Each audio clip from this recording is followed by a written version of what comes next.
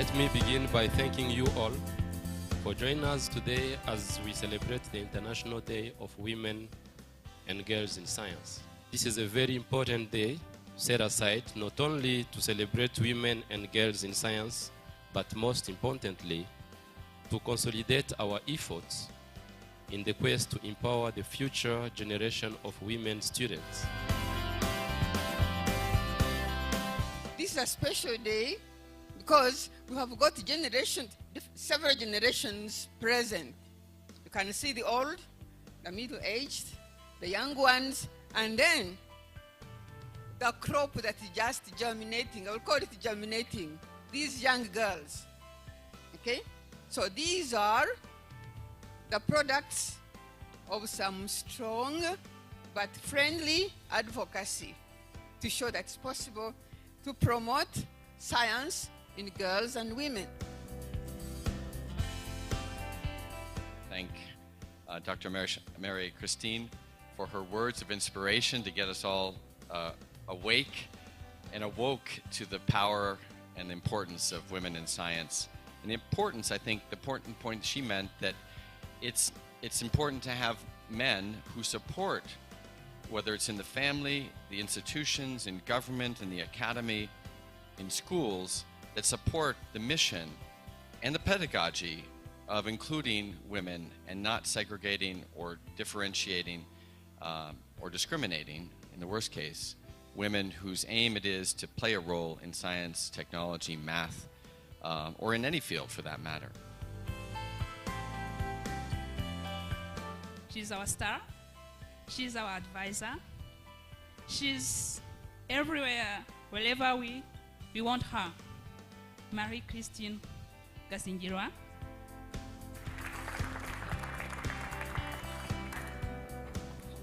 For your good work, your inspiration, your advice, your everything.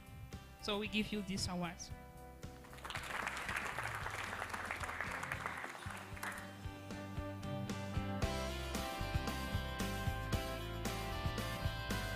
When you look at this UN theme for this year, it matches very well with the SDGs #1. And the goal #1 is to have no poverty, meaning that the economic growth must be inclusive to provide sustainable jobs and promote equality. In past years, we didn't have encouragement for girls to pursue STEM-related fields. So the first thing that they need is mentorship. I'm telling the girls, young girls who are here, you are able, you can do it.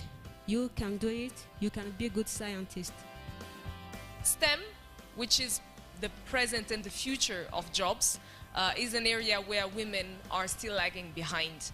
So basically, as we prepare for the future, as we prepare for green growth and an inclusive growth, we also have to prepare our women and girls to be able to embed and participate and contribute in those areas. The only thing you need to succeed is the potential with a very big capital P. So young girls here, if you don't know what is your potential, know that you have it. One of the things that we are trying to do is to give that mentorship, to show the girls in high school and primary school that to give them role models they can actually learn from and be inspired from. What encouraged me to carry on is like working hard, inspiration, reading. The society is made up of men and women, okay? The only thing this data is helping us to understand is to change that narrative. We girls can do science. I intended this event because I'm a woman who wanted to be inspired so that I can get to where I want to be.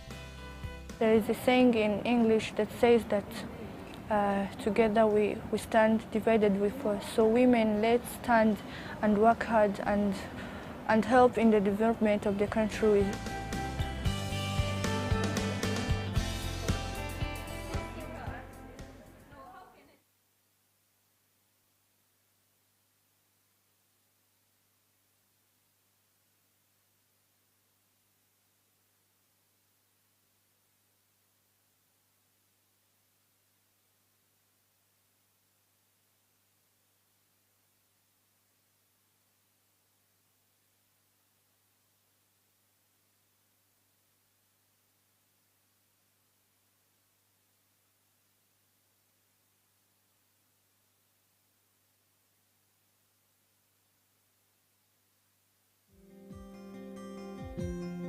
RAWISE is a Rwandan association for women in science and engineering. RAWISE was created by a group of Rwandan women that all had the same feeling that there was something missing as a platform to put us together. That association started out of the girls who got motivated. They realized the importance of their role to awaken the other girls. It's a network. It's a network to actually put together women who are involved in science, in STEM subjects, in physics, chemistry, biology, and technology as well.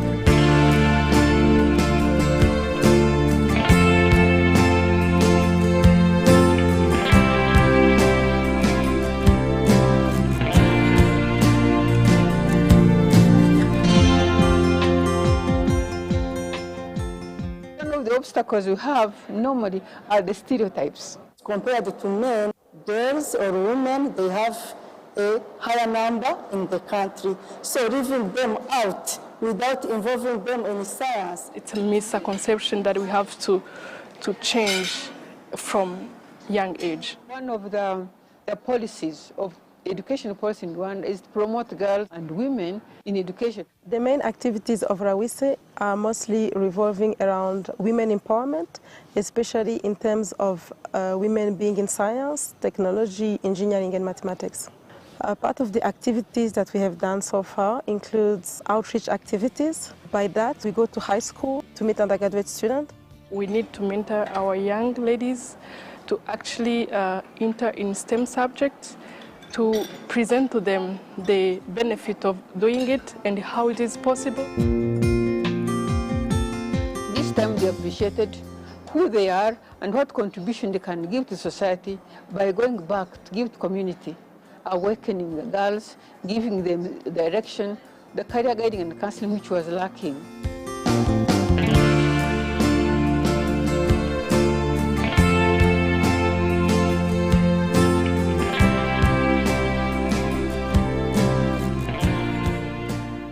Try to build that hub, like a platform, where women can meet, and we would have senior professionals meeting with young career women, and then they can exchange ideas and then get mentors and basically grow themselves in their careers.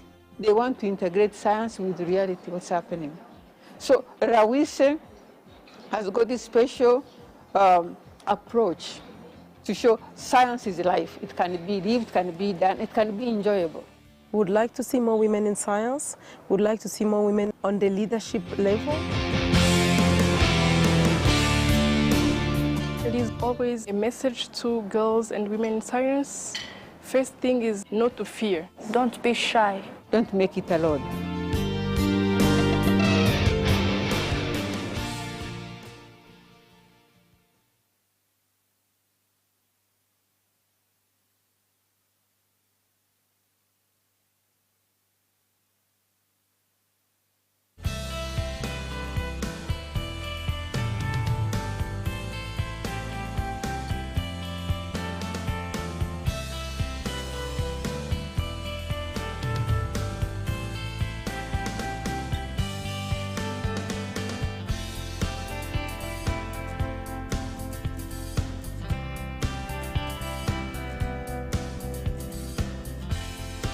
Let me begin by thanking you all for joining us today as we celebrate the International Day of Women and Girls in Science.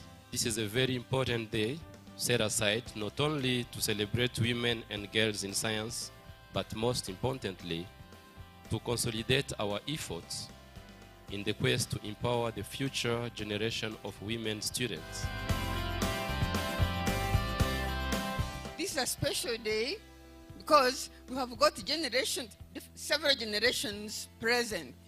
You can see the old, the middle-aged, the young ones, and then the crop that is just germinating. I will call it germinating.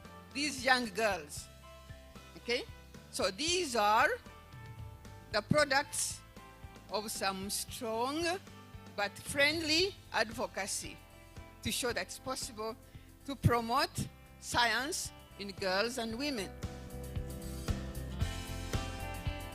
Thank Dr. Mary Christine for her words of inspiration to get us all awake and awoke to the power and the importance of women in science. And the importance, I think, the important point she meant that it's important to have men who support, whether it's in the family, the institutions, in government, in the academy, in schools, that support the mission and the pedagogy of including women and not segregating or differentiating or discriminating, in the worst case, women whose aim it is to play a role in science, technology, math, or in any field for that matter. She's our star. She's our advisor. She's everywhere, wherever we want her. Marie-Christine Gasingirwa.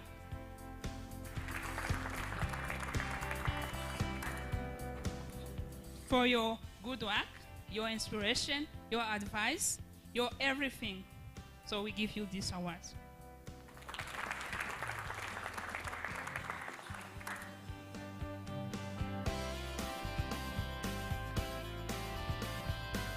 When you look at this UN theme for this year, it matches very well with the SDGs #1. And the goal #1 is to have no poverty, meaning that the economic growth must be inclusive to provide sustainable jobs and promote equality. In past years, we didn't have encouragement for girls to pursue STEM-related fields. So the first thing that they need is mentorship. I'm telling the girls, young girls who are here, you are able, you can do it. You can do it, you can be a good scientist. STEM, which is the present and the future of jobs, is an area where women are still lagging behind. So basically, as we prepare for the future, as we prepare for green growth and an inclusive growth, we also have to prepare our women and girls to be able to embed and participate and contribute in those areas. The only thing you need to succeed is the potential with a very big capital P. So young girls here, if you don't know what is your potential, know that you have it. One of the things that we are trying to do is to give that mentorship, to show the girls in high school and primary school that to give them role models they can actually learn from and be inspired from. What encouraged me to carry on is like working hard, inspiration, reading. The society is made up of men and women, okay? The only thing this data is helping us to understand is to change that narrative. We girls can do science. I intended this event because I'm a woman who wanted to be inspired so that I can get to where I want to be.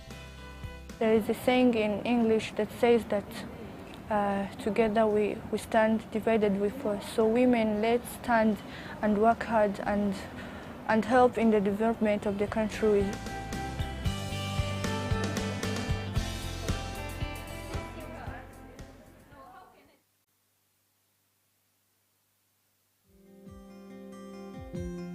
RAWISE is a Rwandan association for women in science and engineering. RAWISE was created by a group of Rwandan women that all had the same feeling that there was something missing as a platform to put us together. That association started out of the girls who got motivated. They realized the importance of their role to awaken the other girls. It's a network.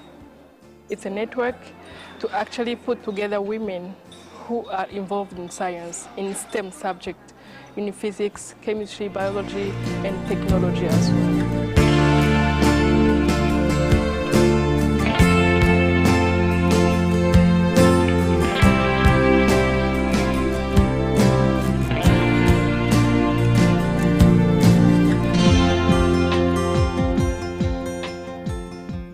obstacles we have normally are the stereotypes. Compared to men, girls or women, they have a higher number in the country. So leaving them out without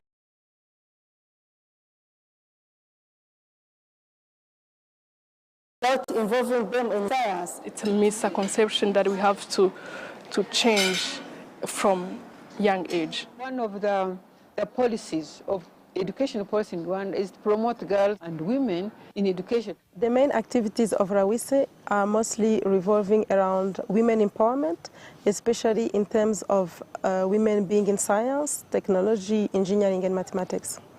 Part of the activities that we have done so far includes outreach activities. By that, we go to high school to meet undergraduate students. We need to mentor our young ladies to actually enter in STEM subjects, to present to them the benefit of doing it and how it is possible. This time they appreciated who they are and what contribution they can give to society by going back to give to community, awakening the girls, giving them direction, the career guiding and counseling which was lacking.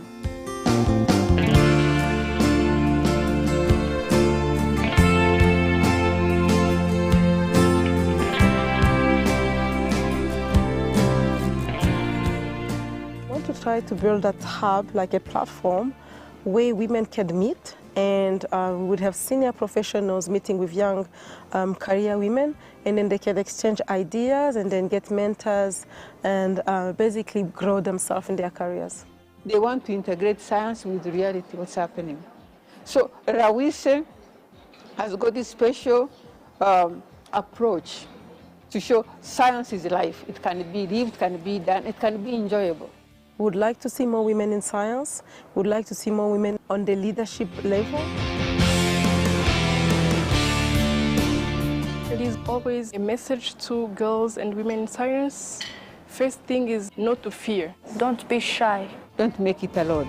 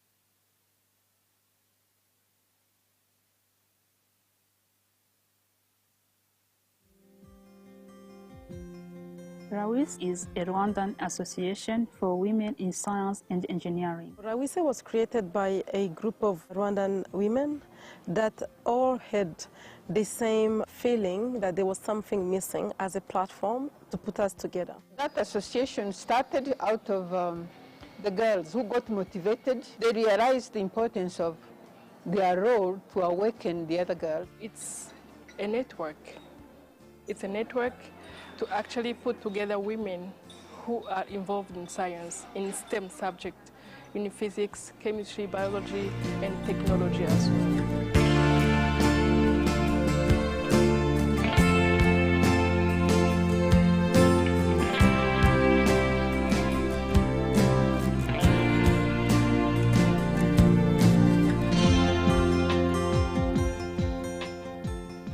The obstacles we have normally are the stereotypes. Compared to men, girls or women, they have a higher number in the country. So leaving them out without involving them in science. It's a misconception that we have to change from young age. One of the policies of education policy in Rwanda is to promote girls and women in education. The main activities of RAWISE are mostly revolving around women empowerment, especially in terms of women being in science, technology, engineering, and mathematics.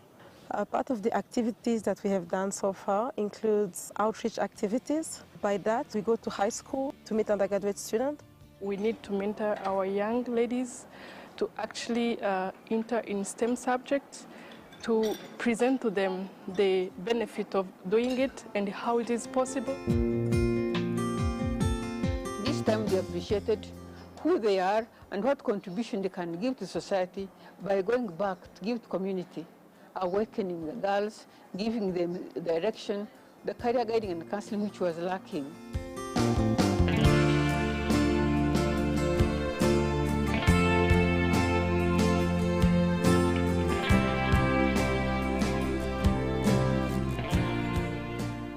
Try to build that hub, like a platform, where women can meet, and we would have senior professionals meeting with young career women, and then they can exchange ideas and then get mentors and basically grow themselves in their careers.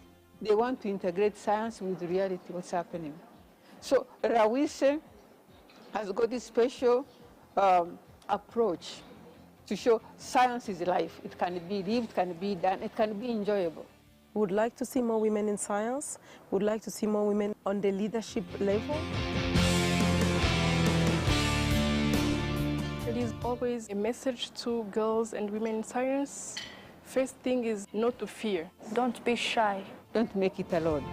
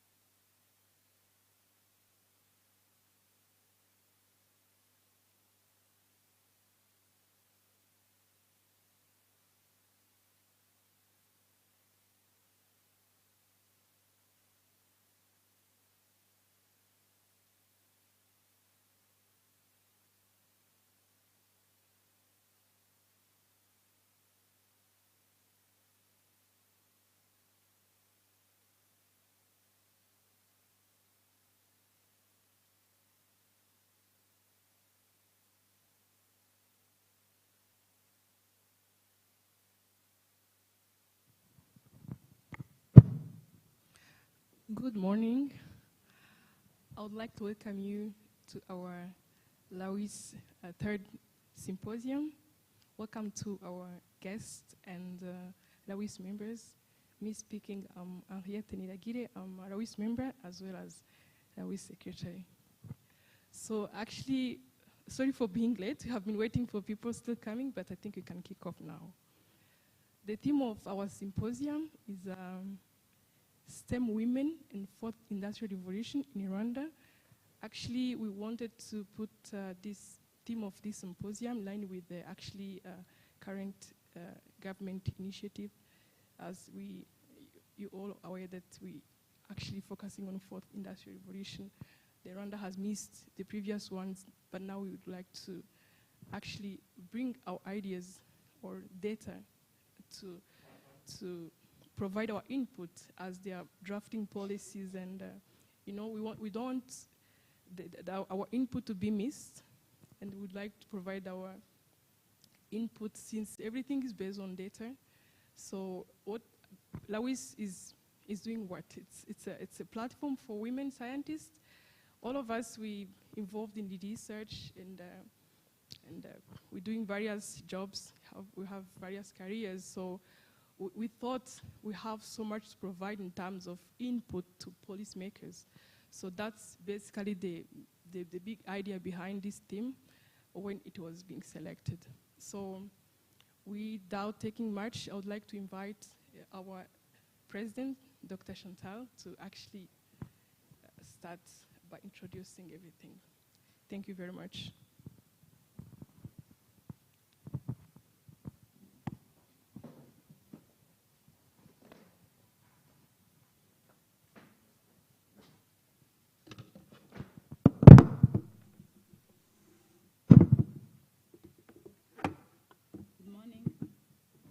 I think I'm going to do some kind of protocol, because we have empty chairs here in front, and it's not good for the pictures. So I think we can fill in the places, and then people who are coming, because they are coming, they can fill out. Please, people sitting the back.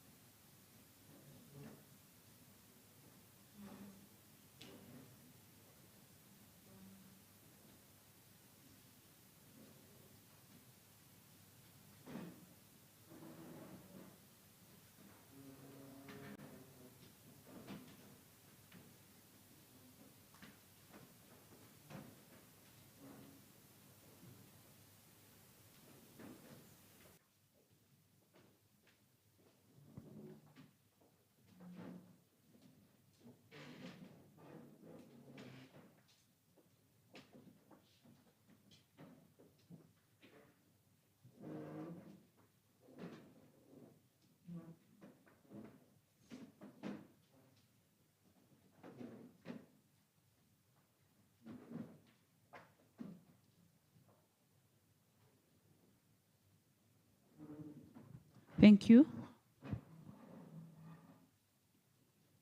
I'm going to start by welcoming everyone. So we have different representatives from public institution and civil society. We have CEOs from private sector and some public companies, fellow members of RAWISE, ladies and gentlemen, all protocol observed. Good morning. It is again this day of the year where RAWISE has chosen to do a showcase of STEM women in Rwanda work, showing what they are doing. But today, it is my honor and pleasure to welcome you to this Fed Rwanda Women in Science and Engineering Symposium, which is themed STEM Women and Fourth Industrial Revolution in Rwanda. And our discussion are expected to specifically focus on the current and potential future contribution. So we are going to see what women in STEM are doing this day, especially in the science field, and what are the plans, because some of the projects which are going to be presented are ongoing projects, and they are here to hear from you, from your views, and also for your appreciation. So this Fed Symposium comes in a post-COVID era when different societies increasingly need to build their resilience through reshaped not only the education system and the research focus, but also through addressing gender inequalities, removing barriers for women and girls, handling the potential to contribute to STEM, advancement, research, and development at large. Allow me first to commend the government of Rwanda for setting up an institution, legal and policy framework that has so far increased the presence of women in Rwanda leadership and management. Women have been more and more present in research and development process as both agent and driver of innovation solution. So we have to be thankful for that. The government of Rwanda has also made tremendous efforts to recruit and retain more women in STEM. It's doing that by organizing targeted initiatives such as scholarship for university students in STEM and instituting gender quota in leadership position and putting in place grants which are dedicated to women in STEM. This is really done through the National Council for Science and Technology, which has the grant in its mandate. Then, ladies and gentlemen, I just want to take through the journey of RAWISE. RAWISE was incepted in 2015, and it was launched in 2018, and it is hosted by the University of Rwanda at the College of Science and Technology under the premises of the African Institute of Fundamental Research. And for your information, 50% of women in RAWISE are the University of Rwanda female staff. RAWISE is an association of Rwandan women who want to promote female participation in science and engineering and also push them to go to the decision-making process. Now it has up to 100, more than 100 active members, and each of them has at least a master's degree in the STEM-related field. So what we do at RAWISE, we provide workshops to the girls in the STEM field to further their skills in their respective course and cultivating them the spirit of research. So we know that doing research is not easy, so we are trying to mentor our young sisters and also our colleagues to do the research. It is done through outreach activities and mentorship program. This symposium is one of the ways to showcase that RAWISE members are working. And we are showing what they are doing in the respective science field, because we are going to see the presentation in different fields. And also, apart from doing this community engagement activity, we really want to see the science behind what they do when they are not doing the community engagement activities. In today's symposium, we will listen to the work of 14 Rwandan women scientists, engineers, and RAWISE-led ongoing completed research project. This is good opportunity to foster, facilitate networking, and to exchange of new ideas among research and engineering, scientists, academia, industry, people, and policy making. RAWISE collaborate with other organizations, such as we do collaborate with EMS, NCST, MINEDIC, MIGEPLOF, UN, EU, European Union in Rwanda. We collaborate with all institutions which aims to promote women and to promote gender equality in all specific. Because I have learned that there is no science without social science. So we are aiming for science for social justice. Ladies and gentlemen, however, despite all the advances, women still make up only 31% 21% of the workforce in all professions. Scientific and technical activities, which is in line with the growth trends, only 29% of science researchers within the world workforce in STEM, which testify that we need, there is a stark gender disparity which is still persists. It is more and more clear that these inequalities will not be resolved by itself, will not resolve themselves solely, but by more generation of more women through the academic pipeline, through where we recognize that is a great contribution. So we have to recognize the work that women are doing so that we can really aim for the bright future. Let this symposium be an opportunity to deep and advanced reflection on innovative strategy to close this gender gap in science to ensure that women, as much as men, benefit as citizens and contributor to their societies as we embark into the fourth industrial revolution.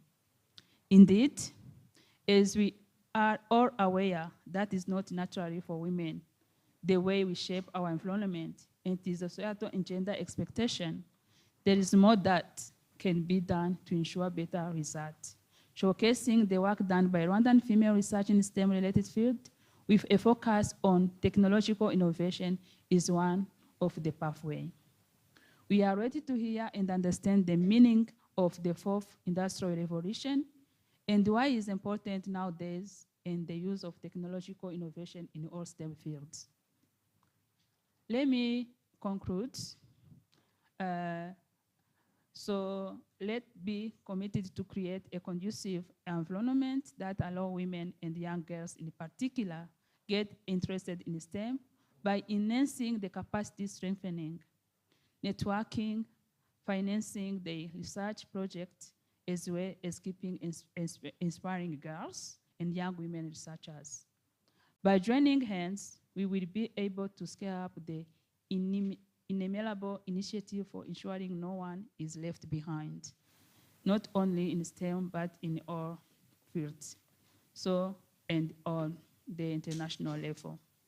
Once again, thank you for you joining us, and I wishing you good discussion, and also let's start the symposium together.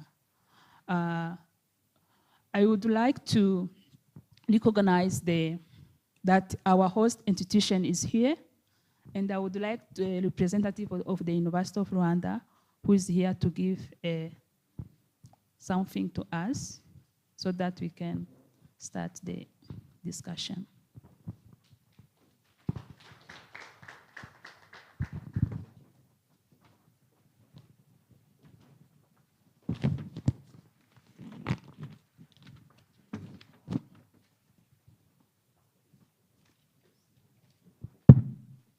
Good morning. My name I'm Professor Dennis Nanguza, Dean School of Science, College of Science and Technology, University of Rwanda. So I'm here on behalf of the Vice Chancellor, University of Rwanda, at the same time also on behalf of the Principal College of Science and Technology. So I'm one in three. Hearing the vision of RAWISE, it's really like it's an organization, but the vision of RAWISE, is it RAWISE or RAWISE? RAWISE. RAWISE, really, the vision is like an academic institution. So, you know, especially our College of Science and Technology, as she said, we are the host of this organization. So, we have both the component of RAWISE. We have engineering, we also have science. So you know the College of Science and Technology has got 5 schools. One is the School of Science, where I'm the dean, the School of Engineering, School of ICT, School of Architecture, and then School of Mining and Geology. So these schools are science-oriented. But still, we have got some challenge, even this RAWISE is there. but you still have low number of students. If I'm just going to the figures, just make a few comparisons between the two years, 2 academic years. Just give you the figures in 2020 and the figures in 2022. So in 2020, we had in the undergraduate 5,447 students, and among them, 26.3% were women, and the rest was for the men. So you see that the number is very low. Imagine 73.7 is for male, and then 26.3 is for ladies. But now, there's an increase, really. Ladies now are waking up. I don't know, maybe RAWISE is working hard because in among 7,618 students in undergraduate, 28.9% are women. So almost 1.7% has increased. And if you go to postgraduate, still in 2020, we had 24.4% were women, and 25.1 were, and in 2022, then the number increased to 25.1%. Still the number is low. And few are found in science and engineering. You can find a big number in the ICT and the School of Architecture, but when you go to science, especially in mathematics and physics, the number is really low. When you go to civil engineering, the number is decreasing. When you go to water engineering, the number is decreasing. But when you go to ET, electronic telecommunication, number of ladies is increasing. So that's really where we have to see why this number are lady-fearing science. You know, there are some strategies the University of Rwanda is doing, really. You know, all this science, we have mathematics as the tool of all sciences. You know that. Without mathematics, you cannot study engineering. So mathematics is a tool, it's the foundation of all other sciences. So there are some strategies the University of Rwanda is doing to increase the number of ladies, especially the number of ladies. How can we increase the number of ladies? I remember before it was 1996, there was a program of ladies, empowering ladies to do science and technology. That time it was KIST. So there was a program of recruiting ladies who were not qualified before, who were not qualified with the criteria to enter the university. Then there was a kind of bridging. We're bridging them to train them before entering the university. And that program was really successful. And then some of our strategy now we are doing, all lecturers, teaching science. Lecturers, when I say science, remember there's mathematics, chemistry, biology, and physics. We go to the secondary school to motivate students to not fear mathematics or STEM subject. So this is the program what you are doing. We just we take lectures from mathematics. We even sometimes give some lecturers at secondary school. And this is in the whole country, all provinces. So we just go there, we spend like a half day, just we discuss with them. This is one of the strategy, and even also for engineering. Another strategy, we started a competition in mathematics. As I told you, mathematics is the basic. So there's a competition of mathematics. So where the competition is done in the whole country, we start by district level, all country. Who are the students who go to the competition or who are having mathematics as one component of the combination? So they go that we set an exam, and then from the district level, those who pass well, they go to college, to province level, and then on 14 March, then there is a a final, at the national level, there's a competition. And then we rank them, and the winners are given some prizes. I'll just let you know that for previous competition, the best winner was a lady. And currently she's doing her undergraduate at the MIT. You know MIT is the best university in the world. She has been given a scholarship, she's there. I think ladies, they have to be proud of that. Having really, the best winner has been given a scholarship. The second one, she's now at the Cambridge University. She's a lady. She performed well mathematics, and then once her name is appearing on a website, some people are interested to know who is this lady. I remember the one who went to MIT. She has been given again another exam when she did MIT. Then she did well. Then the lecturer said, no, let me sit near her and see what she's doing. The lady, it was frustrating, isn't it? But the lady did the exam when the lecturer was sitting near her. Still, the lady performed well. They said, wow, this is a lady from Rwanda. So it means that RAWISE, you still have strong to do. And then also, as I said, the competition still is there.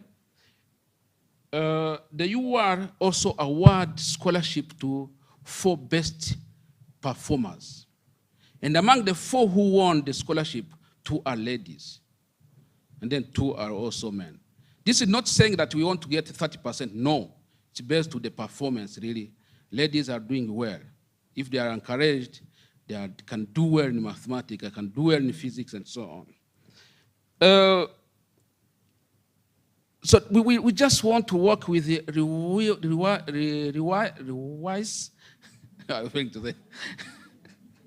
We want to work with this organization in our next competition of mathematics. Please be with us, whatever we are doing, and then encourage our ladies really to undergo the competition. And then I just want to say, this Friday we have a big event of celebrating basic science at University of Rwanda College of Science and Technology. Ladies from secondary school have been invited, especially Lycée Notre Dame de Citeaux. We want them to come and listen how the discussion will be done to encourage people to undertake basic sciences. This Friday at our college, please, you are all invited. And we also want RAWISE to be represented because we'll be having ladies. Now, to end, I just want to give some recommendations. I have seen that members of this organization are all PhD holders and master's holders. And all of you, you qualify to teach at university. But why are you not there? We are claiming having law ladies undertaking STEM, but you also don't want to come to teach. So one of the recommendations, we want you to be involved in the teaching activities, not only teaching, supervision, mentorship. Where do you mentor these people if you don't come to the university? We have our ladies. Please come, teach, supervise, and then encourage them to don't drop out, because we have got some drop out of ladies who are pregnant, especially when they are in year 1. So why? Why being pregnant in year 1? So maybe they will need really mentorship. We do our best during the first day of just to welcome them, but they need some. We have many people who are PhD holders and were teaching at our university. First one is Dr. Chantal. She was a teacher, she was teaching, she was a lecturer at our university, and she was the unique lady in physics. But she's no longer there. So if she's not zero lady in physics, so Dr. Chantal, please come back and teach in physics. We also have Dr. Valentine, Honorable Minister. She was our lecturer of chemistry, really, for many years teaching chemistry. But after being appointed by the cabinet, she's no longer coming. Who will mentor the ladies? My God. We also have Dr. Christine. She's doctor in chemistry. And we also have a chemistry department. Please come back and mentor your ladies. We also have Mukangomeje also. She's a biologist. She can easily come also. There are many. Dr. Didacienne, Dr. Jeanne d'Arc, she's also a PhD holder in chemistry, but she never come back to teach chemistry. Recently, there is Dr. Aisha. She was our lecturer in biology. Yesterday, she has been elected to be a member of EALA. She will not come back again to teach our ladies. So really, we want ladies to come back to teach to our ladies at university. And then also, another recommendation, we want to organize joint activities. Of course, we are your host, but we have to organize joint activities like organizing workshop. Let us organize with you because ladies are involved. We want to organize conferences with you. We want also you to participate in our seminars, especially when there is a lady who is presenting. We want you also to supervise our ladies. We have PhD student, ladies PhD student. Where is the problem if one of you is a co-supervisor, is a member of the team of supervisors? And then also, we can write even research proposals with you. So you are doing well. Of course, this is a third symposium. There will be more and more. And then also you'll be visiting people and then organization and also secondary school and the institutions. So we still continue discussing with you. And I'm happy because you have involved us in this discussion. Thank you very much for inviting us, and I wish you a nice discussion.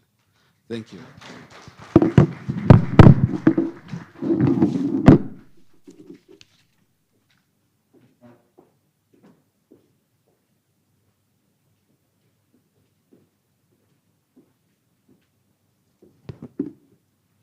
Thank you very much. Thank you very much for your good message, actually full of encouragement and believing in women's ability. I think that's all we need when we actually being acknowledged and people are actually realizing that we're able to do something and we get support and we are able to do that. I think that's what we need for us to put things we have in mind into actions, and we are able to do that. We have examples starting from what we're doing and what RAWISE members are involved in. We'll be able to see presentations and some of the projects that are being done by RAWISE members. So thank you very much. Actually, UR has been with us since the very beginning, when we had nothing, when we only had idea of putting up this platform. So we acknowledge you being there from the very beginning till now. We are really very happy, and we are thankful for your support and being together with us. And we believe in collaboration that everything is possible. So we're going to have some changes in the agenda. We're going to have our break time for 30 minutes, and then we're going back to start with the second session. If you have agenda in front of you, after health break, we are going to have oral presentation. So, but we first of all would like to have a group picture before our guest is going to leave us. Thank you very much.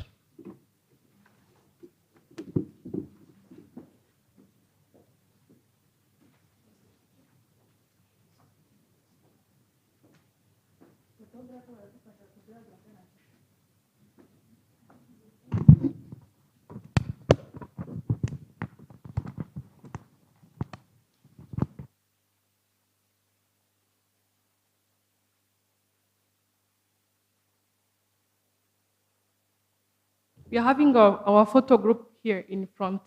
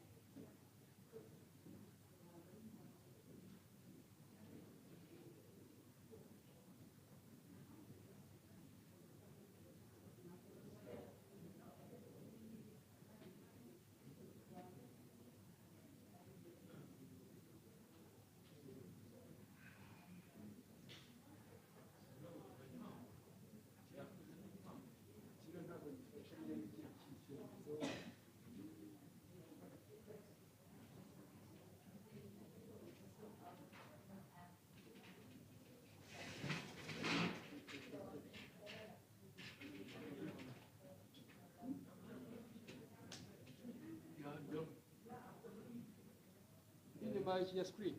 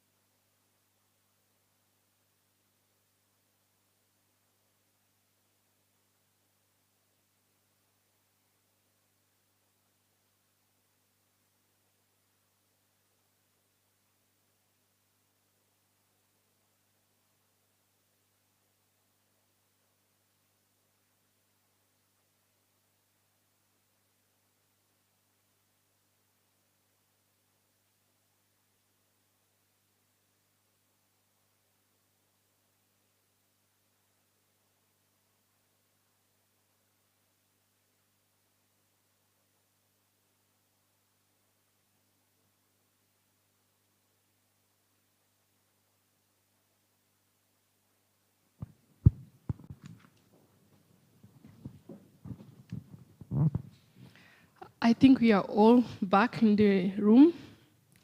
We're going to resume our program of today. As I previously said, we're going to go with our second session. But before that, Dr. Vicky Kondi wanted to share something with us about Women in Science Network that she's part of. Thank you. You're welcome.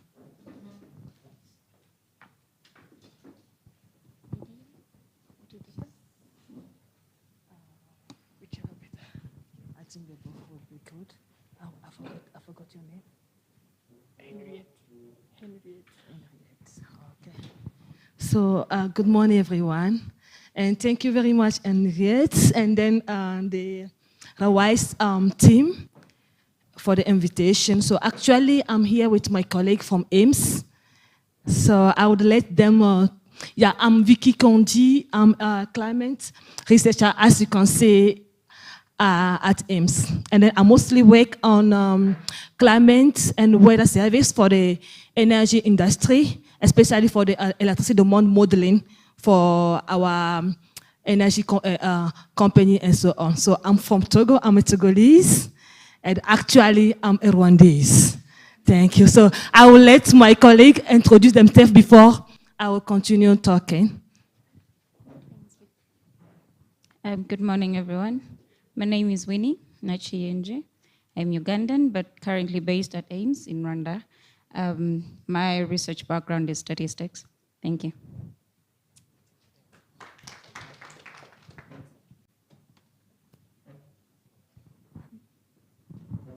Good morning. Yes, I'm Dativ Tuiseng, working with AIMS in the research department, and also I'm RAWISE member. Hello everyone, I'm Harriet Ingabile. I'm from AIMS. My research background in climate science. So I would like to once again thank you and thank my colleague for the introduction. So as I think all of you guys know already AIMS, so I will not talk too much about AIMS, but at AIMS we also do the TTP program, which is somehow like what RAWISE do by going to secondary school or to let them know what is maybe on the kind of field in STEMs, especially in mathematics field, and then what can be the kind of career they can pursue later from when they want. So actually, I want to talk to you, please can we go to the website, about the International Network of Women in Science and Technology.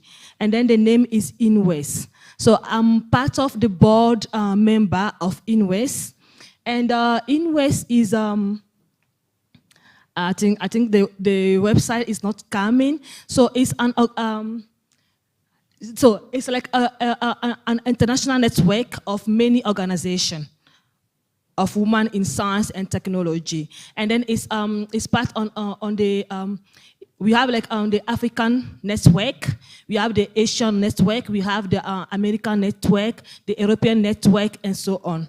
So I think we were somehow in contact with RAWISE by Eva, because she was one at some point one of our speakers in our our symposium and so on. Please, can we go to the website?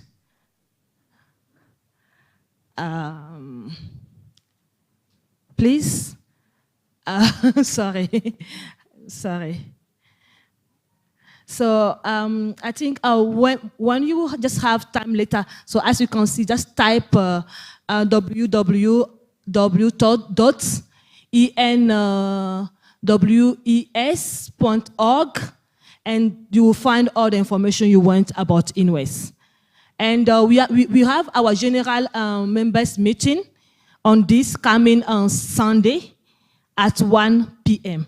So kindly join us and to know a little bit about INWES, about what we do, and we can see what we can do together. I think the main purpose on which I'm speaking is today we have many network of women in science and technology, especially in Africa.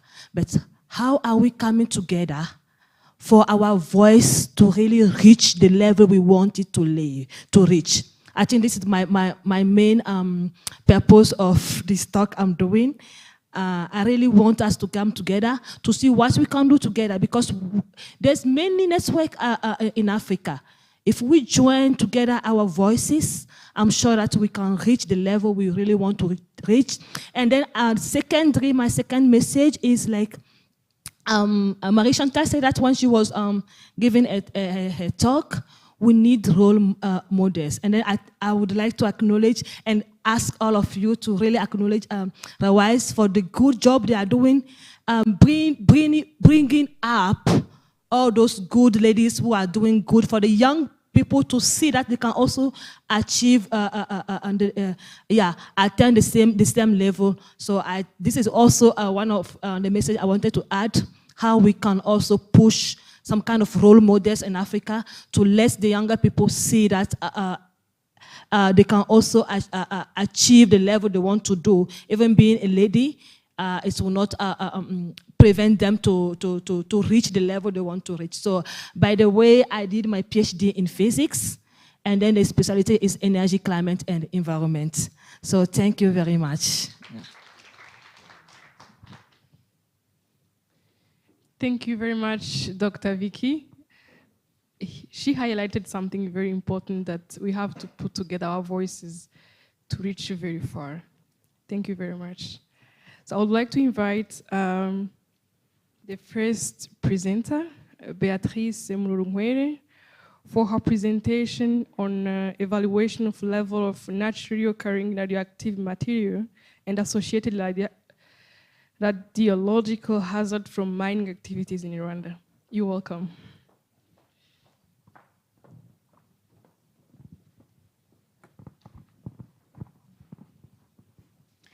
Good morning to everybody.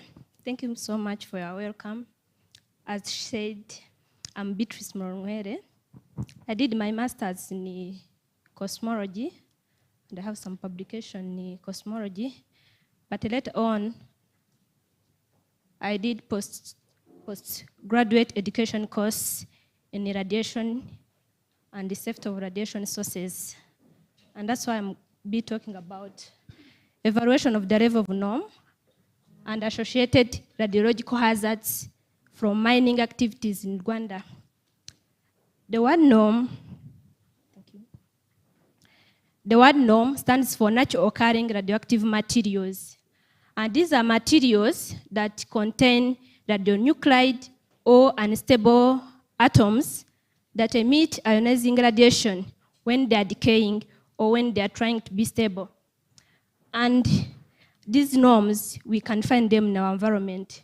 And the purpose of this study is to find out how much norm do we have in different areas of mining that we have in Rwanda, and their impact due to the radiation they are emitting to our public, to people who are working in the mining areas, and as a result of mining activities in Rwanda.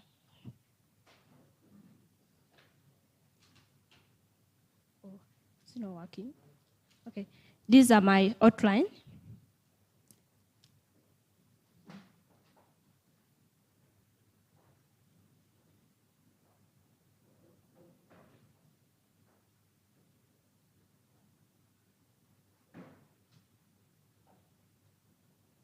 Oh, isn't it okay?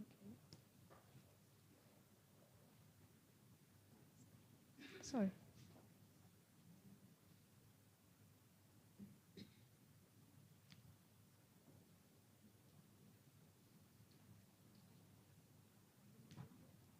Sorry for interruption.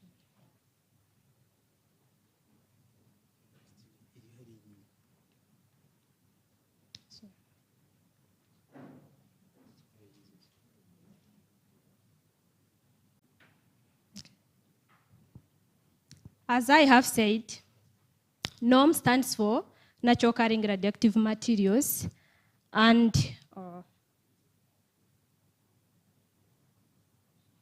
please somebody help. Okay. Stands for natural occurring radioactive materials, and as you have said that you can find them. Oh.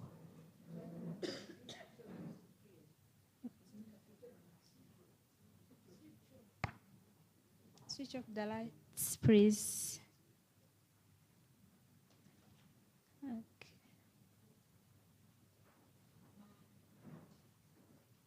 Okay, thank you. Oh, thank you. And we have seen that we can find them in our environment, in air, in water, soil, and even human, even the food that we are eating. Therefore, we as human beings, we are often exposed to radiation coming from these norms. And different studies have been done, and the level of this norm can be increased or may arise as a result of human activities, and one of them is mining. And again, as you have seen that these norms they emit ionizing radiation, this ionizing radiation has some effect has some health effect, including cancers.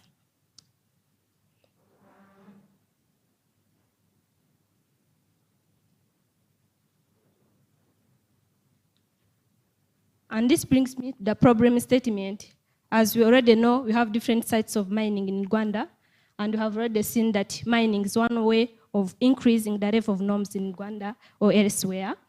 And this mining has been in operation without studies being done to find out how much do we have, whether they have effect in our public as well as the people who are working from there. And in view of the above, radiological effect associated with these norms are still unknown.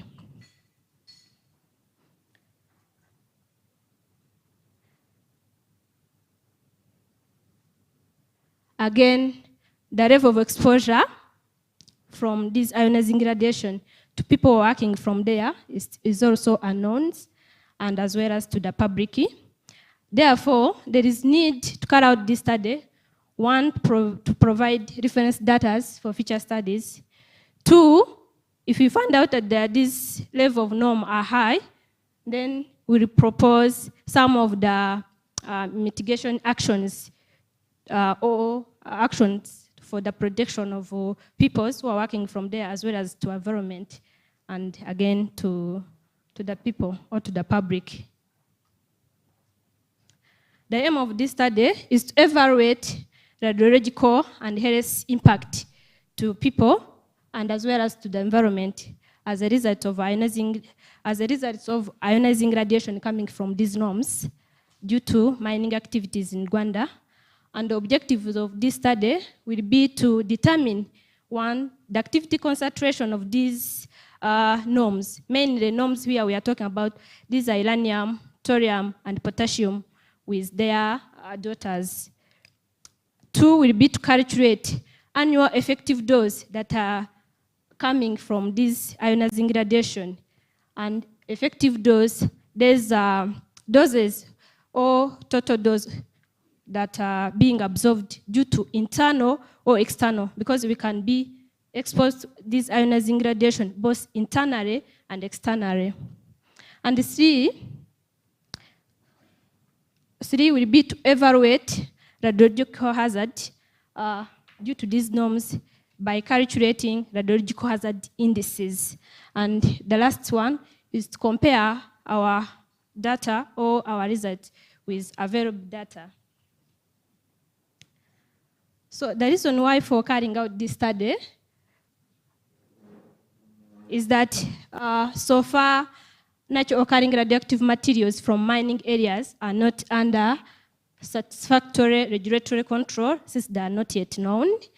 And this might be the reason, might be the lack of awareness by companies who are doing these mining activities, or as well as the public with the effect associated with these norms. And again, not much research has been done so far to find out how much norm do we have. And this study will contribute to the awareness on the potential impact associated with these norms as a result of mining activities. It will also improve health and safety practices, especially for the people who are doing mining. And again, it will also be of great importance for our community and as well as for regulatory authority, health sectors, and the mining industries. So different studies have been done so far around in different countries. As you can see, this tab is showing different countries with the result they obtained. If you can see the India, so far the absorbed dose rate from norms is 69 nanogray per hour. And if you see on the last column, you have world average value of absorbed dose rate, which is 60. That means that these countries, as you can see, the values they have so far are greater than the world average values. That means that they are having some problems associated with these mining activities.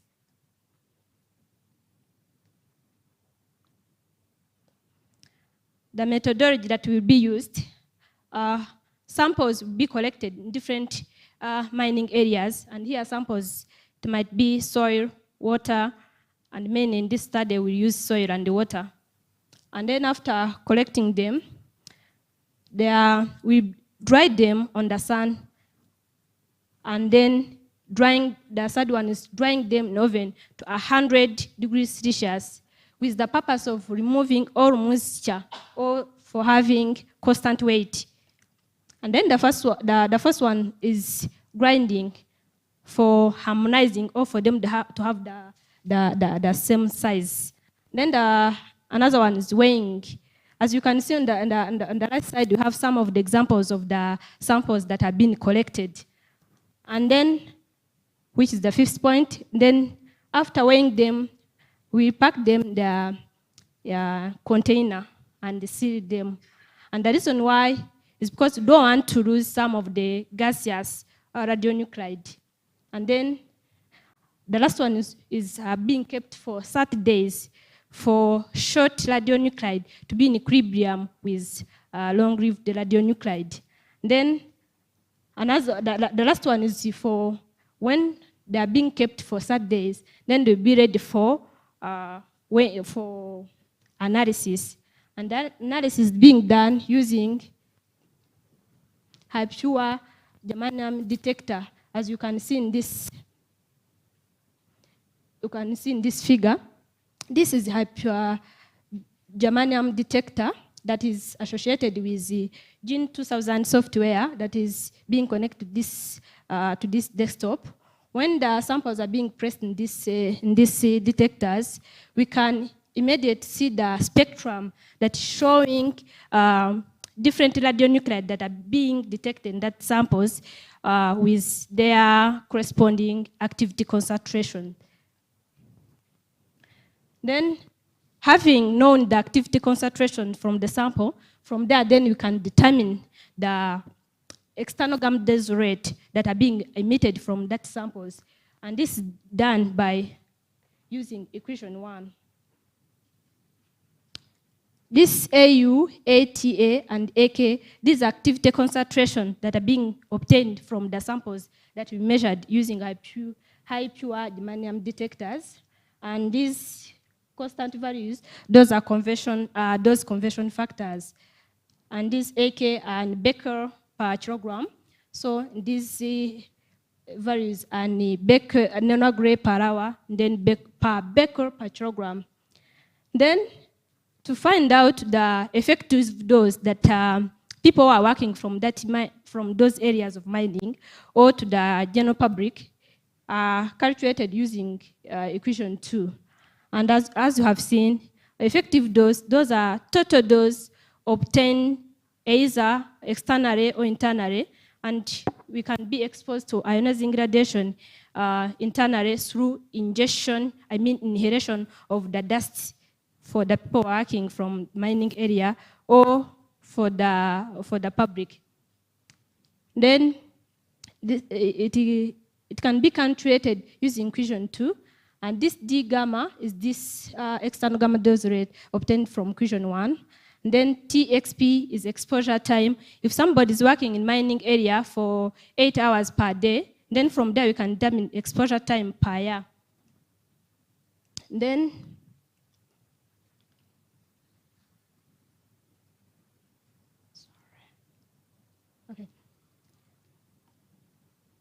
the equation we have seen above is on a price for soil samples or mine waste samples. For water samples, we use equation 3 to determine the committed effective dose, where we have summation for the activity concentration of uranium, thorium, and potassium that obtained in the water samples. Then time was intake of water. Here we take the assumption that intake of water, somebody takes 2 liters per day. Then from there you can find intake of water per year.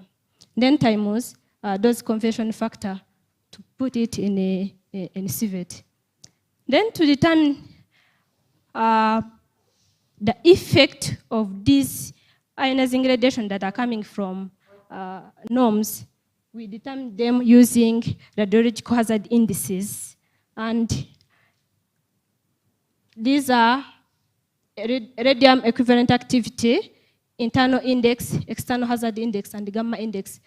This radium equivalent activity index, it is an index that is help us to assess how much external gamma dose rate are we getting from these norms.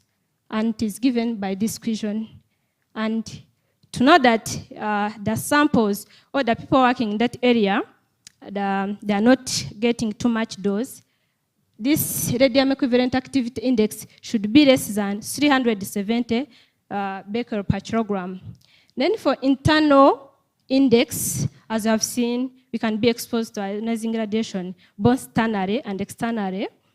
Internal index help us to determine whether the samples or whether the ionizing radiation from samples or from mining activities are not, they are not having an effect to the people working there internally.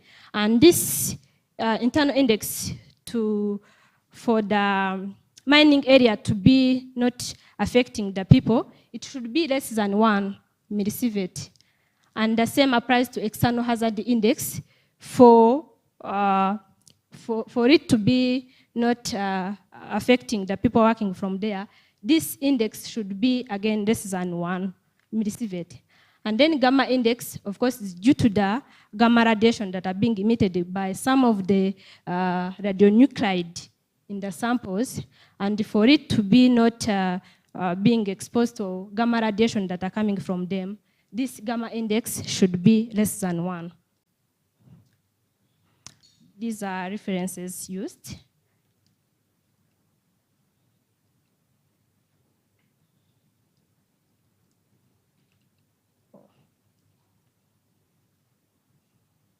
And thanks for listening, even though it's not coming. Thank you.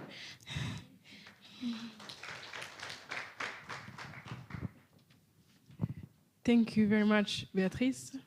Okay.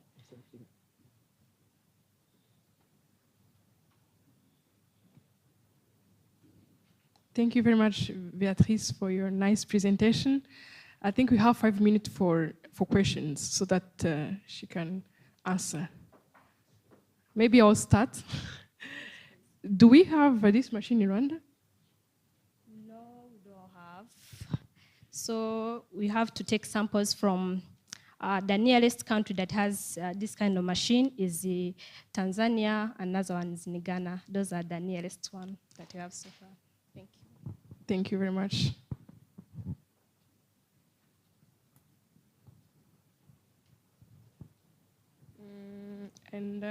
Oh, okay, Cynthia.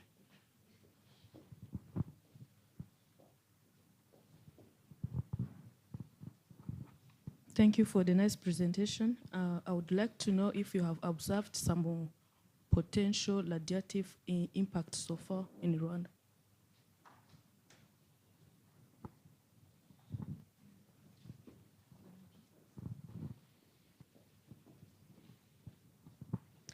Thank you for the question. You're asking whether you have seen so far the impact of these norms in Rwanda. Is it that your question? And of course not, since you haven't even found out how much we have in these mining areas. So we can't tell the effect minus knowing how much do we have so far. Thank you.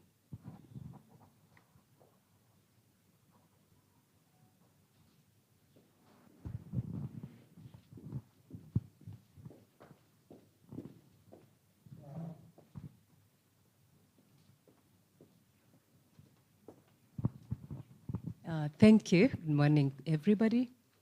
For some people who really don't understand exactly what's going on here, with kind of less background from what you're talking about, what's the main uptake? Like, what should I understand from your presentation? Thank you so much. Thank you so much for your question. As I have said, maybe making it a little bit easier, we are evaluating the radiological impact of norms. And norms, we have seen that those are naturally occurring radioactive materials. And those are unstable atoms, for those who studied chemistry, that emit ionizing radiation. Those ionizing radiation, they can be in form of gamma rays, X-rays. It can be also in form of particles like alpha, beta. Then those ionizing radiation, they do have impact in our health or in our body, let me say in that way. Because when those ionizing radiation, we are exposed to them, they go deep to our cells and then try to kill some of the cells. Good chance our cells have the ability to rebuild it. But when you are being exposed to those ionizing radiation, periodically or higher radiation, there is higher chance that those ionizing radiation, they will kill some of our cells. And that's why we ending up having some of effect on our body, like cancer. So maybe in between, I don't know whether I got my... Okay. Maybe the problem or the issue. Okay. What are we doing to solve that? What are we doing as a solution for, because we still need those, the mining, wherever we are mining, we still need that. How are we going around that? How are we going to solve that? Okay, thank you so much. Once we find out that the level of norm we have so far, they are too much, there are different solutions. One, people are being given dosimeters to measure how much dose do we, or for somebody who is working in those mining areas, how much dose is he getting or is she getting? Now, apart from that one, there are different protective equipment that are being used to protect themselves. But again, if we take an example of Brazilian, for them the level of norm is too high, like it is 800 millisievert per year. So for those areas, I think we don't have too much, I think because we haven't found out. But for those kind of areas, for them what they did, they crossed those kind of course they are not all of them, but they crossed out those mining areas because it was affecting the people who are around that facilities or that mining areas. But again, coming back to our country, of course there are protective equipment that are supposed to be used when you're working in that area. Again, examples are, I've said those are dosimeters for, how do we call it? These ones for face mask. There are different measures to be taken depending on the level of norms that you have found in those mining areas.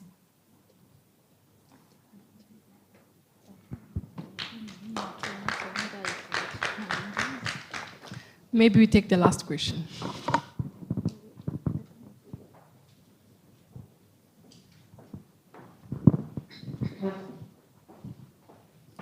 Thank you so much. I want to know, most of the mining companies in Rwanda used to maximize their profit instead of complying with laws and regulation of environmental, health, and social safety of the employees. So I need to know your contribution. how do you address that issue so that they can be aware of that? Thank you. Thank you so much for a good question. What have been done so far, we first started to, because even some of the equipment they are using, some they have, they meet, or they have the kind of, they are using ionizing radiation. So the first step we did was to first test those equipment they are using, whether they are not emitting high radiation that can affect their workers. And the second step we are doing is this one. We want to call out this study. Once we find out how much those that are being emitted in those mining areas, now the first step is to give them dosimeters and to tell them to buy some of the protective equipment that can be used to protect themselves as well as to protect the environment and the public that are staying around those facilities.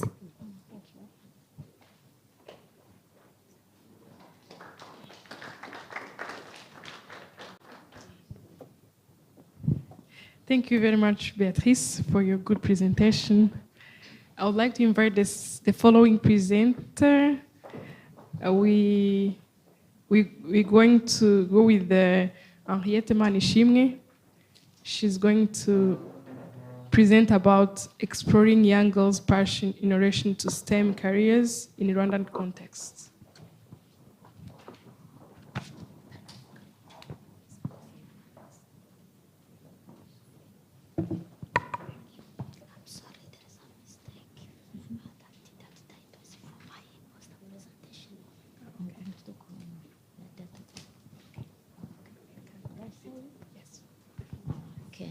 Morning to everyone.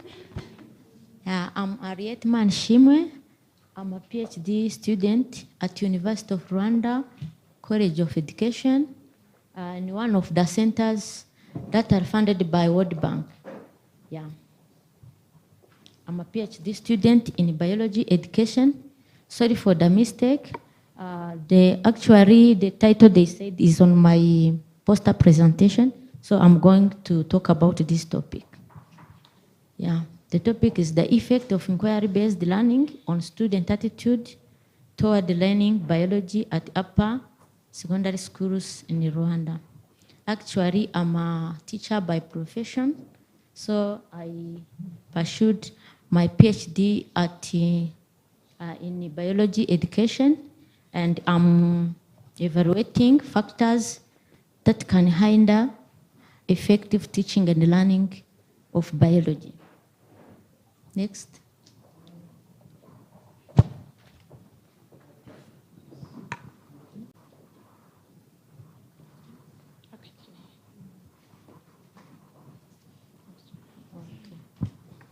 Coming to introduction,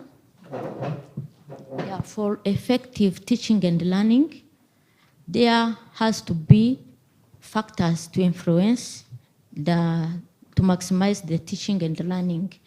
Those are a conducive environment where the learner can sit and learn well. Also, the attitude of the student is a motivating feeling that can help a student to learn well the subject. Imagine if a student is not interested in learning some lesson. I remember when we were at high school, we used to hate mathematics. When the teacher enters in the class, we would feel boring. Yeah, that's why attitude is considered here. And also teaching method also can influence the way learners learn a subject.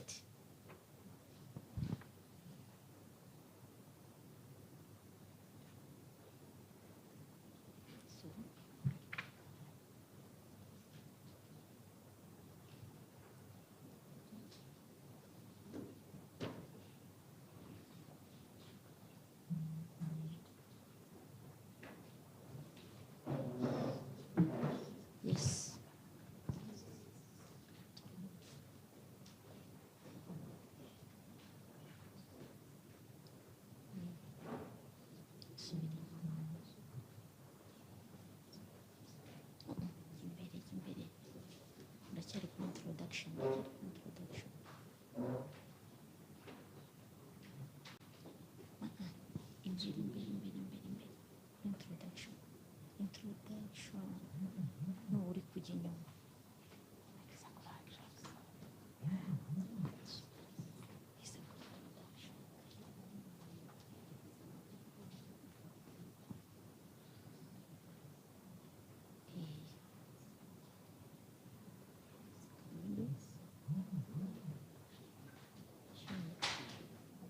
to introduction. Yes. Yeah, the decline in students' interest in learning science so has attracted researchers to see what is happening, what is causing the student to hate sciences. And also it has led to a reform in science education.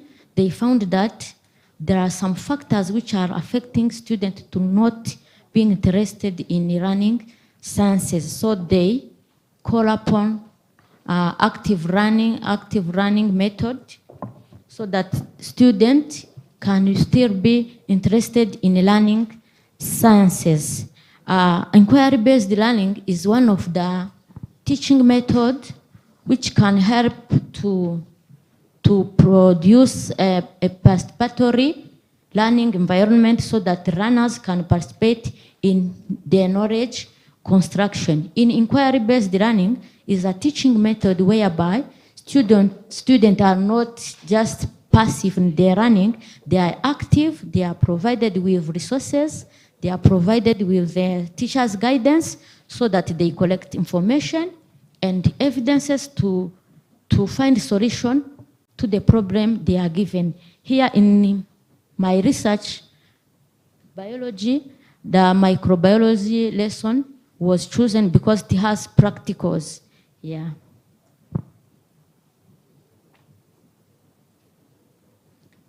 Problem statement.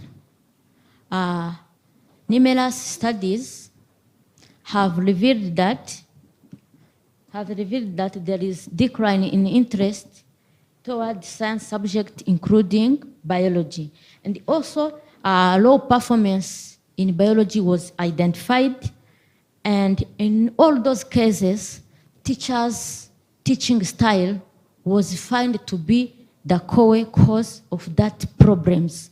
If the teacher came and with their own resource of the information, so students will become passive. They will not struggle to find out, to construct the new concept. So from the above reason, this study was conceived to quench this trend by evaluating the effect of inquiry-based learning on student attitude toward learning biology. Next. This study seeks to answer the following question. What are the effects of inquiry-based learning on student attitude toward learning biology? Is there a significant difference between control and experimental groups before and after learning biology using traditional and inquiry-based teaching method? What are the effects of inquiry-based learning on student attitude based on gender? Is there any difference between the mean score of students on 4 dimensions of biology attitude questionnaire? Next. The methodology. And this research, we did not do through experiment. We did quasi-experimental. So we have chosen 2 groups of school, of classroom. One were subjected to inquiry-based learning, and the other one, they continue their usual teaching method, which is conventional, which is mixed with passive learning and some participation, some involvement of learners. And the data were collected using biology attitude questionnaire. This questionnaire is not mine. It was adapted somewhere and then changed in Rwandan context. And the questionnaire was composed of 28 items, and those items were categorized into 4 dimensions: interest, easiness or difficulty, importance, and career in biology. Yeah, and those items were ranged at a Likert scale from strongly agree to strongly disagree. Well, 5 scales. And the student has to respond depending on their feeling on the statement. The population of this study, the target population, is all students who study biology at the upper secondary level. We have chosen grade 10 because it's where they study microbiology. And we have chosen 3 districts based on district in the urban, suburban, and then rural area. We wanted to compare the attitude of students, also basing on where they stay, the school is located. And then we have chosen schools which have which are good equipped in teaching resources, so that we can make a comparison. They should be on same standard. So 6 schools came out of those section, and we are having 228 students made the sample of this study. And then, of course, males and females are included. Next. Results. Our data were analyzed using Microsoft Excel 16 and the SPSS version 23. And the SPSS was used for descriptive and inferential statistics, whereas MC Excel was used to compute the mean score of students, how they responded on each statement. Next. Yeah, descriptively, you can see there is a pre-test and the post-test. We have said that our design is quasi-experimental. It is not through experiment. We have one group subjected to inquiry-based learning and another group which is subjected to the conventional teaching method, the usual method the teacher used to teach. We have found that teachers are not implementing the active learning. Some they are the own resource of the information. So to compare, to see the effect of the intervention, we use 2 groups, experimental, subjected to inquiry-based learning, and control, subjected to conventional teaching method.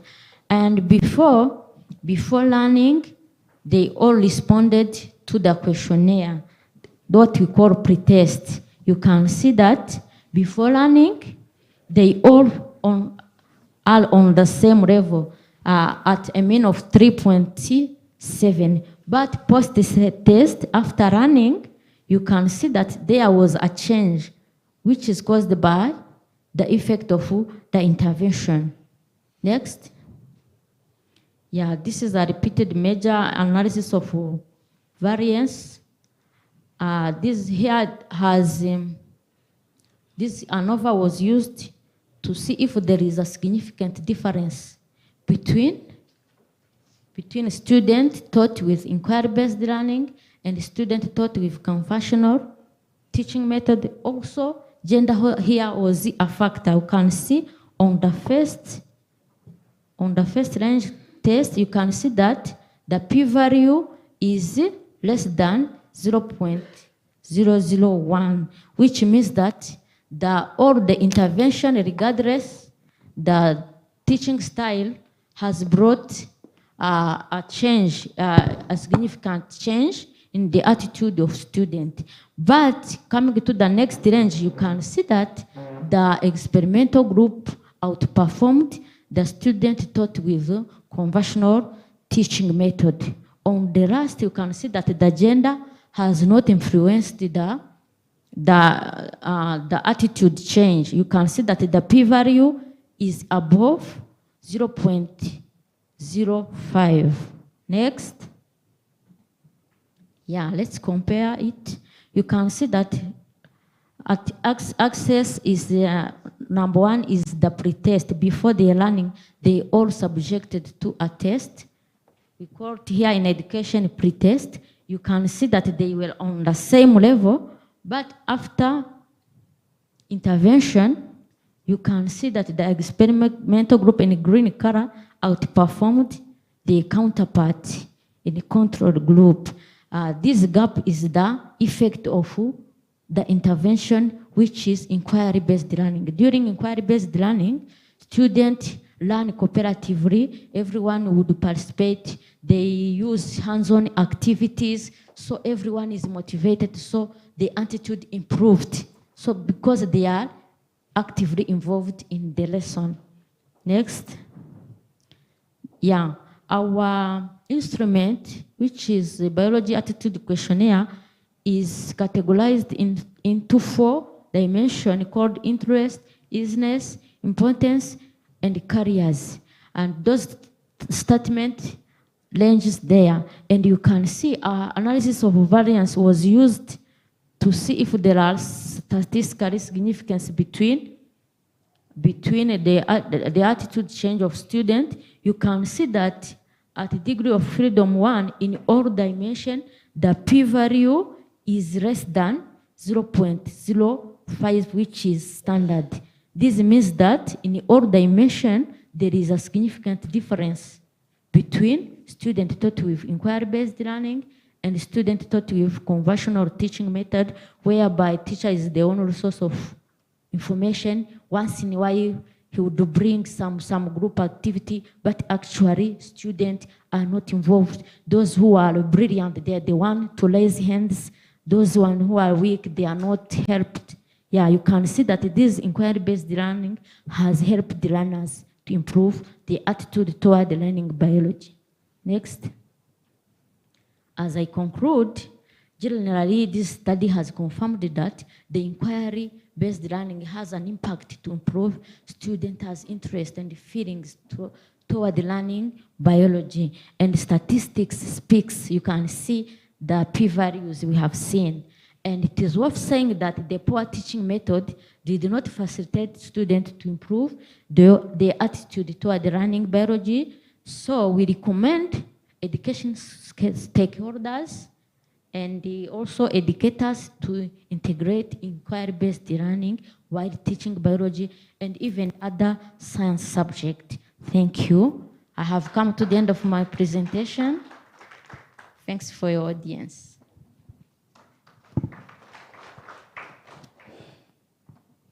Thank you very much, Henriette, for the nice presentation. Also, you can take some questions for the next 5 minutes.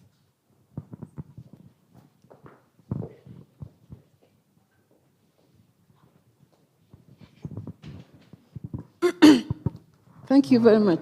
Mine is not a question, but is commendation of what you have come up with. Because you realize, if you look around, the time we went to school, it's not less than 20 years ago, isn't it?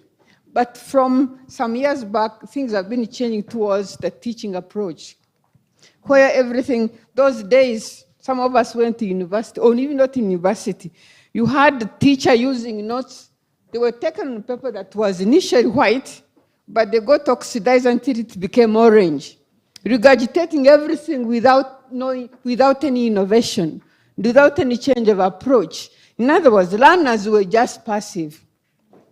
But when the changes started happening, people started appreciating. That's why you became interested yourselves in sciences. Otherwise, it was a domain for men. What do you mean by that? Yours in the kitchen. But what is interesting, people first complained, what is this? Competence-based curriculum. When you look at it to the letter, it's fantastic. The problem is implementation. The lack of implementers, because of the way the universities, teacher trainers, how they train them. If they train them to develop that participatory approach, then the youngsters will be interested. There will not be any problem, this is for boys, this is for girls. I'll give an example. When I was in the ministry, there is a time the ministry took a role of inspection, quality inspection. They went out in school, you'd go and surprise the institutions. And then when they see the car of inspectors coming, they will tell teachers, hurry up, hurry up. Because they have heard of competence-based curriculum, which is supposed to be learner-centered. You're supposed to prepare the materials, questions to guide them. And then you give them work to do, to develop hands-on. But because teachers are not prepared anything, they're used to that old traditional methods. When they see inspectors come and tell children, go in groups. So children will go obediently into groups, then you find, go and go you would have no good. So you say, what is happening? Teachers told us to go in the groups, but what are you doing in the groups? We don't know. So unless you investigate, what are you doing? You ask the teacher, had you really prepared? No. So this is a time when interest is killed. So in Kinyarwanda, tumugani umwana apfa mu iterura. Unless we stimulate to get interested, to be active, to do this and this, so that as they grow, the curiosity is sharpened by what you show them. You facilitate, you empower them to find for themselves. So this is what kills interest. So once the teacher trainers get the right methods, then we shall be sure that they will do well. Because you see, in primary school, their girls or boys, they study equally. But as they start going to secondary education, society starts impacting. This is not for you, not for you. And then that's why it goes sharpening until we got only say one girl going to university because of so many pressures. You had a white professor Nanguzo saying girls get pregnant in first year. Yes, so many negative forces. But once you take them equal at the primary school, you devise the approaches that would be interesting everybody without saying you are a boy, you are a girl. They are equally capable of performing well, even much better. Because if elsewhere it is possible, the culture is very important. But if your children are your children, you don't prefer these or those, though culture, yes. Teacher, prepare well so that you will be a facilitator rather than a dictator. Thank you.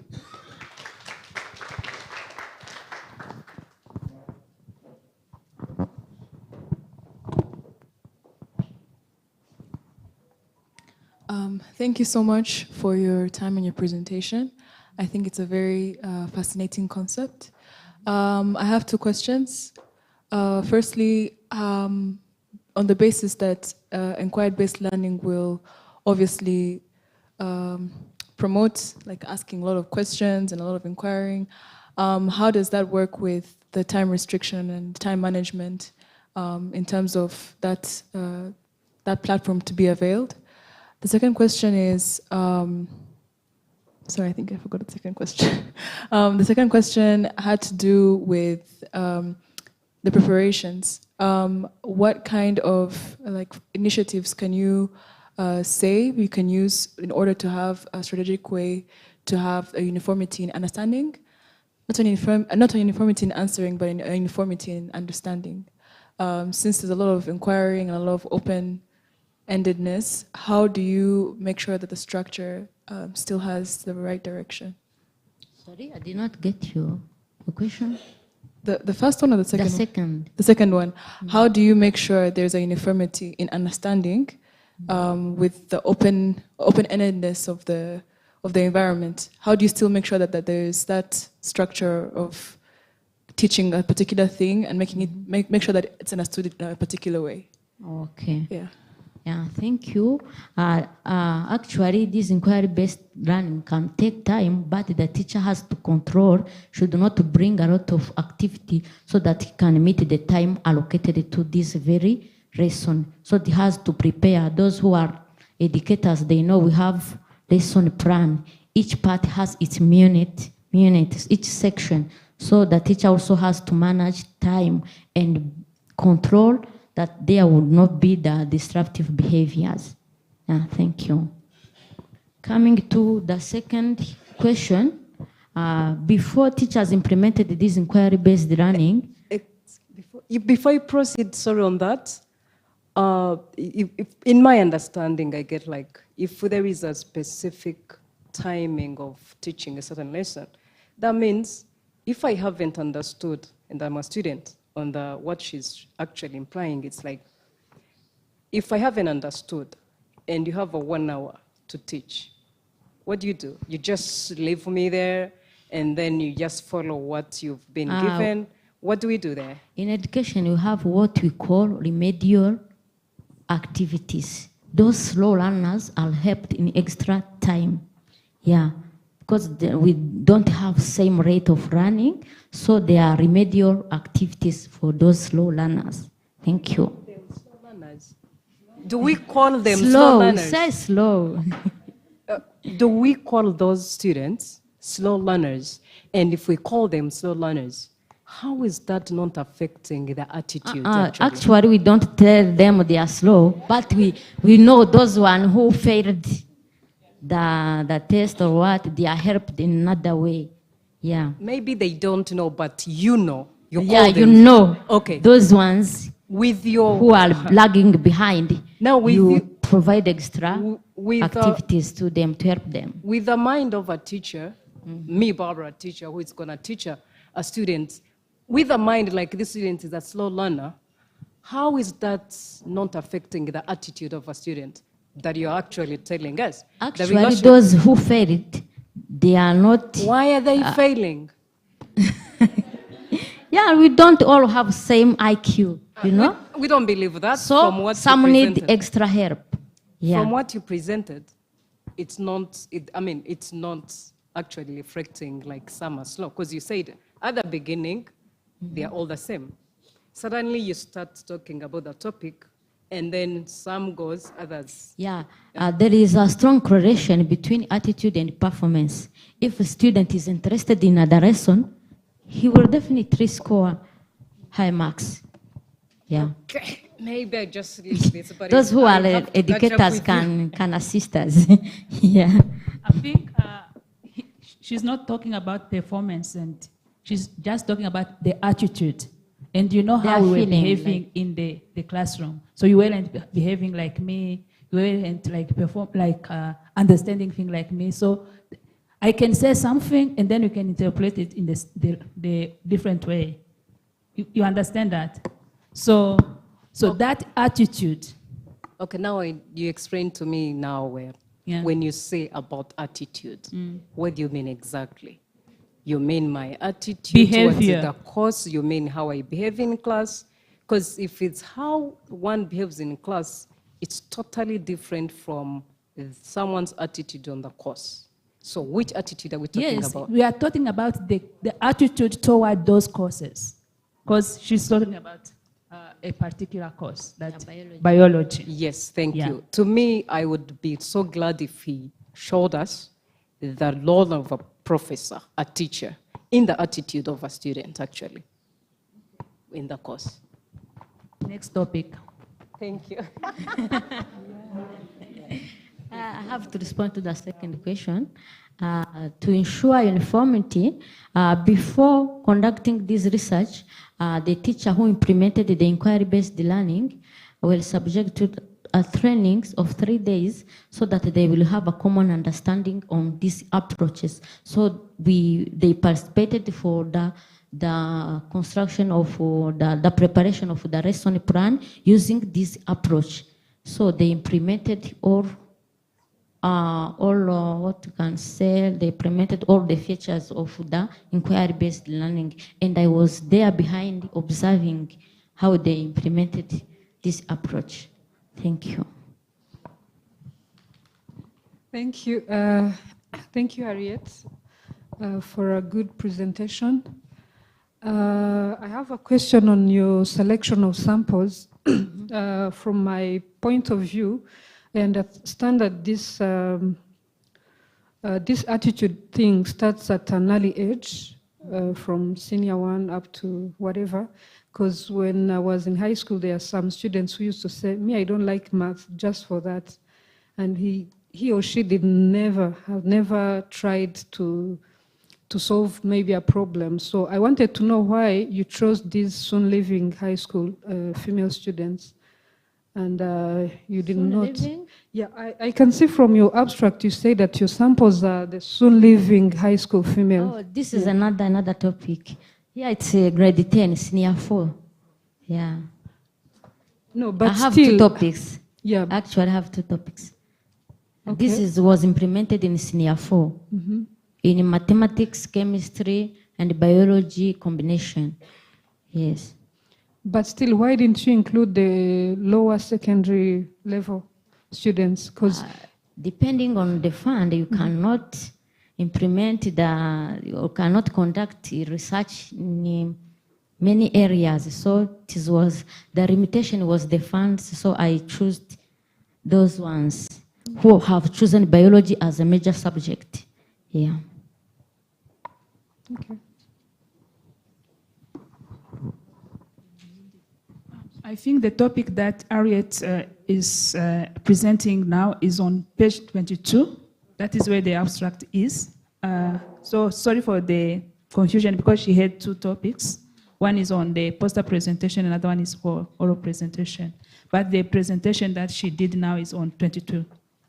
Sorry about that. Go ahead and ask. Okay. So my question, actually, it's not a question, it's a recommendation about something I think that would improve an attitude towards students.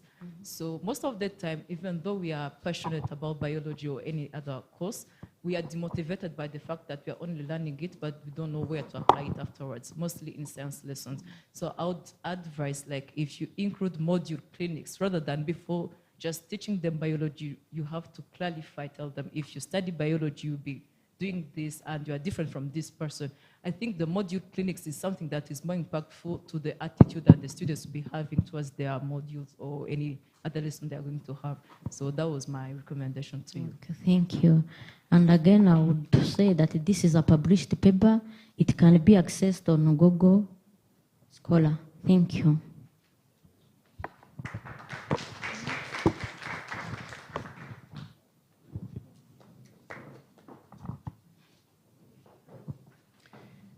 Thank you very much again, Henriette, for the nice presentation. It was a very interactive one. And I would like to call upon the next, by the way, we have some people online. The next presenter will be online. That's Dr. Marie-Clémentine Nibamureke. She's going to present about community knowledge, behavior, and perspectives on pharmaceutical pollution and the disposal of expired and unused medicines from household. That is a survey from a higher education institution in South Africa.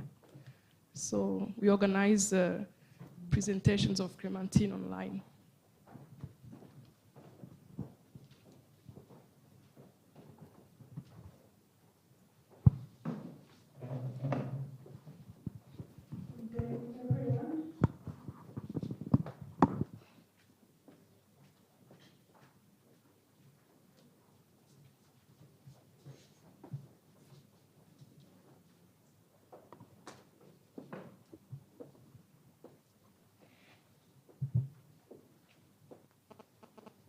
Hello.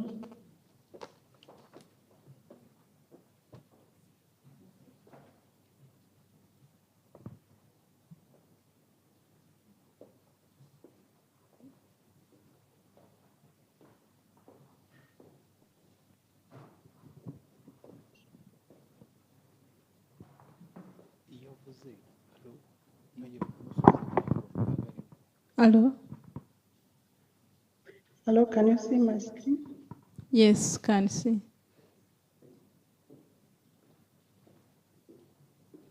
Okay. Thank you. Good day, everyone. My name is Marie-Clémentine Nibamureke. I'm a Rwandan researcher from the University of Venda and the University of Johannesburg in South Africa. So I am presenting some of the results from a survey conducted at one of the largest public universities in South Africa on the community knowledge and behavior on pharmaceutical pollution and the disposal of unwanted medicine at home. So pharmaceutical pollution is one of the emerging problems in aquatic environment around the world, as the amount of medical waste from households are uploaded onto rivers system every day through bins, sink, and the toilet. Recent studies have shown mixtures of pharmaceutical in rivers around the world. And this is a potential threat to aquatic animals and even human. Therefore, we need to find a sustainable solution to this problem.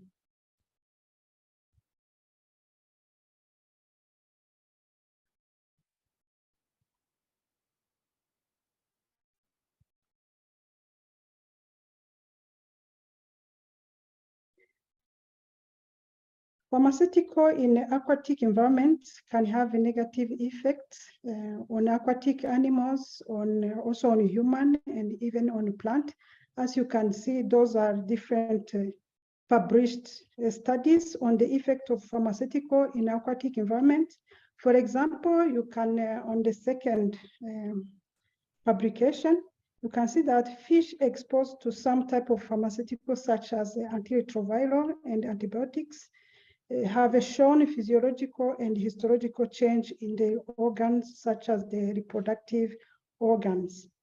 Pharmaceutical can also cause antimicrobial resistance. This is a very concerning problem around the world, as some of the usual antibiotics we know we use are no more working for the diseases they were designed for. And also in a plant, some plant exposed to pharmaceuticals in water or in soil have shown some of developmental problems. So what are the sources of pharmaceuticals in the environment? Wastewater treatment plants, effluent, are the main source of human pharmaceutical pollution, but this is mostly in developed and developing countries, as the usual treatment they use in those of treatment plants are no more working. They cannot remove the pharmaceutical at a satisfying rate.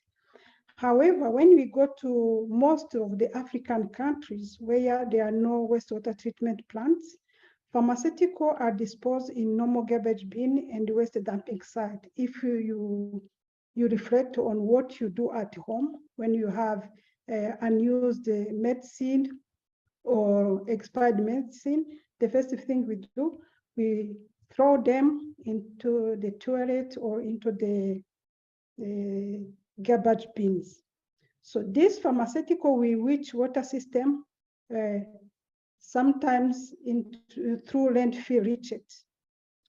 There is also the problem of veterinary pharmaceuticals, which get directly into rivers through runoff when it rains.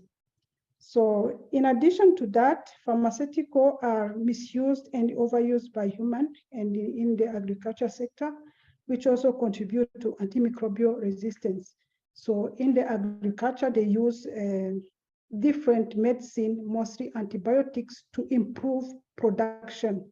So they use a lot of those medicine, which is an overuse, which has to be stopped. So therefore, we need proper and safe method to dispose of those pharmaceutical we use or we no more want at home.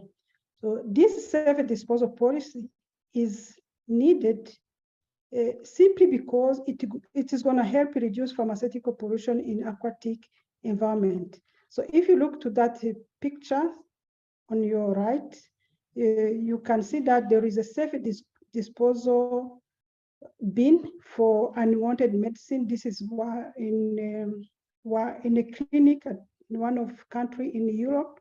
So where they've started this policy of correcting unwanted medicine from people who attend that clinic. So they've shown that this method is working in those countries. People are bringing back to the clinic, to the pharmacy, the unwanted medicine. So this study was a part of a community engagement initiative to raise awareness on the safe disposal of unwanted medicine at home, which medicine can contribute to water pollution. So I've been working since 2015 on showing the effect of pharmaceuticals in water on aquatic animals, mostly in fish. So I thought now, what can we do to reduce that pollution in water? That's when I came up with this community engagement project to create awareness in communities. So the aim of the projects was to investigate the views and the behavior of higher education institution community towards unwanted medicine at home. So the objective included assessing the awareness of the participant on the topic of pharmaceutical pollution, assessing the awareness on existing regulation on the safe disposal of medicine at home, identifying the behavior toward unwanted medicine at home, and correcting the views on some of the proposed methods of unwanted medicine at home. So we conducted a survey at a public university in South Africa. The population of this university it was last year was just above 50,000 people. So we used an online survey using a questionnaire posted at the university website and notification center where students and staff can reach using the student and staff number. We used the published table for sample calculation, and we plan to have at least 516 response.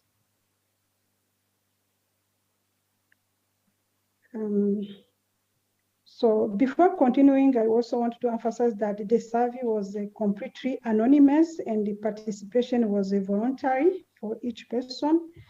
So in total, we had 17 multiple choice questions grouped in these 6 group. As you see, the consent declaration, demographic concerning age, gender, and profession, knowledge in pharmaceutical pollution, knowledge on South African regulation on the disposal of unwanted medicine, behavior toward unwanted medicine, and the view on proposed policies on unwanted medicine disposal.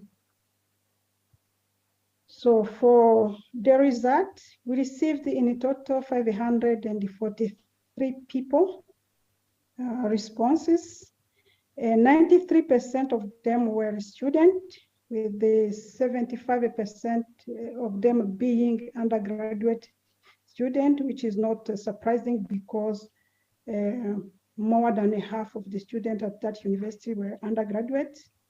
And also, as you see, 65% of all the participants were female, which is also not surprising because this university has a rate of 51% of female students. So when you compare with the previous few studies in South Africa on the same topic, we look at around, we found that in one of the studies also most of the participants were female.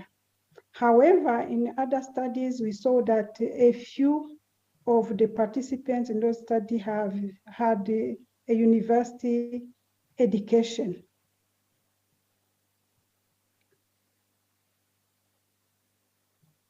About the participants' knowledge on pharmaceutical pollution and whether they think that it is a concerning problem for the environment, so 33% of them had knowledge about pharmaceutical pollution, and 78% of them agreed that it is an environmental problem.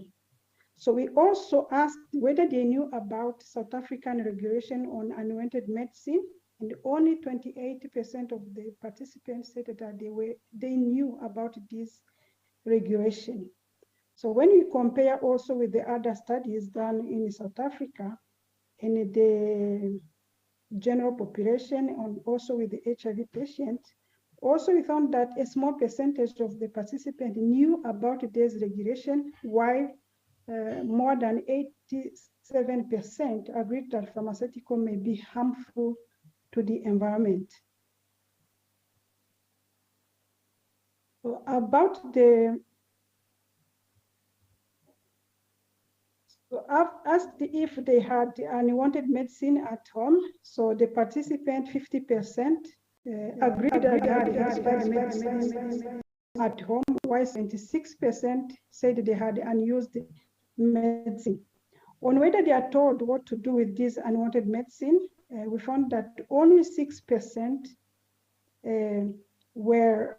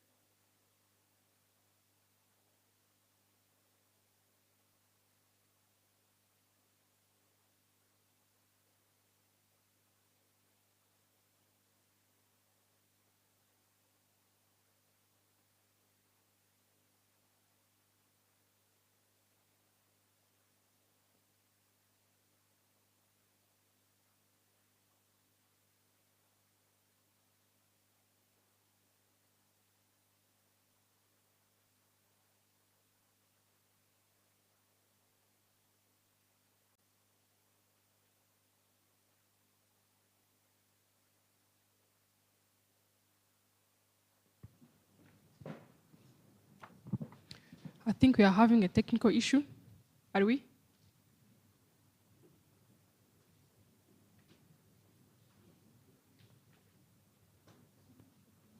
Oh, okay.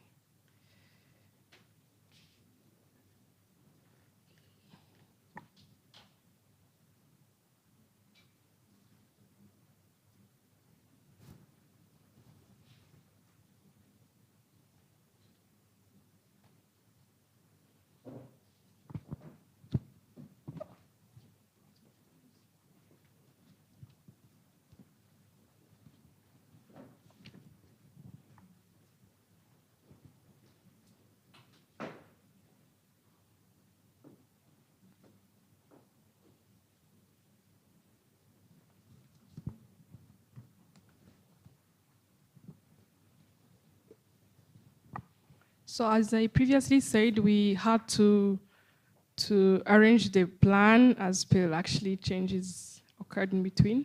So while waiting for her connection to be back, I would like to invite Sylvie Sanga to give us her speech, keynote. Thank you.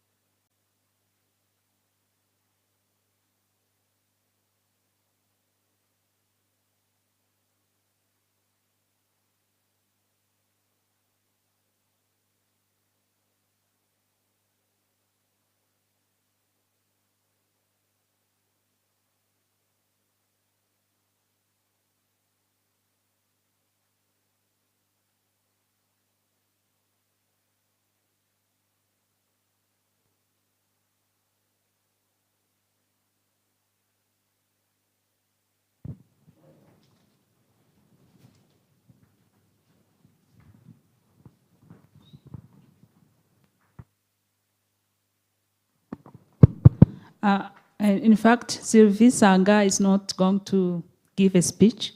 She's going to give us a presentation on how, as we were saying, that we are involved in this your revolution. She's a digital girl. She's a grown-up woman. She can talk about herself and her journey. She's going to take through, like, we are here, we are talking about STEM women and fourth industrial revolution in Rwanda. And what does it mean here in Rwanda? What are we doing? Where are we? Over to you, Sylvie. Thank you very much for your invitation. And I'm really very sorry for being late. First, I was in another meeting, and thankfully, you guys were doing something else before I come. My name is Sanga Sylvie. I'm a feminist and digitalization expert with a focus on ICT for development. It means more assessing and the importance, the impact of ICT on people.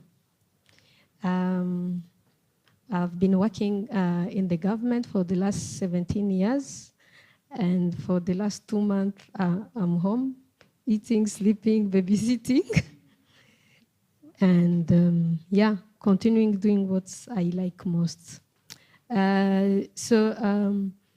According to what I was explained, it was maybe to share what I know about digitalization and what Rwanda have been doing, and maybe say what can we do as women, use our privilege as educated women, but also as women in STEM.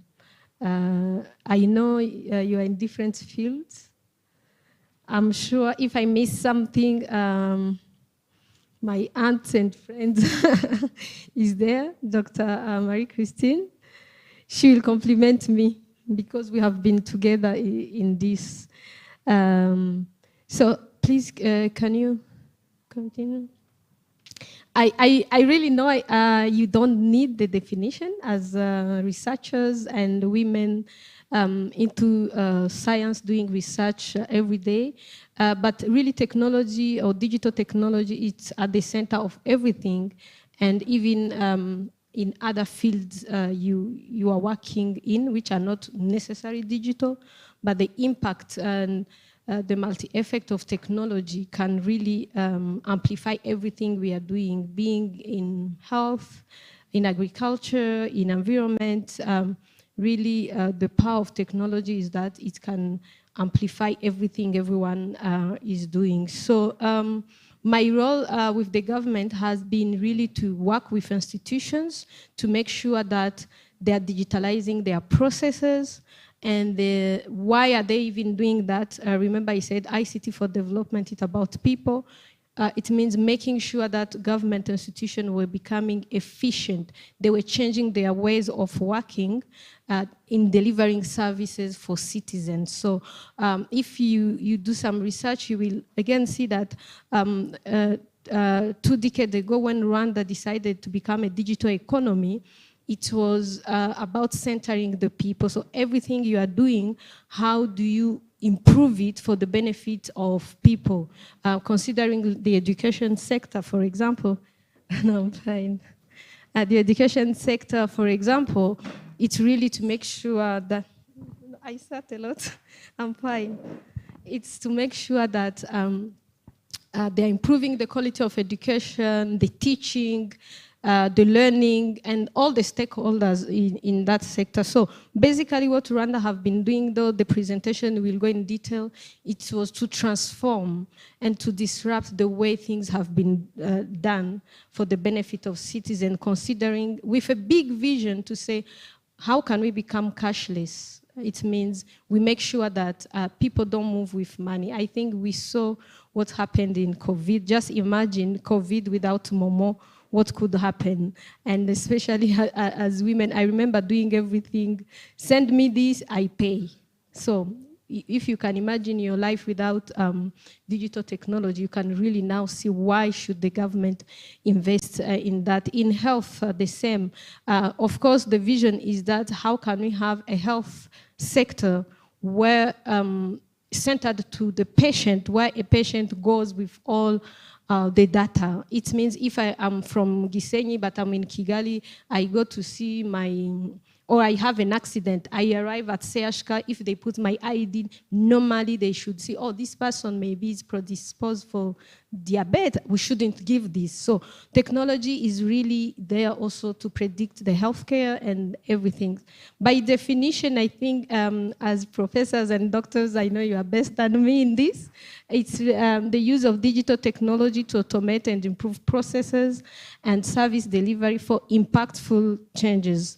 I'm centering human rights in everything I do, and ICT for development is about also human rights. It means technology which are not really impactful, are not bringing benefit, are not technology to really invest in. So you will see every time I'm trying to bring the human perspective in digitalization.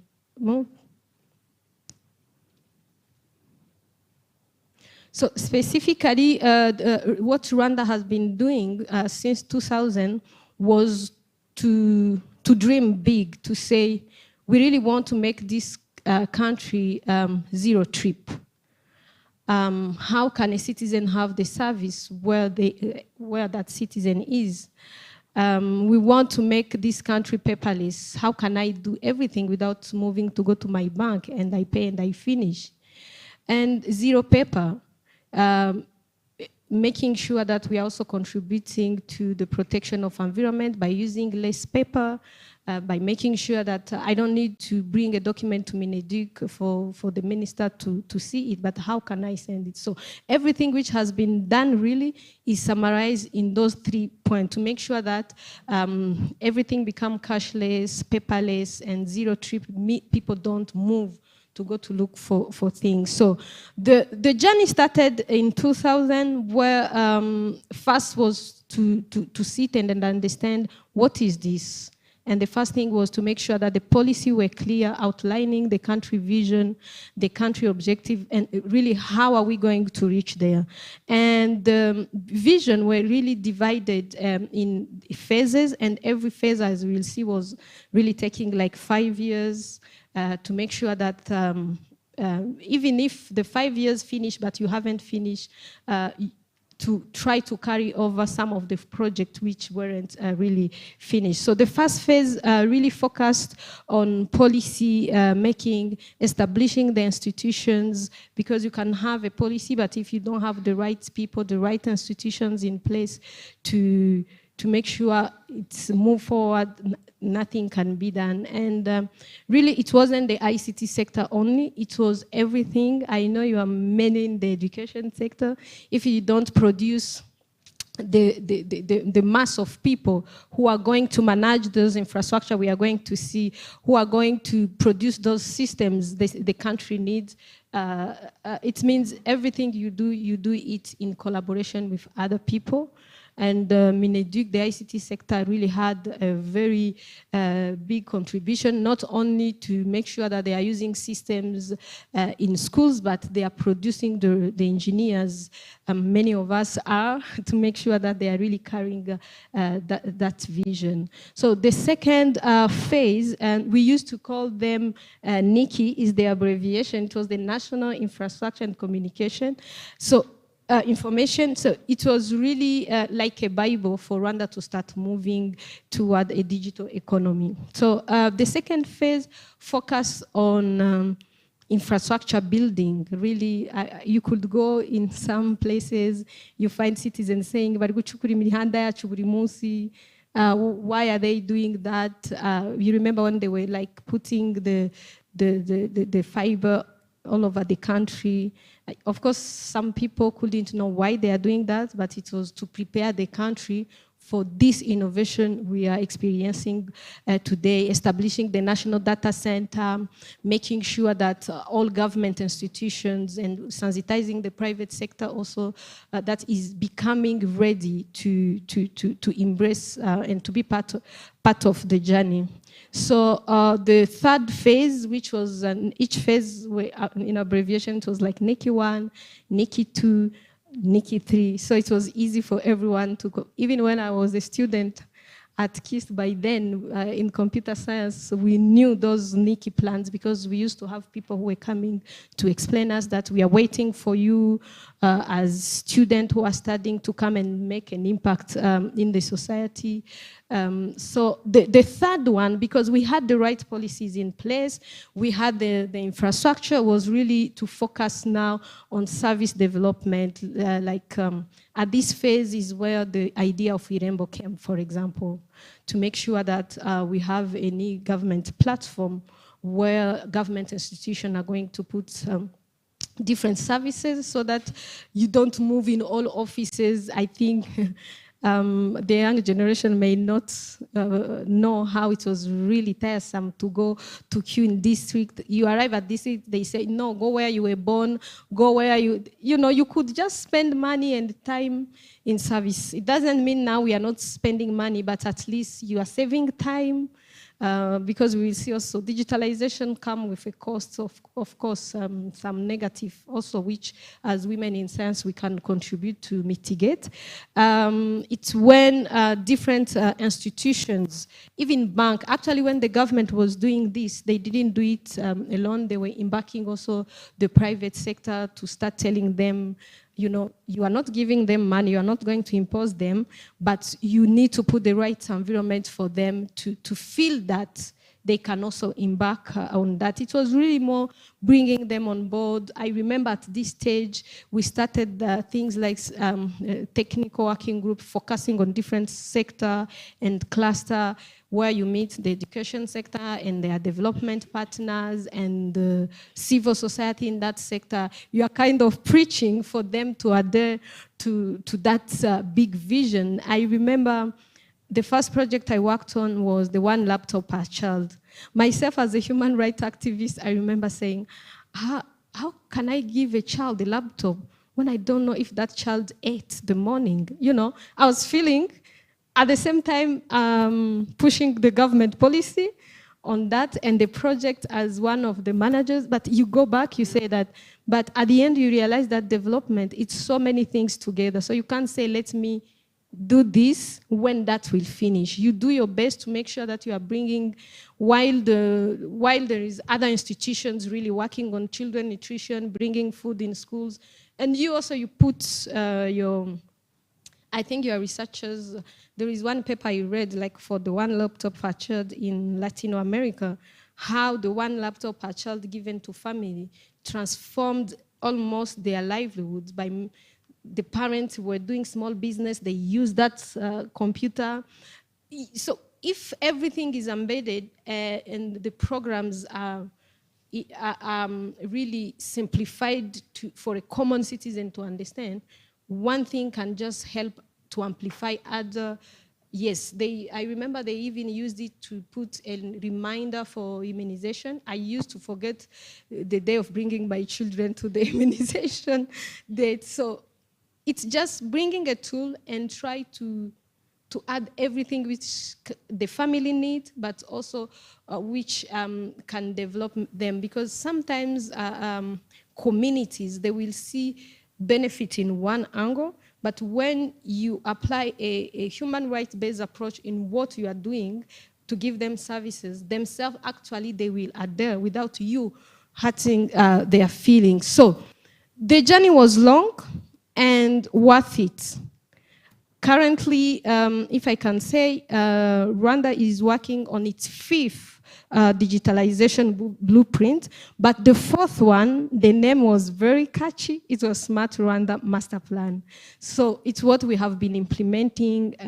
Actually, it's now 7 years instead of 5 years, which was designed. So the difference between Smart Rwanda and other plan is that they focus on few things to make sure, because they said now that the infrastructure is there, the cities and the corporations and everyone understand the importance of technology, and we are now developing different services, we are automating services. Let's focus on few sectors which we think their developments and their digitalization will affect other sectors. And of course, there was the education sector. As we know, it's a very important sector. The health sector, the agriculture, it was 7 sectors: agriculture and finance.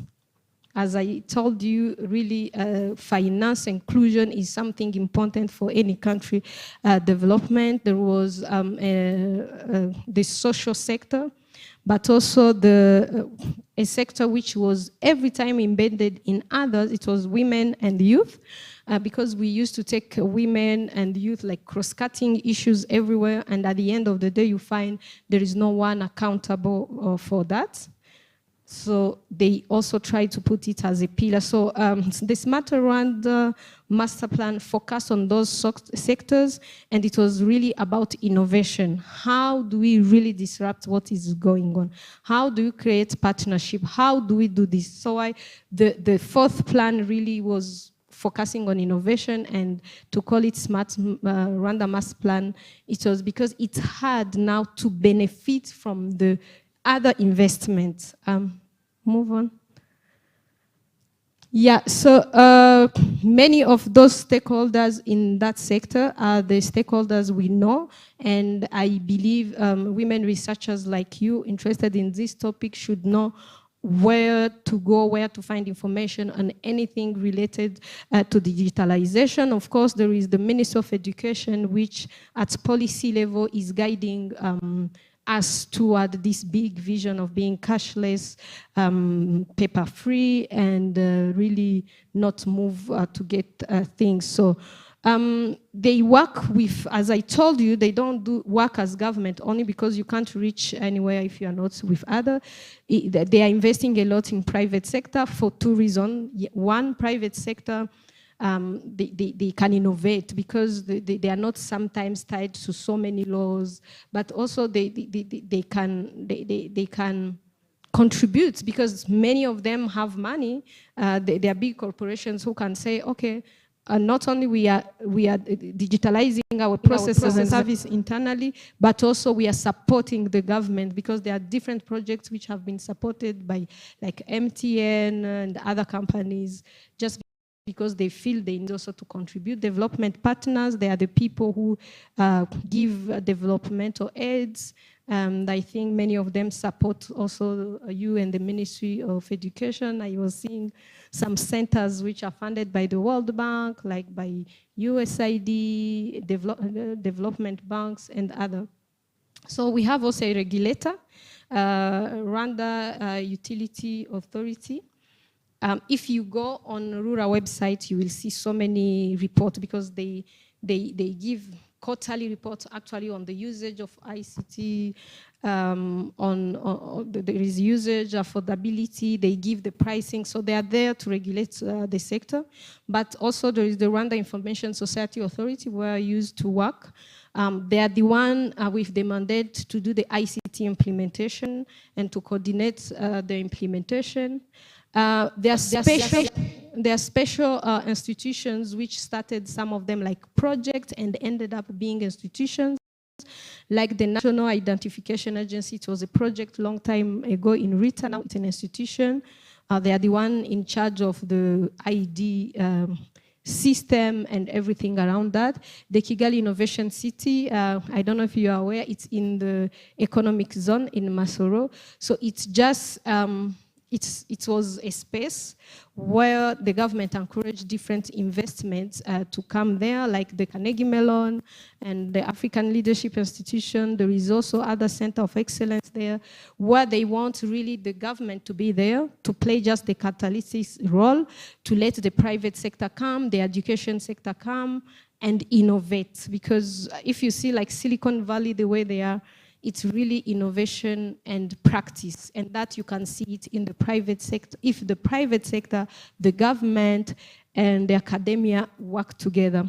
Like the Rwanda Space Agency, it's a new agency created a few years ago. The Rwanda Cyber Security Agency, which was a department in RISA, and the Center for the Fourth Industrial Revolution. It's also new, but one of their biggest achievement was the drafting of the National Data Protection Law. We didn't used to have that in Rwanda, but now we have it, so it will be very interesting if women in science can read that, because when we talk about personal data, is your data, data concerning you as an individual. Many times people misuse our data, but we don't know where to start from. So I think this is what I've been talking about that vision, where we as women in STEM, we need to be part of what, because you will see, I was happy seeing, because many of us, we are not researchers, so we talk just, but you show us really result of things. But for this vision to reach where it has to reach, you will see in the challenges, there is lack of research to inform policing. We may adapt things from somewhere, but how are they correlating with our local reality? So currently, ICT was placed as a cross-cutting enabler for our development. It means anything which is being done in Rwanda has to mainstream ICT. You will hear commonly say mainstreaming gender, mainstreaming environment. There are some specific sectors which are not standalone because of their effects in contributing to the development of other sectors, and ICT is among that. It means, for example, you saw in COVID how the ICT sector was working with the health sector to make sure that there is timely information shared. There are people who weren't sleeping to work on that. So it means the ICT sector is working with all of the sectors to make sure that they are making efficient the service. We are working with the land center to make sure that they are innovating every time. And I think you have seen innovation in the land sector. Really those sectors which are key, it's just because the ICT sector does not have enough means I mean people, money, but people are here among the women. I'm going to reach there. So the vision is really to accelerate sustainable and inclusive socioeconomic transformation by leveraging tech and innovation. So there are really a lot of opportunities for women to work on these subjects. So the investment really, here again we need research really to bring us some of the impact of technology on people, but there are few. This data is collected by RURAP on behalf of the ICT sector. As you can see in 2011, see where the internet penetration was. And today we are at 62.3%. Mobile cellular was at 33. And today we are at 84. There was an issue of me owning, for example, 2 phones. And when you go to calculate, you will say 2 people. That has been solved. It means now the number are reported, a number of person is linked to the ID of that person. So I can't be 2 people. Now I'm 1 person. Even if I can own 2 SIM cards, they will know that it's 1 citizen owning a mobile phone. So progress have been there, of course slow, and a lot is there to be done. And you don't see much progress because it's something I will show you in the challenge. It's not easy to reach this point. Of course, you can say 2 decades was a lot, but when it comes to adoption of tools, usage of tools, capabilities around that, it's really a struggle. And I think there is potential for women in STEM to work there, either do research or invest themselves in that. You can go to the next. I think I tried to bring some of the popular things you may be aware. All of you, you know about KT network. By doing so, what Rwanda could do could also borrow from other people, partnering with other people. So they signed the contract with KT Rwanda to come to implement the 4G. I think this you have been hearing KT network. It's one of the government's strongest partner. And today we can say that 4G is at 96% coverage. And again, there are sometimes coverage, penetration, acquisition, those things. It means it may reach 96% of the territory, but maybe those who have access to it are not 96. So those terminology for the researchers, they need to be clear. Next. This investment, you think about a lot of things. You are producing a mass of students who need to work on practically on things. So it was about promoting employment, but also making sure that students in those departments, electronics and others, they have where they can do internship and practice, not only paper homework. Yeah, I think I talked about this. Today we have like more than 96 government services. Really, those key like birth certificate, those things you need. Like you can't get a passport for your kid if you don't pass through Irembo now.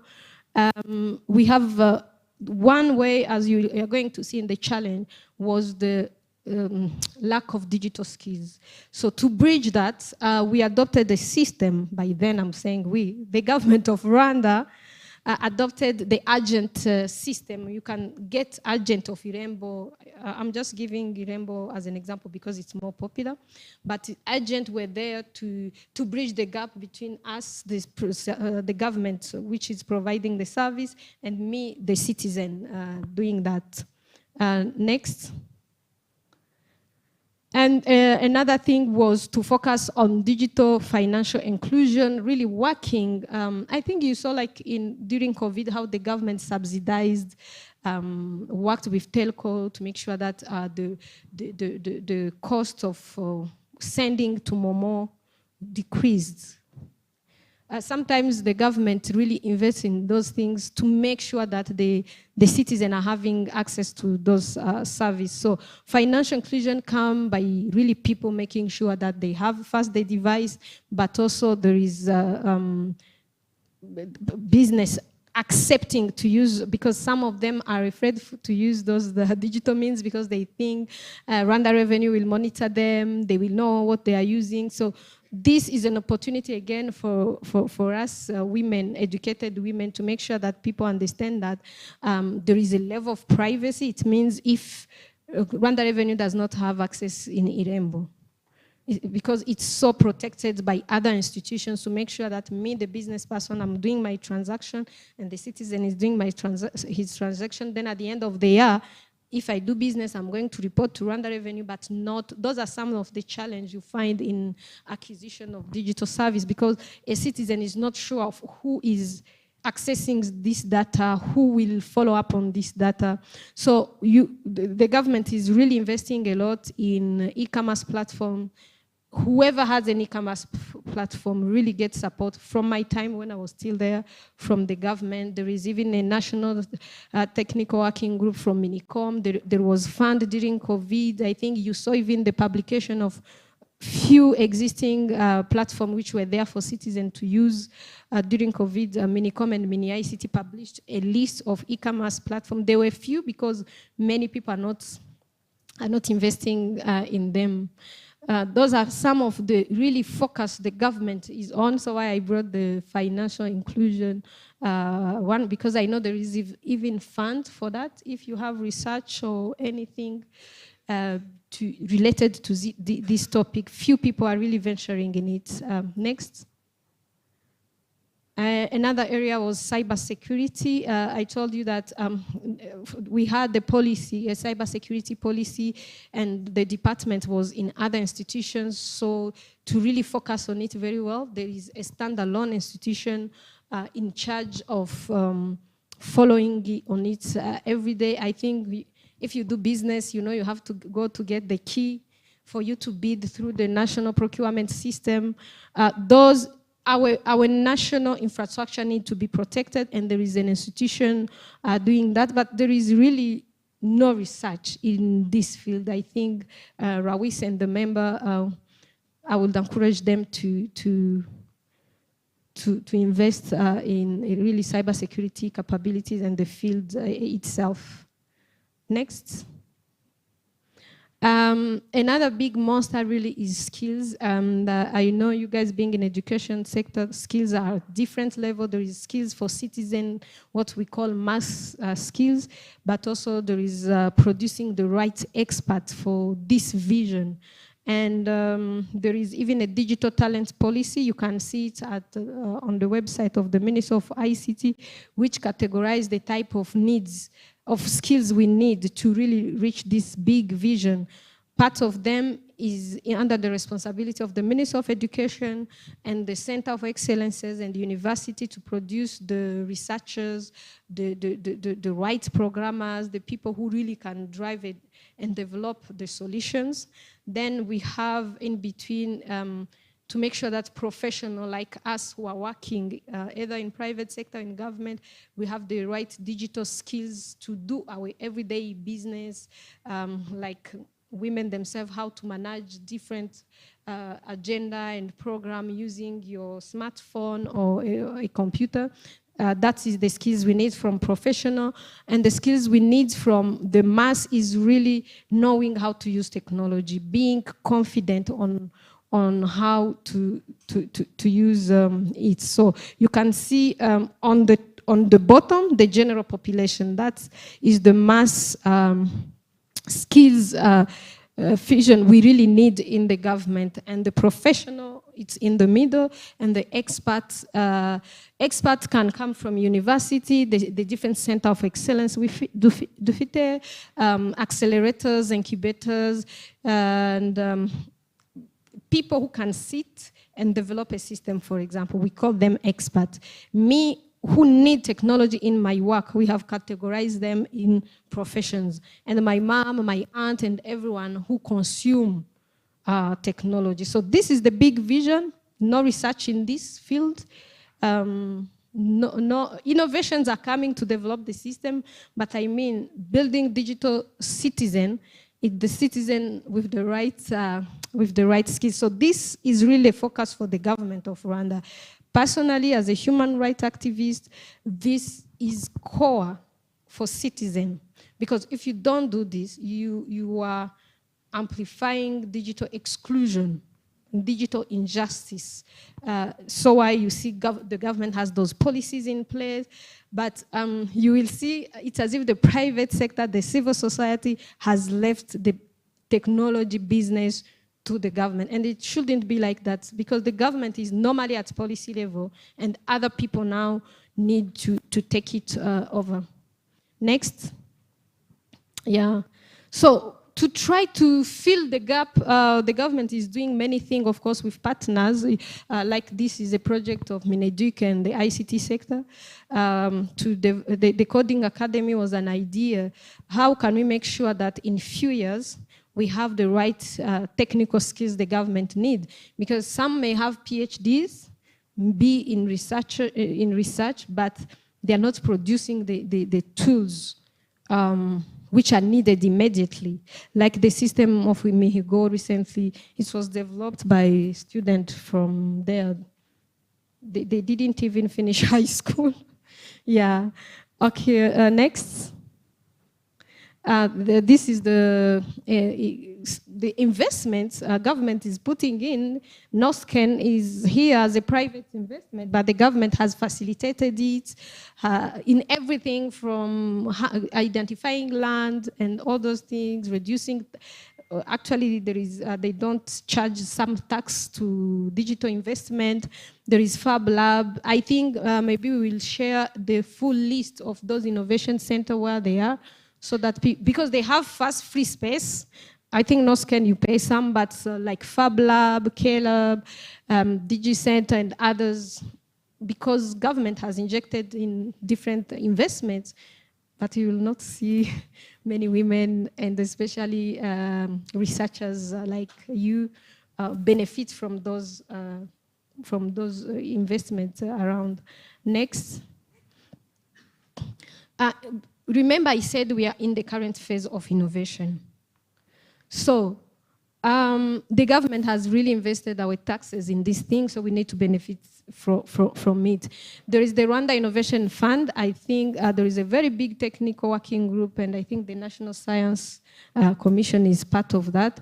The vision is really to make sure that how do we develop, because we want to position ourselves like a destination for ICT.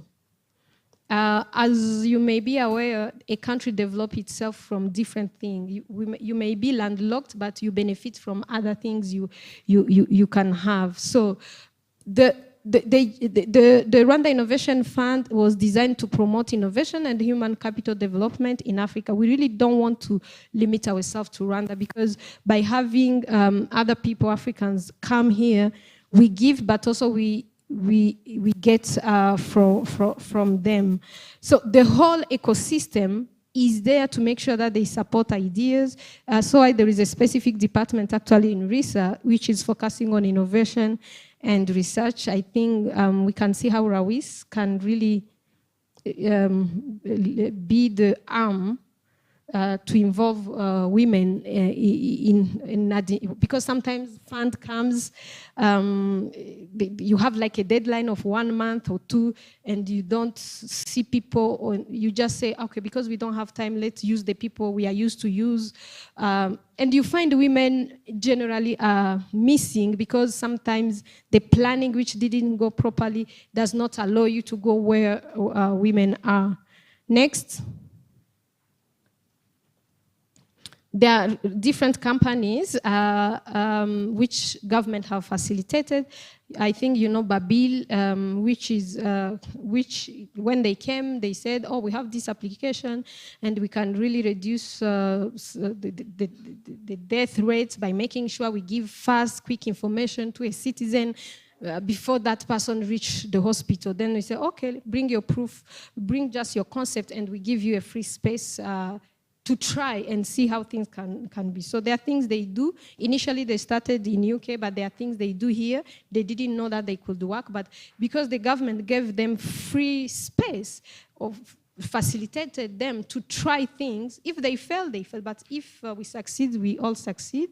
There is also that company which started with a drone, Caris. All those companies, they get sometimes seed funding or just, having a mentor as the government which tells you, we are behind you, do this, and anytime you need us, we are there. And there are so many changes which have been done at policy level, like the way they were being taxed, the way even local companies couldn't bid. Now they are starting bidding in the government because they were asking you like experience of 5 years or having worked on 10 projects and you don't have it. So because ICT is new, if you do that, it means especially our young sector, you are excluding it. So we are really trying to make sure that whoever has an idea, come and try. There is no mistake in trying and failing, because by failing many times, finally you succeed. So this phase is innovation, and really it's a call for women to try, because myself, when I was still working there, and you publish like a call for proposal, you will just see you are not getting women. But of course, for me, myself as a feminist, I know how you can get women. But understanding the challenge, context, those things which come, especially time. We have money, and this money has to go in a month or two. So let's do this. Many times you don't get women because they are busy multitasking, doing many things. So they see like something to bid in a month, I don't have time. Things like that. But anyway, we need to be trying, but also the other side need to be well organized to make sure that they involve people on time. Next. Yeah, all this was about different initiative the government is sorry, I don't remember if you gave me how many minutes. Yeah, so the whole idea is you have an idea, come, we co-design together. So I think we can give ourselves targets as RAWISE member to make sure that we have a list of projects we can go and try. Try, because many times you are afraid of not having the financing, but also you're afraid of failing. But if you have a sector, a government which tells you try, if you fail, we fail together. If we succeed, we succeed together. I think for me that is a motivation. It's really an ambitious target, and we have seen so many people come and try here. You know the American company which also came and tried the drone in the health sector.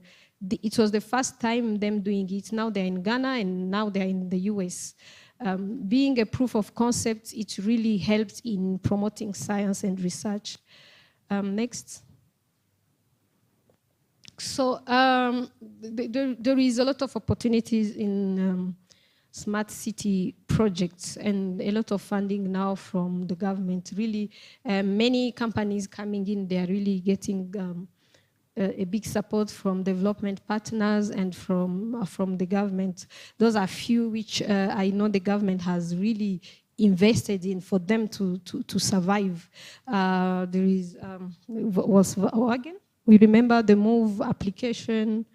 There is the drone. You can see, for example, Minisante can give you testimony. They used to send blood from Kigali, data where their bank was. When they arrive in Gisenyi, sometimes it's 3 hours. If there was an accident, because the stock need to be kept in very advanced environment. So if there is an accident, a huge one in Gisenyi, it means the stock to reach there, it could take 3 to 4 hours, but now it takes few minutes and they have the stock they need. While the stock or the big quantity of the blood is kept in the right environment. You can see investing in solutions for our safety, like the project with the police with camera. I know it's controversial. Sometimes people who drive will say, why you put a camera? But at the end of the day, it's for our safety also. There is Tap and Go, this company which created the bus card. It started, the guy started really like a very young innovator in Calab, got mentored, and when the project was convincing, the government partnered and also involved other partners in in that project. Next.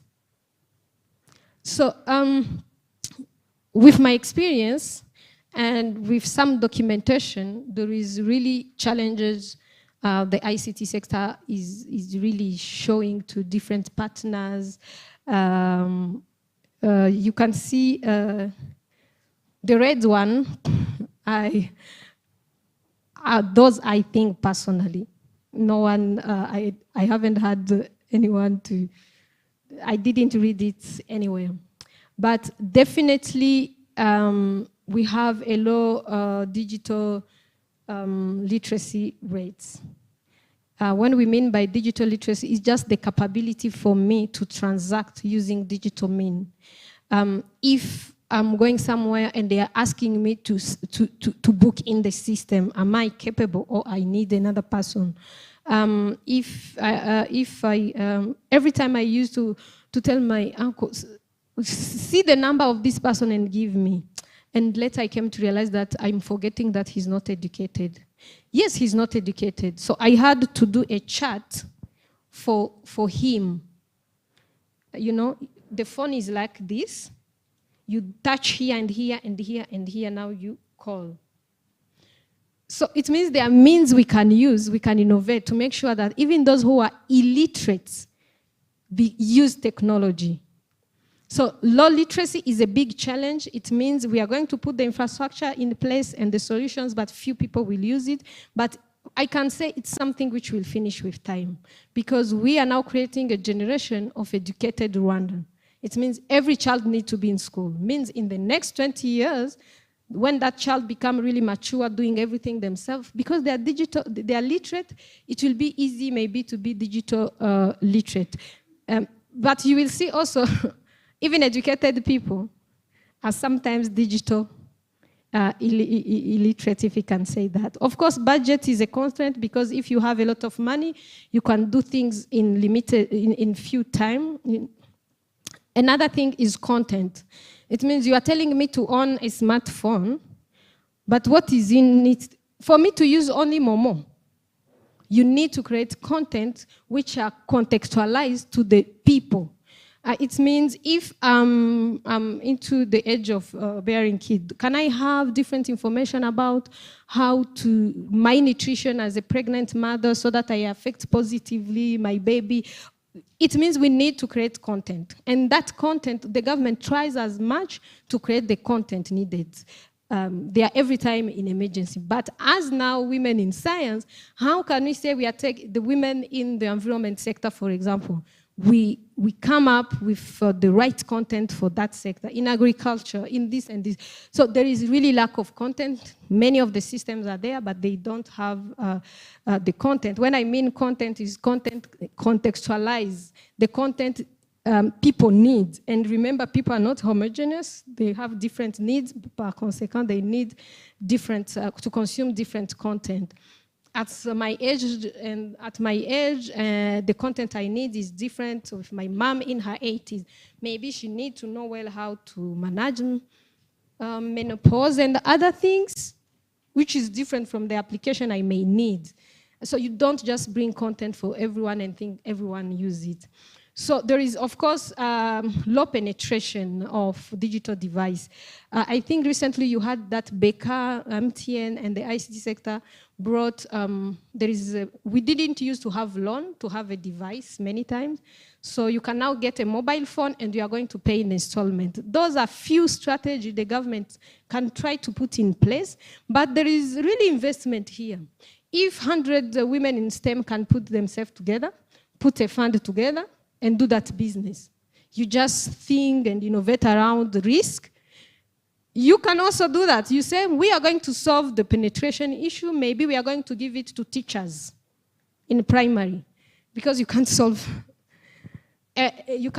all problems at the same time. But many times you will see these challenges are reserved to the government the day they have money. And really, if you see the way things should be done, the government has to have its role, but also the private sector, the academia. Anyone can do anything. Even if you say, we are going to target 1,000 women, we give them a loan from our salary, and we see how they are going to to be paying. You'll be contributing to addressing this challenge the government has. You have heard about the Connect Rwanda, which is focusing on different categories of the population which are vulnerable. You can even take just one mudugudu, you say, we are going to focus here. We make sure that everyone has a smartphone, and on that smartphone we put a birth control application, because they are delivering like this without. So it means there is really opportunity in this thing, and we can do a lot. So of course, in some places, and I know Mineduc is working hard, for example, to make sure where schools are, there is electricity. Minisante is working hard to know where the hospital is. We try to work with the infrastructure sector to make sure, but there is challenge. But maybe through innovation and your research, you can also respond to that. So after my really humble experience, 17 years, working on policy side in the ICT sector, we start something from scratch without a national or a research you are related to. And you do something, if it fails, it fails. If it succeeds, it succeeds. And I think today, we shouldn't be doing that. Yeah, we shouldn't be doing that. RAWISE can really become that harm. Maybe, I don't know if you have a subsector of digitalization and say, how do we today go and assess how farmers are using technology? How can it be improved?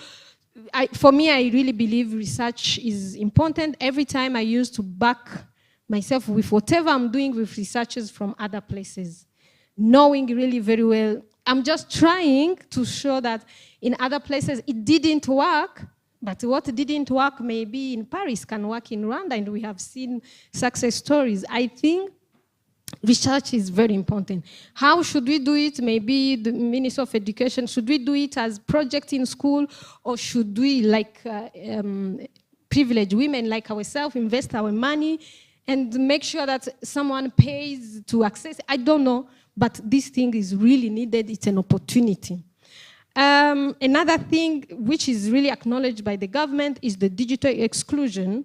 They are really doing their best to make sure that they are bridging the gender digital divide. They are bridging the disability digital divide. The elderly, no one is working on it to make sure that older people are not intimidated by this thing. It's also an area of doing research. Maybe when we are buying for my mom a phone, there is a specific phone I buy which has big thing. Because more we age, more the vision become a problem. So no one is really thinking about that. They are thinking about us who are capable of doing everything themselves. So the two area, maybe it's because it's my passion, but if we don't do that, that was an image I tried to show you how things may be done in one part of the world. I don't mean geographically, but part of us, the educated, the privileged, and the other category is completely excluded. But we can create a bridge. We can make sure that we work on those. We can't solve everything, but we can contribute to it. The challenges, I really brought them specifically to show you that there is opportunity in this sector. Next. I think I have even said what was next. I just wanted to give you an idea of the digital divide in general, how it may be influenced by many things. Culture, for example. For example, there is a research I read, actually it was shared by GSMA, in some Muslim countries, a woman cannot own a phone, even if they are rich, because they want to control if men are not dating them. So their culture can push excluding a certain category of people. Economic, that is obvious. You are struggling by getting food, definitely you will not be likely investing in this technology. We have seen when COVID came, when I was teaching my kid, I was sometimes crying. I was saying, I remember shipping iPad and I had everything in my hand to educate them, for them to get, but I was just saying, how many women or parents can access this privilege? So I think I want to be a sexist also. it's not up to women to I hate when they say, but they are women, they should know that this injustice has happened. That is not okay. But I think as women, we understand the struggle we go through when you are helping your children to do homework, when you have to, like me, I also help my mom to do everything. And it makes me think about the elderly. It makes me think about the poor people around me. So I think if we all understand the digital divide, everything I've been talking about challenge can be really solved. It's really solving it is bringing digital citizen, and I said digital citizen are those people who have the right device in their hand, the right skills, and are empowered to use it. I know, RAWISE, you are working on mentoring girls. When I mean empowerment, it means those capabilities someone should have to do something. Empowering girls to know that they have the aptitudes, they have the qualities to do things others also are doing. So to do this, it's a combination of policies and program and everything in place to make sure that everything you are doing, you are intentional to think, okay, I'm launching Irembo. Do I know how many citizens can access it?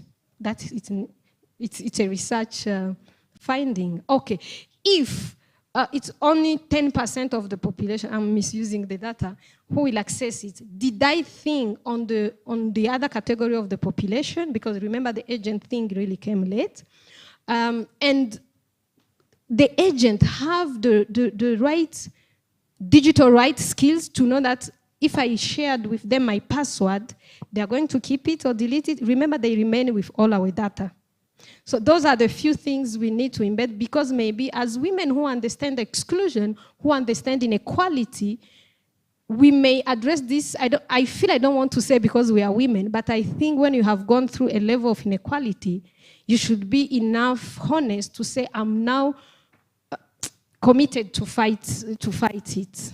Next. Yeah, I think this was among my last slide. How should we embark on making sure that is just a symbol of a phone, but think that it represents everything technological we need to have as citizens.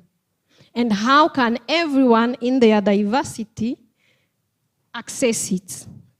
So it's really by making sure that citizens have meaningful tools, because maybe you may give me a laptop, when I will not use it. Some program comes and they distribute tools to people. I have been part of them. But it's just to make sure in any project you are working on, how you are being intentional in analyzing the beneficiaries or the people you are giving it. So when I mean meaningful, is really meaningful, not something I'm going to keep. Because like me, I hate Mac computers. I have failed to adapt myself to them. So if you give me it as a gift, I'm not going to use it. So to be honest, that is an example I'm giving. I will keep it. And actually I have one I have kept for 2 years now. So meaningful is something meaningful to me as a citizen in Kyangugu with zero literacy background. Give me a tool which I will really work on. One time when we visited India, when we were implementing the telecenters, and we found that in some villages in India, people who are not educated, they are using them. Because banks on their ATM have visualized things, and they have tried to show you where to touch. You find really a woman who doesn't know to read even her name, is using that digital tool. It means those are the things we need to bring in the hand of people. Digital acquisition, I think I talked about it. Empowerment of people is really working toward changing the culture norm, like disability in our culture. You know, it was like forgot. How do we change that? Women, I think many of you understand how to fight culture norms which have positioned women to be maybe beneficiaries, women to be or to accept to be subordinate, because we grew up in a culture where men have positioned themselves as the controller, the powerful. How do we change this? This, I think you know very well that for women to join STEM, we should fight some of those. We need role models. We need, I very much remember when I started my career, my auntie was there. I used to see her like talking in a meeting. Auntie, I don't know if you remember, but I used to look at you and say, you know, how am I going to talk one day and like her? You know, because I remember she was the only woman, long time in Mineduc, in the science technology department. So for me, I got something from her. But if we have many really like her from all over, like when someone goes to the cell level office, you may be intimidated by the people you just see there, or be received or kwakirwa neza. So the people you meet can either intimidate you or welcome you. So role models are important, who are friendly. Role models are not necessarily your friend, but they are people you look at too. There's one thing I like, digital rights. Do Rwandan citizens understand their responsibility on digital tools first before I go to their right? Do I know that I shouldn't insult someone on Twitter? Do I know that I shouldn't send an offensive message to someone? Because I may be afraid of coming to a compound to insult you, but I use this. So that is the negative side of technology, misusing it. It's what I call digital right. Digital right is about my responsibility, but also my duty as a citizen to use ethically this. That is a field that no one is doing research in it. No one is... Of course, the ICT sector has the cybercrime law now. Maybe I will try to give you all the laws and the policies in place. But how many knows that they are there? How many knows that even me, I get insulted on Twitter, but I have never gone to complain that someone insulted me. But if you come in my compound, you insult me, I will feel that, in an offline setting, Rwandan knows they are right. They know nta muntu wagukubita, nta muntu waguhohotera, like this, we are here. But on digital means, we feel people have the right to abuse us. So how do RAWISE make sure, for example, every teacher, let's start, every teacher understand the digital right part of it? No, every woman, let's start by women. So there are really many opportunities for us as women to contribute to making sure that we develop digital citizens who are empowered, who have the right skills and the right attitudes toward this country. Because if we don't do that, we are going to promote injustice. The rich will have access to the device. The poor will resist because they say, there is people who tells me, I tell, why you are not on Twitter? Oh, I was there and someone told me that. Then I said, okay, you know, exclusion comes by people not putting the right places. So we are lucky we have the policies, we have the cybercrime law, we have even this new law, the data protection, how did I call it? But anyway, the tools are in place for me as a Rwandan to be safe digitally. But how do we reach the citizen? That is the problem. So, in brief, thank you very much for inviting me to talk about this subject. I hope we can talk, we can be maybe taking subject by subject, like how do we unpack ICT and agriculture? How do we unpack ICT and democracy? How do we unpack, there are domains which are clear to everyone, like health, education, that there is really the importance of technology, but there are other sectors where citizens need to understand very well by doing the right researches to make sure that everyone is getting its share. Thank you very much. I have talked a lot as usual.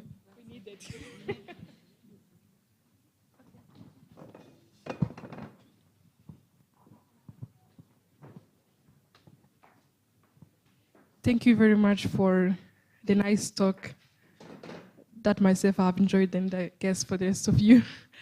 It was such an informative presentation for those of us who are not in the area, and we need to know.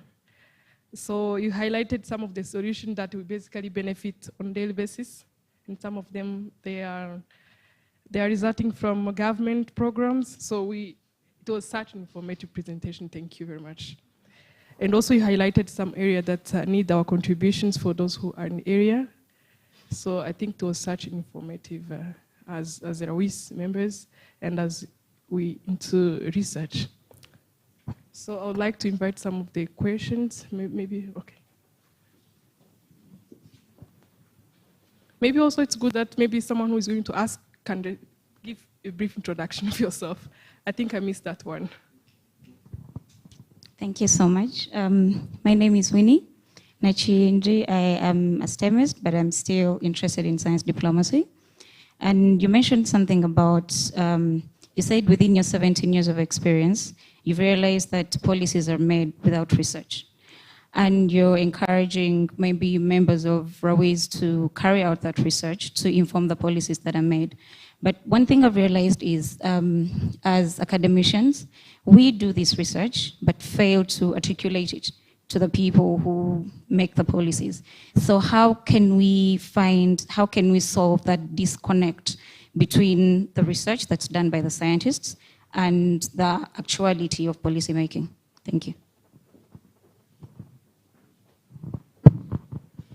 I think the first thing when those research, from the initiation already of research, maybe it's easy to involve the concerned people, not because you want to ask them permission, but to partner with them. And I have seen the strong partnership with RAWISE, with the Ministry of Education. I'm sure through that channel, the education sector can be another arm for researchers to make sure that those research are not kept in the shelf. Because personally, when I was meeting, maybe it's because I'm coming from an educationalist family, but whenever all the technical working group I was initiated, for example, there was always people from academia. So that we create that link, we show them that we show them the challenges and they help us address it, but really through research concrete findings. So it may be a personal thing that personally I was involving the academic and the civil, as being a human rights activist also in the government, I made sure that everything I involved the civil society. If it's a technical working group on ICT for agriculture, I make sure I get like FAO, the development partner I need, the civil society. So first, we need to accept that as African, we need research. So there is that resistance of people not welcoming researchers, because maybe they think researchers are going to dig deep and bring the things maybe which you didn't have time to address, because I don't believe anyone can have really an intention to not have researchers on board. But as I told you, some, depending on donors first, you will see many projects at donor basis, and the donor bring a topic, a project with few months. Then you start thinking involving academicians to do research. It may really take another year or two.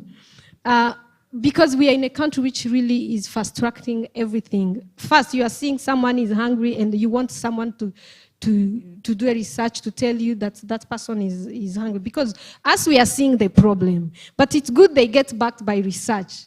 But the fact that we are donor, that was this challenge.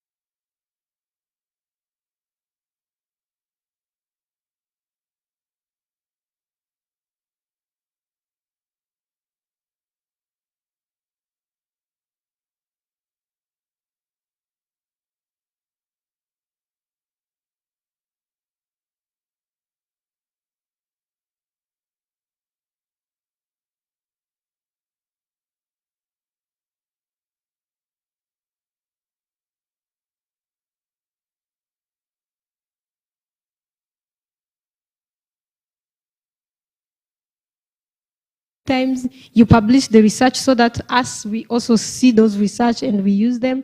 But definitely if it's a research, it is sector-based, I think sending that paper to that institution, they can be happy to see what you have assessed. Thank you very much. Maybe we take one more question. Thank you very much. It's not a question, it's an appreciation. I thank you very much for all the information you have given to us, which has opened our minds in digital. So those people who are in chemistry and biology doing, so this information also help us to see what we can do actually, even if we are in science, and we can integrate that. And you helped us actually to appreciate what the government has done so far from the scratch up to now. You actually reminded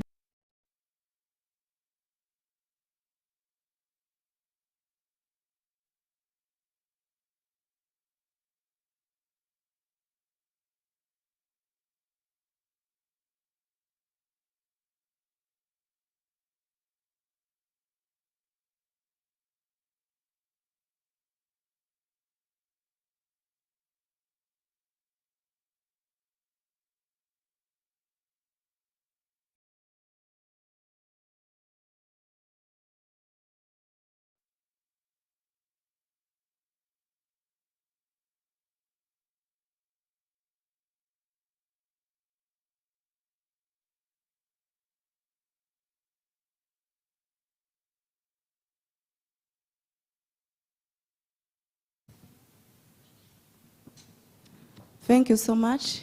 I am Celine. I'm a PhD student in biology education at University of Rwanda College of Education. Thank you so much for the information given. As women in science, we are much more concerned with what could be done to impart student or young generation with knowledge and skills that are effective so that they can compete at the labor market.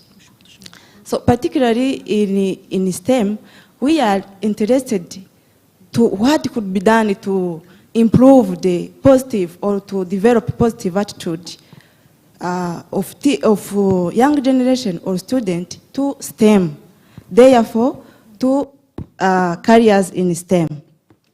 But as you know, science becomes more enjoyable or interesting when it is learned by doing, when there is practicals or practical activities. So, but there is a challenge in Rwanda. I focus on students because I'm in education, science education, that there is no physical laboratories where those students can perform practicals. But the research indicates that technology has a meaningful percentage of solution to that issue. I am asking, what is being done to solve that issue of lack of practical activities so that students can be interested in science or STEM subject? Thank you so much.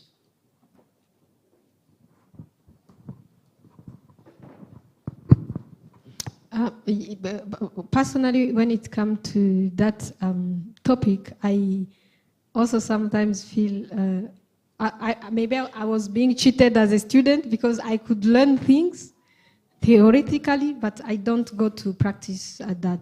We need really to, you know, a country development is a set of so many things, which it's a puzzle, a complex puzzle where you put everything together, you see what can I put here first and what is next. But I remember in all my time working with government institutions, the challenges were there, and many of them we were recognizing them, and you could see there is that willing of reaching that end. So speaking exactly about the ICT sector, I know we have a project, when I was there was a project with REB of virtual lab, which has been even funded for the last 3 years. They are working on virtual lab and gamification, things like that, which also allow some of the students in remote place to do those practical, but in a virtual way. I don't know if you understand that. It's a process because those software are very expensive. And the idea was that how do we develop ourselves those things? Because many times as a country, when you buy a license one, it's expensive. But if you invest that money in creating something from scratch, first, I remember we involved the University of Rwanda, the education sector always involved the IPRC, Kichukiro, actually the people who won the tender, and the way we did it, actually, we bypassed all the laws of procurement to make sure that the system is being developed by people first in academia who understand the education, the teaching. So they have been working on it. I know it was in 2000. I don't know today if the project is over because it was led by Dr. Christine. I hear she's not also at REB for the moment, but that project is there on the side of ICT sector. We're saying at the time the country doesn't have already those many and big labs for each subject. How can we invest in virtual labs so that schools have access on them? I know that project was there, and I've been hearing that challenge so many times, but as I think we have seen, this is the right time. The government is in the phase of innovation to make sure that now we are maximizing the existing infrastructure. We know the challenges which are there, and at this time, actually, people like you who have that idea say, okay, let me work on this concept. I go to REB and RISA, and we get someone who's going to support that. Because I need to agree that there was lack of initiative outside the government to solve those big issues.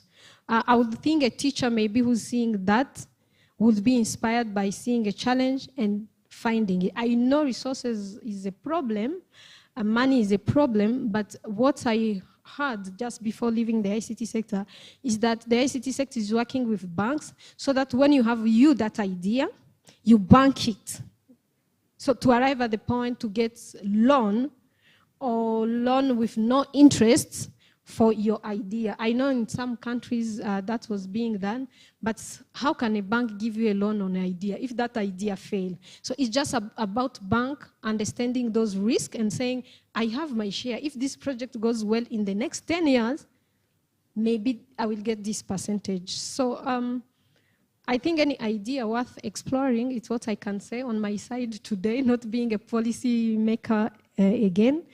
But I feel there is opportunity. I really feel there is opportunity of doing good project proposal and working together. Another challenge I have seen is people liking to work alone on ideas. You may have an idea, but you are not a software developer. You are not an educationalist. Like me, I'm not an educationalist to understand deeply. But if project can be done in groups, people understanding more the goal, what do we want to solve? I can't solve it alone. How do I involve other people? I think if we put ideas together, we can work together and reach some good results. Thank you very much. I think you got your answer. I think we are ending this session as we're going to go for lunch break, 1 hour lunch break. So we'd like to thank you for really your plenary session that all of us enjoyed, and it was such an informative session, and thank you for being with us. So we're going for lunch and you're coming back by 2:30. Yeah. Thank you. Enjoy your lunch.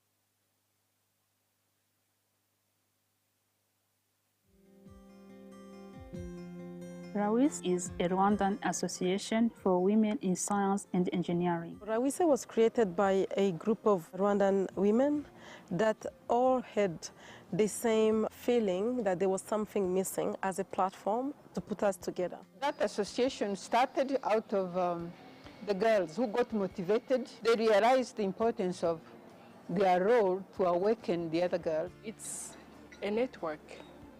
It's a network to actually put together women who are involved in science, in STEM subjects, in physics, chemistry, biology, and technology as well.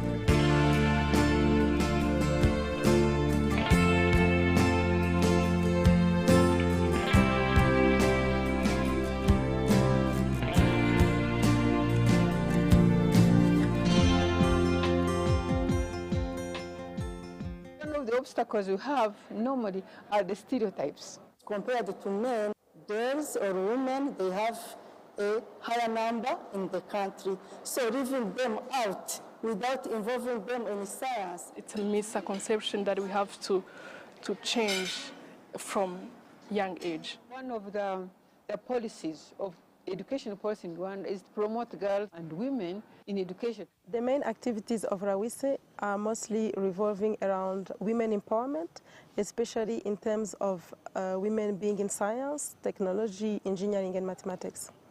Part of the activities that we have done so far includes outreach activities. By that, we go to high school to meet undergraduate students.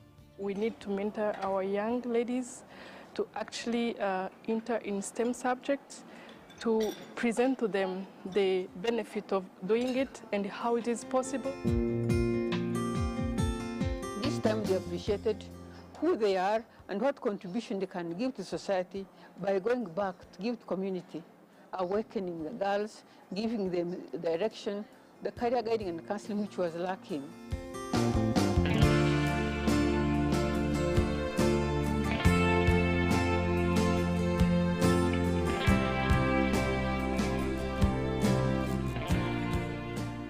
Try to build that hub, like a platform, where women can meet and would.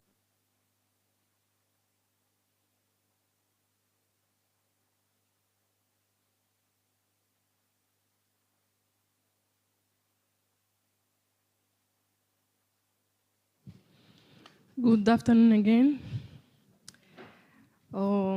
Let's resume our afternoon activity as we actually behind like 1 hour. We're going to have our next session, session 3, presentations. So I'd like to remind the presenters that they are having 10 minutes each and the 5-minute questions so that we can actually be able to finalize our program on time. So I'm inviting Cynthia Ange Muhire for her presentation.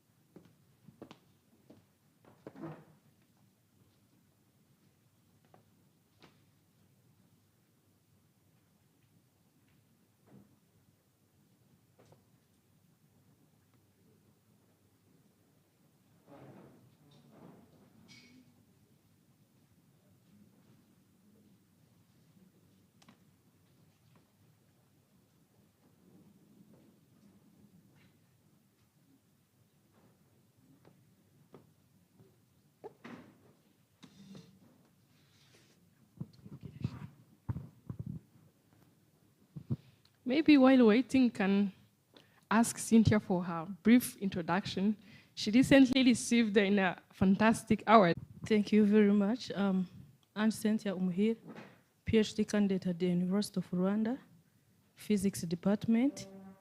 I'm majoring my PhD in space technology. My background is in physics. Did my master's in space science and astronomy, and also my PhD in space science and astronomy. So talking about the award, yeah, I received the 2022 Young Talent Sub-Saharan African Award for Women in Science. I think now that the presentation has come, I'm going to talk about the space weather prediction and forecast. It's part of the PhD work and some recent highlights, such that everyone can get insight on what we call space technology. I worked with Natko Pariswami from NASA Goddard Space Flight Center and Professor Jean Uwamahoro from the University of Rwanda, College of Education, and also some other collaborators.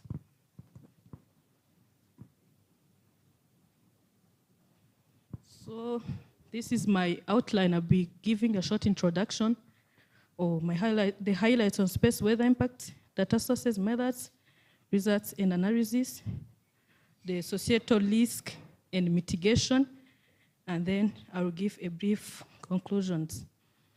So everyone can wonder why we are interested in studying the sun. First of all, the sun is the nearest star to us. Not only that one, it sustains life on Earth through its radiated energy, heat, and light. Also, it helps the development of plants, for which we are relying on for living, or through photosynthesis.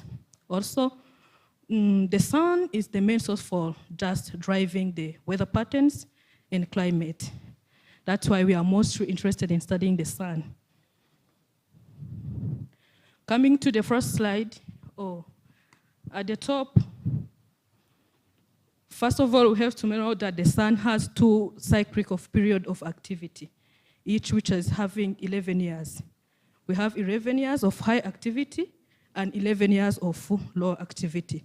So when we talk about the high activity, when the sun is very active, it emits different kinds of radiations, emissions, and masses. And those ones have impact on us, on the Earth. So having at the top the sun, let's assume that we are in the higher activity, it emits materials in the form of mass emissions and others in the form of electromagnetic emissions. And those mass emissions, they are high electrons, particles, and protons called the solar wind. Also, we have what we call the co-rotating interacting regions. This happens when the high-speed solar wind overtake the low-speed solar wind. Just get what can be observed like a cycle. That region is called the co-rotating interacting region. We have what we call the coronal mass ejections, and those ones are the main agent of what we call the space weather that I will be explaining in the next slides. Here we have the radiations. We have what we call the solar flares. Those are the electromagnetic radiations. They are in form of X-rays. Here we have the irradiance. This is the power received from the sun with respect to the area. Also, we have here the higher energetic particles called the solar energetic particles. And within the medium between the sun and Earth, we have the interplanetary medium, where we can observe the interplanetary coronal mass ejections. All those particles, depending on their speed and directions, they can have impact on magnetosphere, or can have impact on ionosphere, or of course they can come and reach the ground.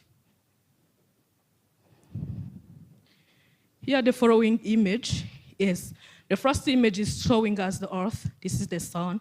This is the interplanetary medium. All those phenomena are occurring within this region. So what we were calling the space weather, those are the series of phenomena. Of course, there are many, as we are receiving different kinds of particles from the sun to the Earth. So it's a series of phenomena within this region, disturbances, which are caused by the solar storm. Coming to this image, we are seeing something coming from the sun's corona toward the interplanetary medium. We assume that the Earth is somewhere here. So these emissions, those brightness coming from the sun's corona, are the ones called the coronal mass ejections. So when we are making analysis as space scientists, we have 5 steps to follow. Here we have the first step, where we are at the sun's region.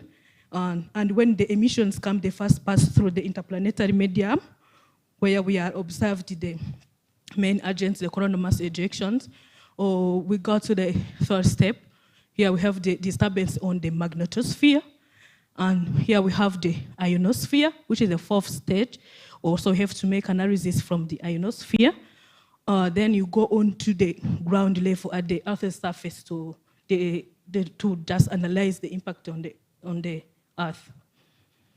So I'm going to show you some examples of highly reported events caused by the space weather impact. We are starting with the Starlink event, which occurred recently in February 2022. And I think here everyone knows about Elon Musk, the CEO of SpaceX. So the man has lost 40 satellites among 49 which were launched due to the space weather storm. So we are starting at the sun, as I said. What happened on the sun? Using the data from the Solar Dynamic Observatory on board Atmospheric Imaging Assembly, we were able to see what was happening early on 29th January 2022 at 11:32 Universal Time. We first went to this satellite. We took this image from the sun. So here we had a brightness. So this brightness is what we call a solar flare. And this one can be measured using a satellite called GOES. You can go there and try to see the strength of this flare, such that you can see this one have impact or does not have impact. Also, the next image was, it's a different wavelength, but also it is an image from SDOIAA. So as I was saying, using the geostationary operation environmental satellite, we can see the strength of this flare. So we observed that was a name class of flare. So when we go to this plot, here we have the power in watts, and here we have the time. Here we have different classes of flares. So as you go up, that's how the flare becomes strong. So we received a name 1.something class of solar flare on 29th January 2022, observed at the active region 2936, and it lasted 4 hours long. This was so long to cause impact. Going in space again, we have what we call the large angle spectrometric chronograph, C2 and C3, and also we have the Solar Terrestrial Radiation Observatory. These satellites are used to observe the coronal mass ejections very near its core. So this one is the coronagraph. It's broken here such that we can see how it is just projecting. It is coming from the corona toward Earth or toward the interplanetary medium. So the British Geophysical Society, this is the space weather alert in the UK, had given an alert that make sure that there is a flare, there is a CME, the sun is ejecting a lot of materials. You have to make sure so that you don't send some satellite or something else. So this is one of the announcements they gave on 1st January 2022. And they said that there is most likely what we call aurora, or going to explain about aurora. Actually, the aurora is the naturally light displayed. It is displayed in atmosphere.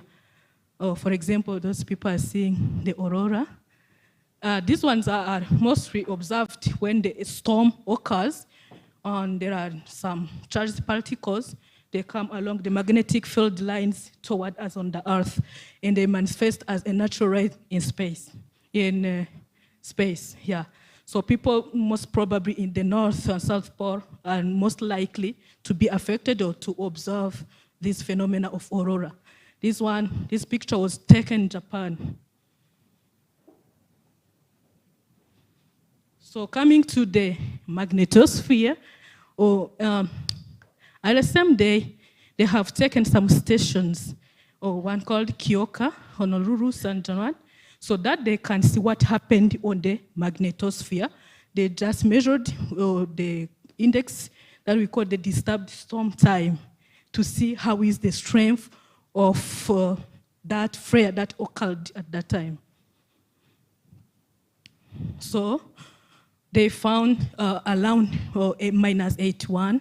They found different values of the flare, but surprisingly, this event even was not much strong, because we say that the flare or the disturbed storm time is strong when it is between minus 100 and minus 250.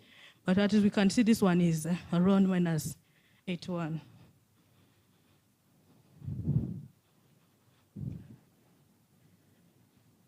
So they went on to analyze the number of flares that occurred in the next month of February to see how many were there, how they were followed. And they found a number of around 5 flares observed in February. So later, different journals, articles wrote about the event. They wrote about the stars, the boss of SpaceX lost around 40 satellites, Starlink satellites, due to the geomagnetic storm. Those are news reported in different journals. So they went on to see what happened. For example, here we have we are going far into the atmosphere. So we say that, for example, when an object is moving in a fluid, I'm talking about fluid as a liquid or gas, but here I'm talking about the gas. When it is moving and the same with relative velocity, like the one of the fluid, where this is the object moving in the fluid, the drag force come and oppose to its direction, tending to pull the object. So it was found that this often occurs for the satellites that are in the low Earth orbit. It means that are in the altitude below 2,000 kilometers. So what they observed that there was an increase in density. And as we know, the drag force is directly proportional to the density, which means that the drag force was very high to cause an impact to the satellites. So we are done with the first event. Here there is the Galaxy 15 anomaly. This is a US satellite in charge of telecommunication. This occurred in April 2010. Yeah, that's what I was talking. It's a communication satellite owned by Intelsat, a communication satellite in the US. So this one was just rewrite to be used for direct TV signals, but later on 5 April 2010, it ended its useful life, and also it was impacted by a geomagnetic storm.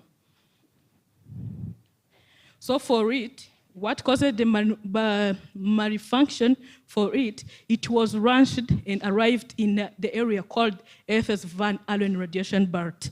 For this area, there are accumulated charged electric particles, and those ones are charged and held together by the magnetosphere of the planet. So when the satellite arrived there, it became highly charged again, which caused the negative impact to the dielectric and the floating for the conductor. Also, they found that for the magnetosphere, there was a disturbed storm time of minus 91 and Tesla. Going in space, also we detected a coronal mass ejection, a high-speed coronal mass ejection, which was a halo. A halo means that it had a width of around 360 degrees. This is the image taken by the STIRO. This is the image taken by LASCO. It was observed by different satellites.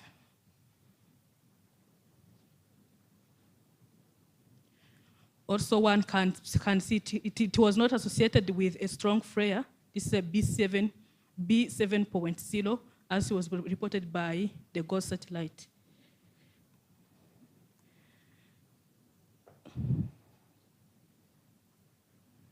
So for the operation time for the Galaxy 15, the solar flare was observed at 3:54. The CME was first observed at 10. The forecast issue. Then there was a diary forecast next day. So this is the timeline for this event. This is the GOES satellite trying to show us the strength of the flare. So the Galaxy 15 failure occurred on 5th April at 9:48 minutes. So my PhD project aimed to make a detailed analysis on coronal mass ejections, but using the solar radio burst. The solar radio burst are radio emissions which can be detected in space and at the ground level. For us, we are using the ground level data as motivation. We have here in Rwanda one instrument which can be used to detect the solar radio burst at the ground level. And they are classified in 5 types depending on their frequency drift rate, the way the frequency drift with respect to time. So this is an example of a dynamic spectrum obtained by our instrument in Rwanda, which is located at UR, the former CE. It's installed in the form of antenna, and when the data are received using the antenna, you get them on the laptop in form of dynamic spectrum. For example, here we were just testing its operation. This is the owner of the antenna. It's called Christian Monstein.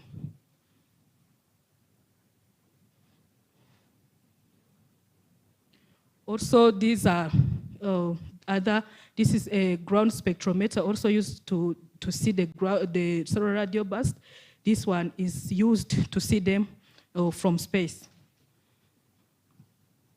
Also, there are instruments used to see or to detect the solar energetic particles. Of course, you get them also in form of dynamic spectrum, and then you can see its strength from here. You can see its correspondence to check its strength and the corresponding flare here, as well as the CME height.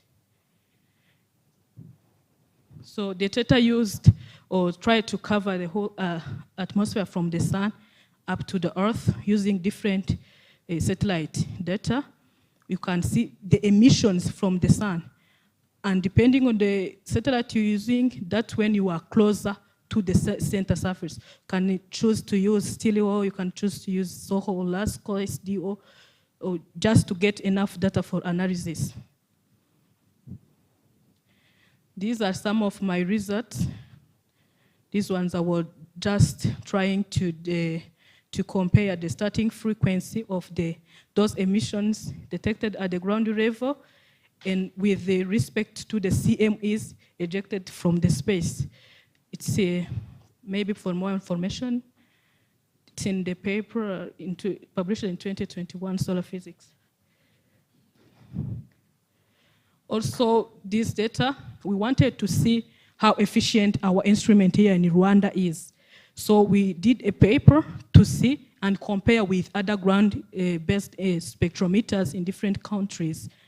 Also, here we wanted to see its efficiency, how many bursts are observed with respect to others, spectrometers, how are they associated to the coronal mass ejections.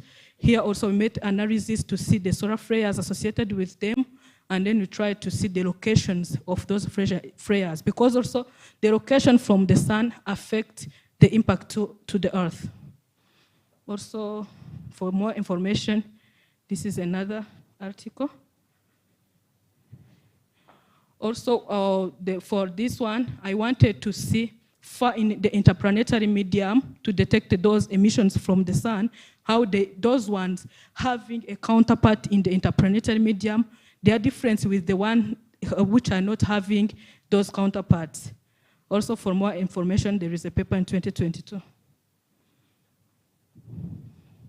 So coming to the societal impact, here I can talk more about the aviation. Yeah, everyone is using airplanes for going somewhere.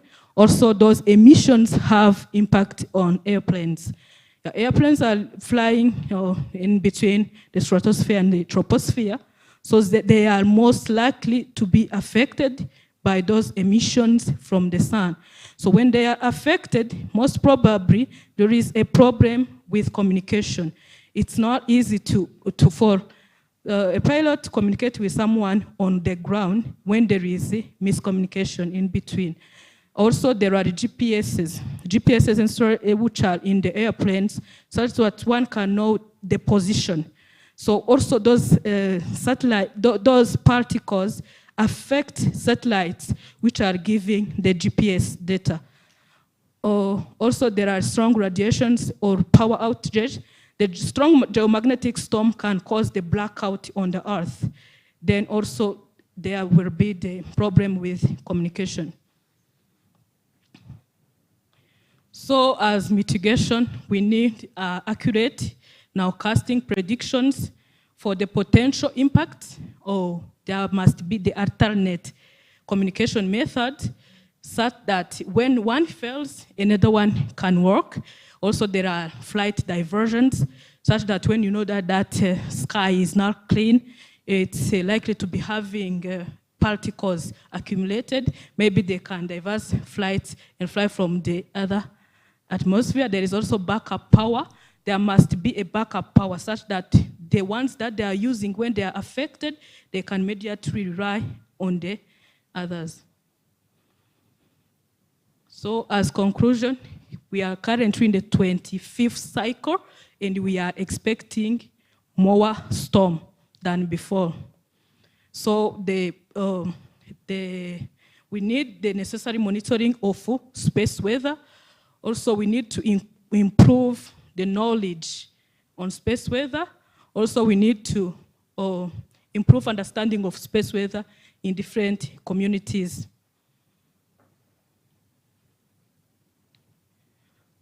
These are my acknowledgements for my work. I acknowledge the PhD scholarship from CEDA. We acknowledge NASA for open data policy. I acknowledge the NASA Agora Space Flight Center for the visiting scholarship. I acknowledge the University of Rwanda Special Physics Department, and also my collaborators from Spain and Italy. Thank you.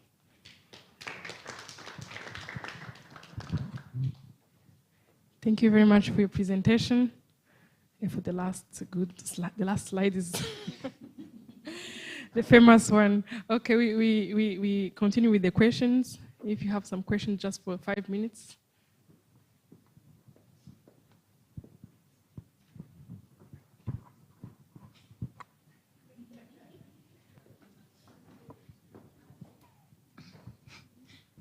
Okay, thank you. Cynthia, for your good presentation. As far as I don't understand so much physics, but there is somewhere I need a kind of clarification. When he was showing us what will happen in the sun,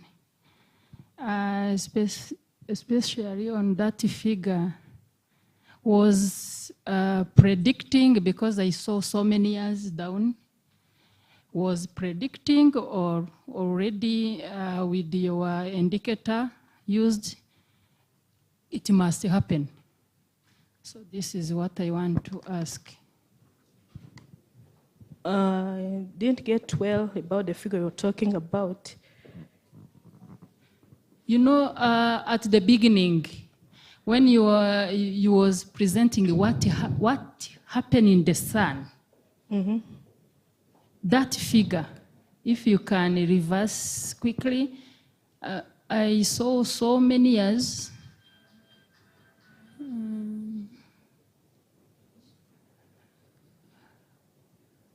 Okay, no. Go back again. There. I see January 29, January 30, January 31. So is that years of what will happen or what will happen? Is that a prediction or it is just exact what happened?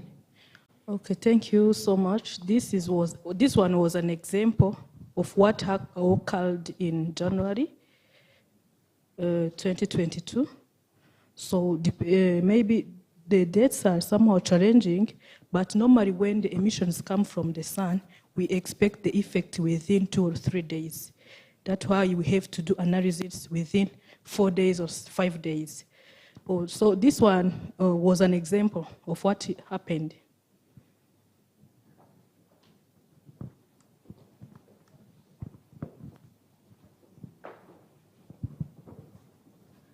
Thank you. I just want to ask a general question. What was the main motivation to choose this kind of topic, especially in Rwanda, where we know it is really difficult to do such kind of project?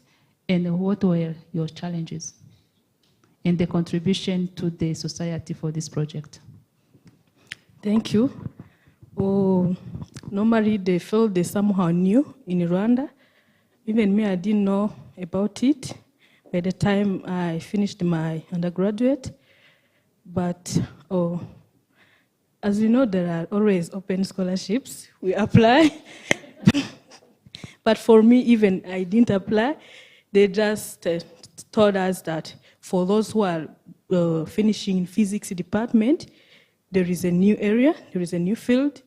You can just apply and try to go there. But even we didn't know much about the applications, but we didn't know too much about it.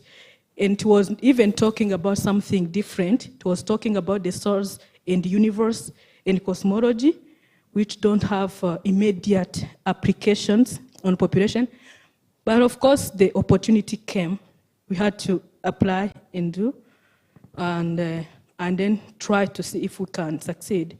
So when we sat for the exam and succeed for the interview, we went for the coursework. But meanwhile, I got a chance to attend a workshop in Ethiopia where I met some experts from NASA.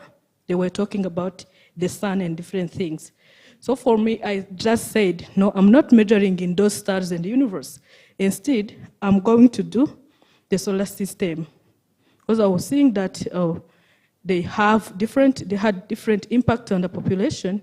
And just, of course, I had the scholarship, but I wanted to do something having impact. So the third, challenges. Yeah, challenges, of course, when we are working on new things, you have challenges because you don't have someone to ask. We don't know many things. I didn't know many things. And especially for programming, we use the high programming task, language, Python and what. And I didn't know much about it. We didn't get enough coursework or skills at the university.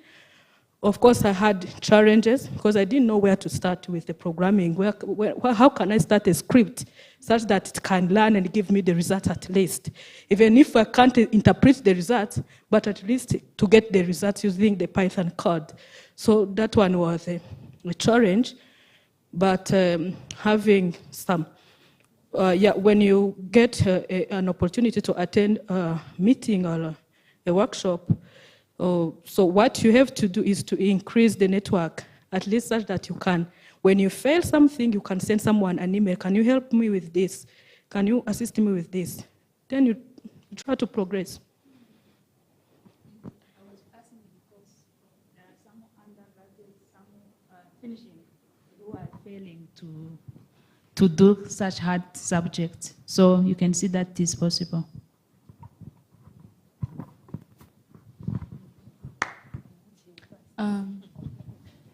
Thank you so much. Thank you for the presentation. It was very interesting. I would say I didn't understand maybe above 45%, but it was very fascinating to try and understand. I have 3 questions. One is a follow-up. So the first question is, what is the frequency of these flares that happen on a yearly basis, for example? I could see that in the chart it was saying, I think it was like 3 consecutive days or 2 consecutive days, but is there a way to measure the frequency in a year to know how much, like an accurate estimation of the frequency? Secondly, for seeing that it will that it affects a lot of things in the population, and we have little to none robust systems in developing countries. How are we is there a way to equip countries that are developing with systems that can help us know about these things, especially for the blackouts and just not having enough advanced technology to do so? Yeah, thanks. Thank you. The first question was about the frequency that occurs. I started talking about the solar cycle, about the high solar activity and the lower solar activity. By now, we are in the cycle 25, low solar activity. So when we are in the low solar activity, we don't expect more ejections from the sun. The sun is somehow quiet. But it does not mean that you cannot get those events coming, but they are not often. But when you are in the high solar activity, you expect more and more ejections. So you cannot say that the number is this, the percentage is this, because it varies. The sun is not dynamic, it's always rotating, which is causing all those changes. So you cannot, and maybe you can even say that it's a natural phenomena. We just predict, but you cannot just say that this is the percentage or this is the exact number. So the next question, we're talking about the developing countries not have the capability to make the predictions or analysis. Yeah, most of them, I think many countries are establishing the space agencies in these years. Even for us, our space agency was officially established in 2021. They didn't have those kind of courses, but so far they have already realized that they are important. And as we have seen, even the climate is changing. It's no longer stable as it was. That's why there are just different meetings like COP20, and that they are trying to learn more about the atmosphere. So many countries are establishing the space agencies, the radiation center, because they have already realized the applications of them. So maybe depending on the aviation things, of course there must be centers in charge of those emissions to test them or something. But as we didn't know, those markets are having with other big countries, because they are the ones who knew about all those things. So what I think, maybe with years, things will change.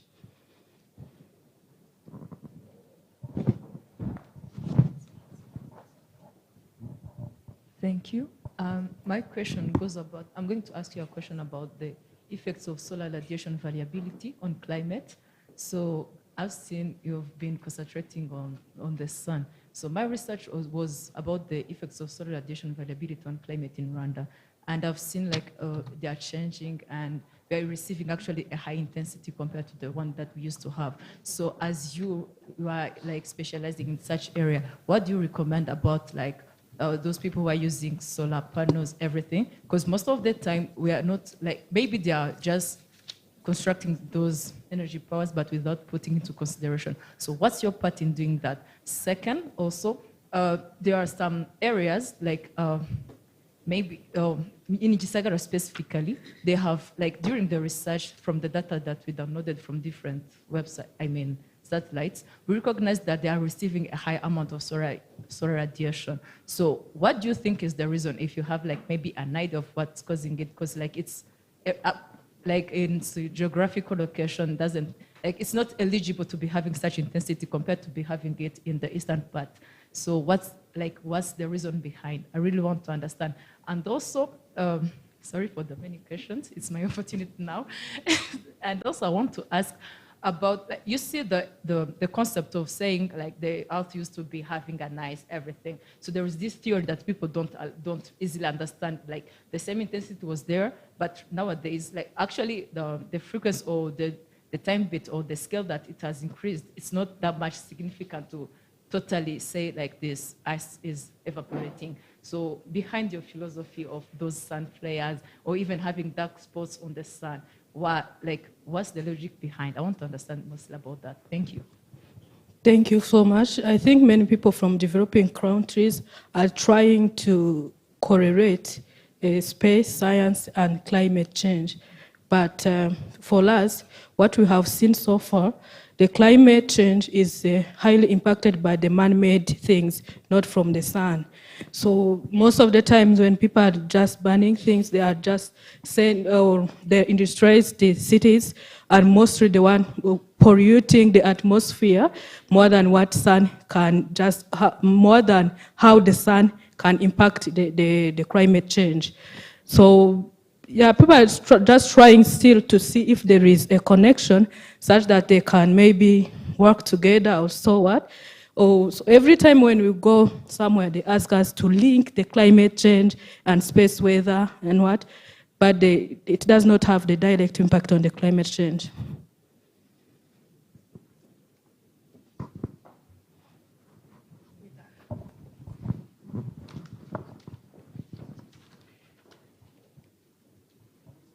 So this will be the last question.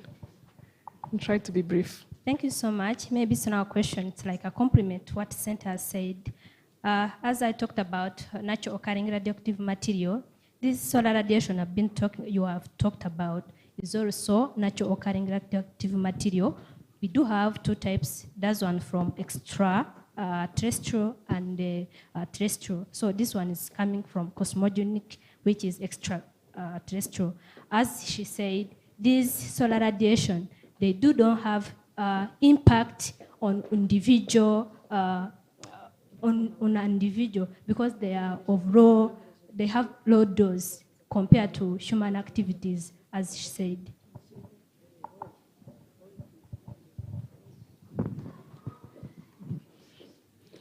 Thank you, Cynthia, for your presentation.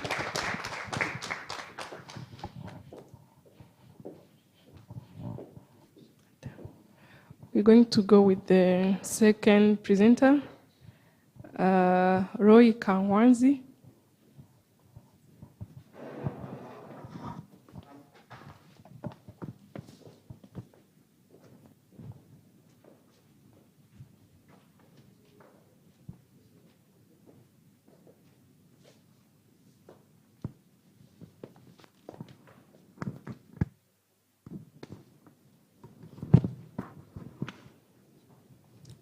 Good afternoon, everybody. Thank you for this opportunity. It's amazing for the STEM women. I'm Roy Kankwans. I'll be presenting on the research I did in 2018. It's been a long time, but I'll try to explain. So the research was about zirconium, hafnium separation in different inorganic and natural compound. So those who did chemistry, who has that background, I think that scientists, all of us, we did chemistry undergraduate, right? In the high school, you know periodic table, right? So the zirconium and the hafnium, they are metal and they are precious metal. They are very marketable. So the reason why I picked the interest of separating those elements because they are good elements that are using in nuclear energy. You see? And Rwanda is trying to build a nuclear plant. And when we have these materials, it can be a variable asset. But I'm wondering if we have this mineral in our country. So what I did is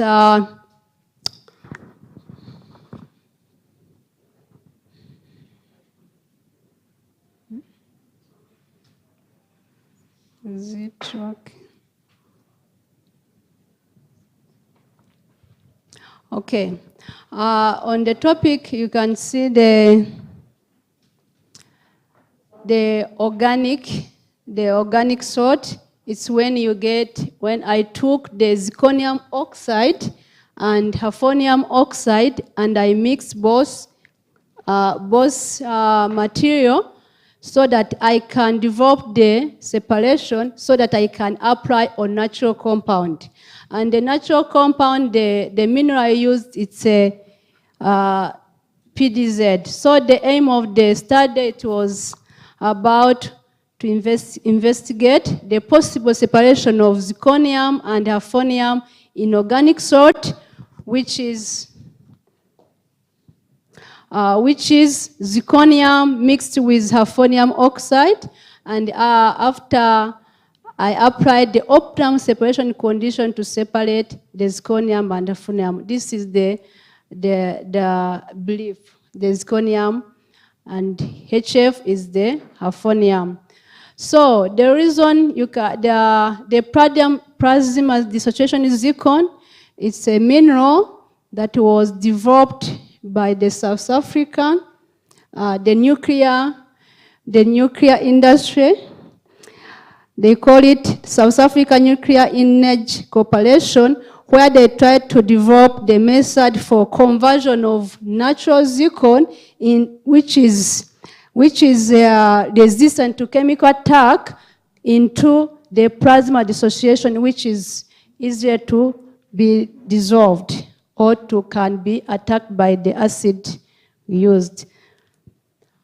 And the motivation of the study is to develop the effective method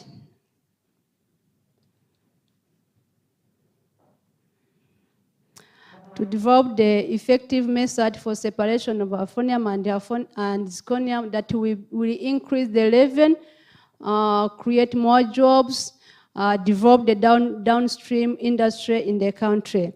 So in South Africa, after developed the method to convert the zircon natural into more reactive, which is the plasma dissociation zircon, the metal industry, they try to develop the method that can separate or can have hafnium-free zirconium metal so that they can use those pure metal in the nuclear industry.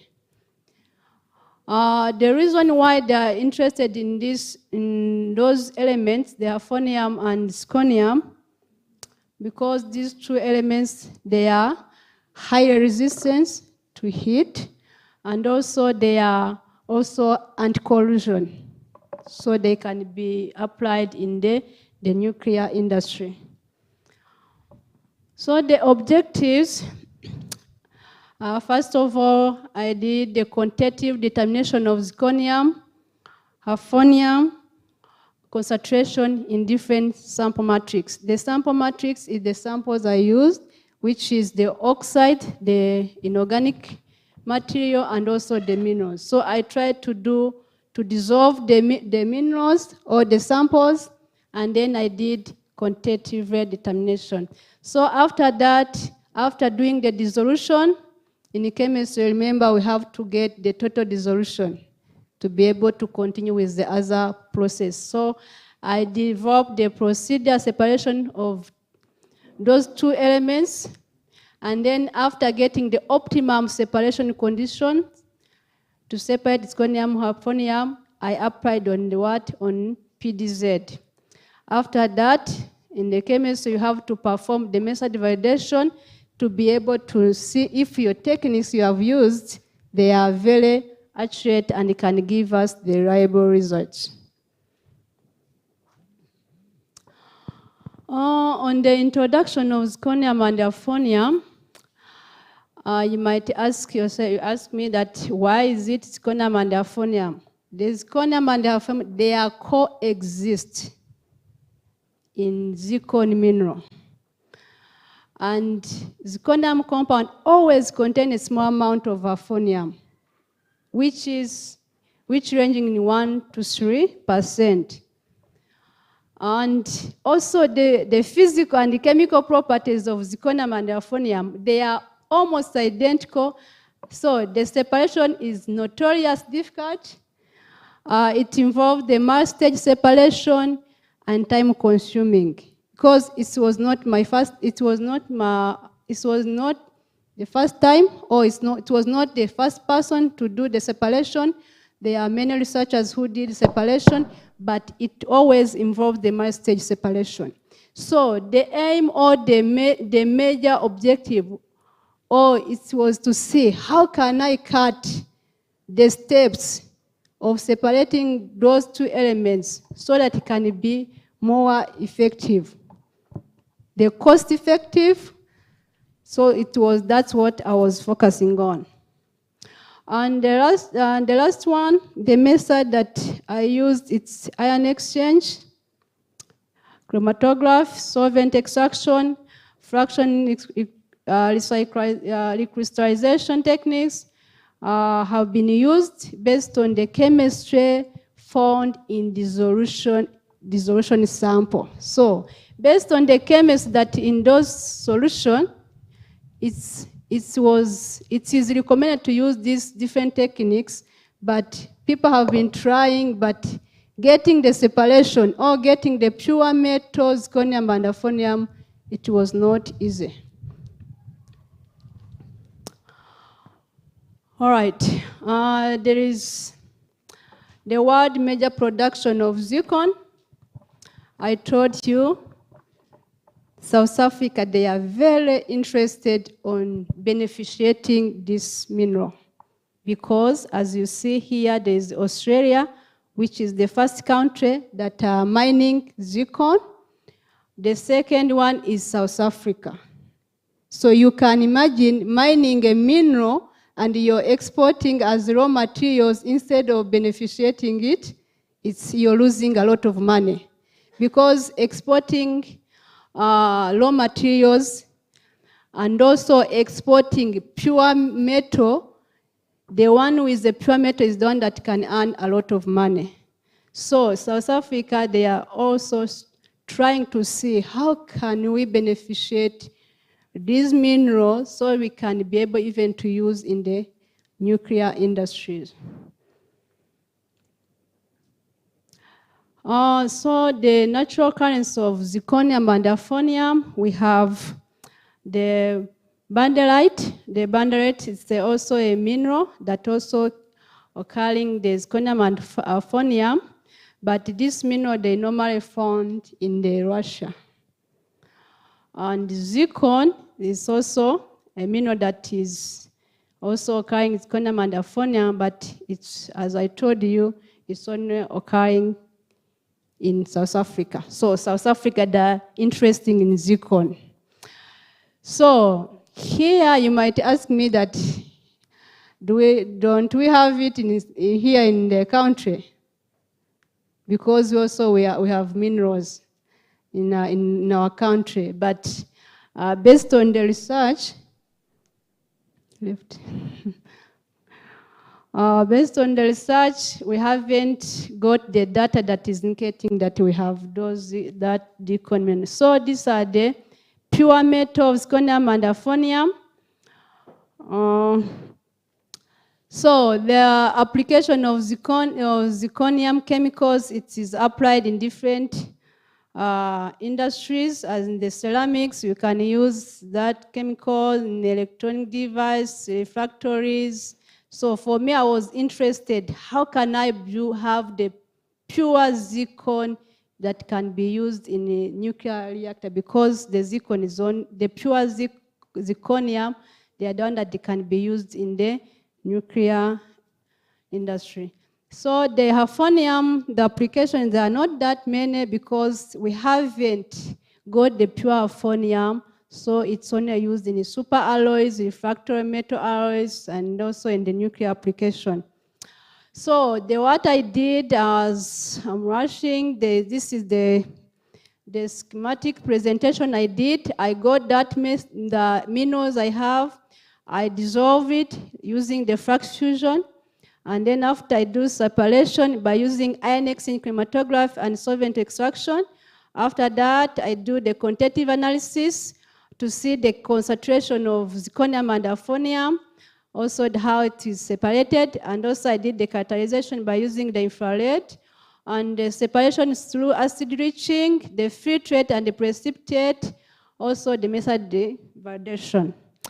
The results for dissolution for those samples by using ammonium fluoride, ammonium bifluoride. This is the flux that are environmental friendly, and it can be also used. It's good for digesting the samples, and also you can see the recovery. The hafnium was above 70, which is not good. So I suspected there is a lot of fluorides that are within the sample. I added the sulfuric acid to neutralize the fluorides, so I managed to get the good recovery of zirconium and hafnium. Here, after getting the recovery of zirconium by using that dissolution method, I also applied on the PDZ, and also the recovery was also good. So I went ahead because I managed to get a complete dissolution. I went ahead and do the separation techniques where I used the acid leaching using microwave digestion, where I didn't manage to get the separation. I also used ion exchange chromatograph where I was observing the resin, different resin solvents, the length of the column, the capacity at the flow rate, and also the solvent extraction. It was about observing the acid I used and also extractants. So the program for microwave digestion, the separation was not good. You can see the recovery. There's no difference in the separation. So I went ahead with ion exchange chromatograph where I used the 0.25 molar hydrochloroxine. There's no separation. Here I investigated about the flow rate. There's no separation. When you see separating means this graph is away from this one. So here there's no separation. Here, no separation by using the 0.1 of the acid, and here the resin was not good. Here I also investigated the acid, which is perchloric acid. So the length of the column was also investigated. The flow rate was investigated. Finally, I got the concentration of HCl, which was 0.5 on using the 5 mil, and I only eluted zirconium. So hafnium was what? Was retained in the column. And and I said, oh yeah. And then I also tried to reduce the volume of the sample, and also only zirconium was eluted from the column, so which was good. And then after, I also investigated in the solvent extraction, and that one was also not promising because on the one extractant, meaning you extract and then you measure, but here the separation was not good. And here, extracting 3 times, there was, aqueous solution was also, separation was not that good. Here in organic solution, it was promising. So after that, the solution I got from the ion exchange, I evaporated it and purifying it and digested again, and then I got what? The recovery of 78 sconium with small hafnium. And then after, as a chemist, you only do what? The validation where you see the precision, recovery, accuracy. And here, by using HCl, the hafnium, remember I got 121%, and it was not accepted on 95 confidence interval, constant level. So here, when I added the acid, I meant to get what? The result to be accepted at 95 confidence interval. So evaluation, what I got, you can see here the digestion was complete. The recovery of hafnium and sconium was complete. The separation using acid leaching was not complete. The separation using ion exchange and the separation using solvent exchange was not completed. So the purification was also not complete because I got raw recovery of sconium. So the conclusion is the one in ion exchange is the more concentration and the volume and the resin I used. So it's the one that is worked for me. And the most results that for sconium and hafnium quantification in organic salts using were accepted 95 confidence interval, and null hypothesis was accepted. However, for using HCl, the results for indicate the poor precision and the accuracy of hafnium haze, the null hypothesis was rejected. I think by the time, thank you. Sorry.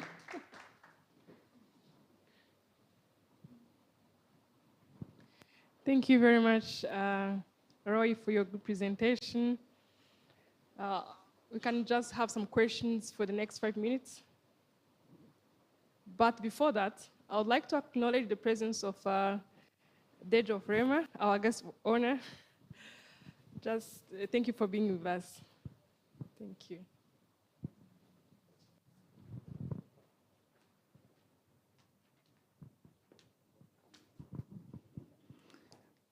No question? No, I don't. I didn't follow, so I can't ask.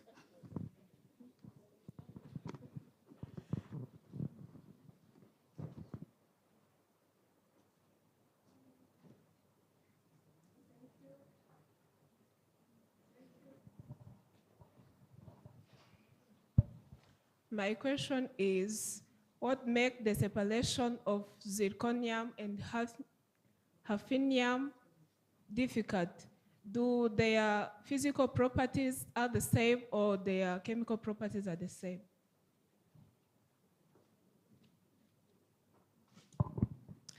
Thank you so much. As I told you in the beginning, the reason why it is difficult to separate those elements, the physical and the chemical properties are similar. So to be able to separate them, it needs then a lot of multi-stage separation. It's difficult to separate them, but they are very useful in nuclear energy. So that's why it is difficult to separate them.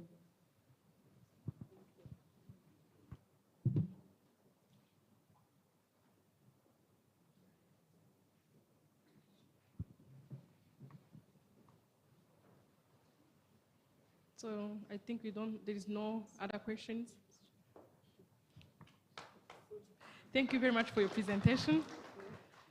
So I would like our president, Dr. Chantal, to invite our guest of honor to deliver her speech. Thank you, Harriet. Actually, today we had a lot of activities around on national level. She's actually in another workshop. As you know, the Minister of Environment, Dr. Mujamaria, is our advisor.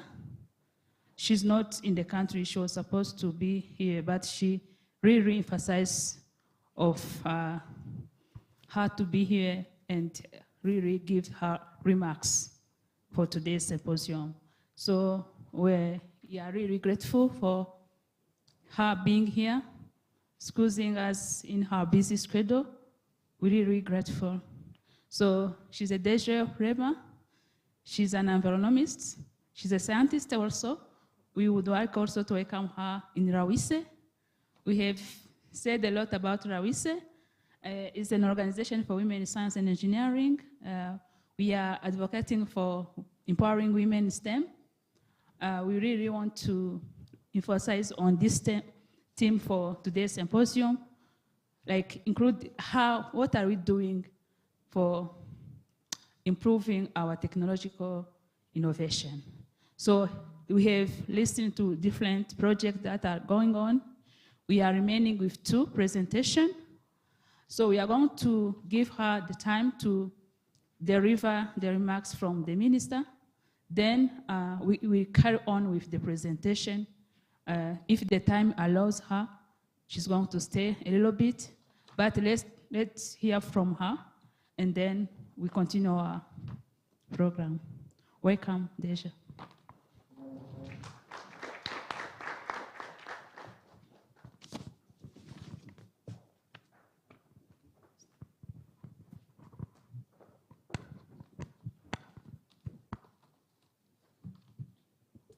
Thank you so much for your kind invitation.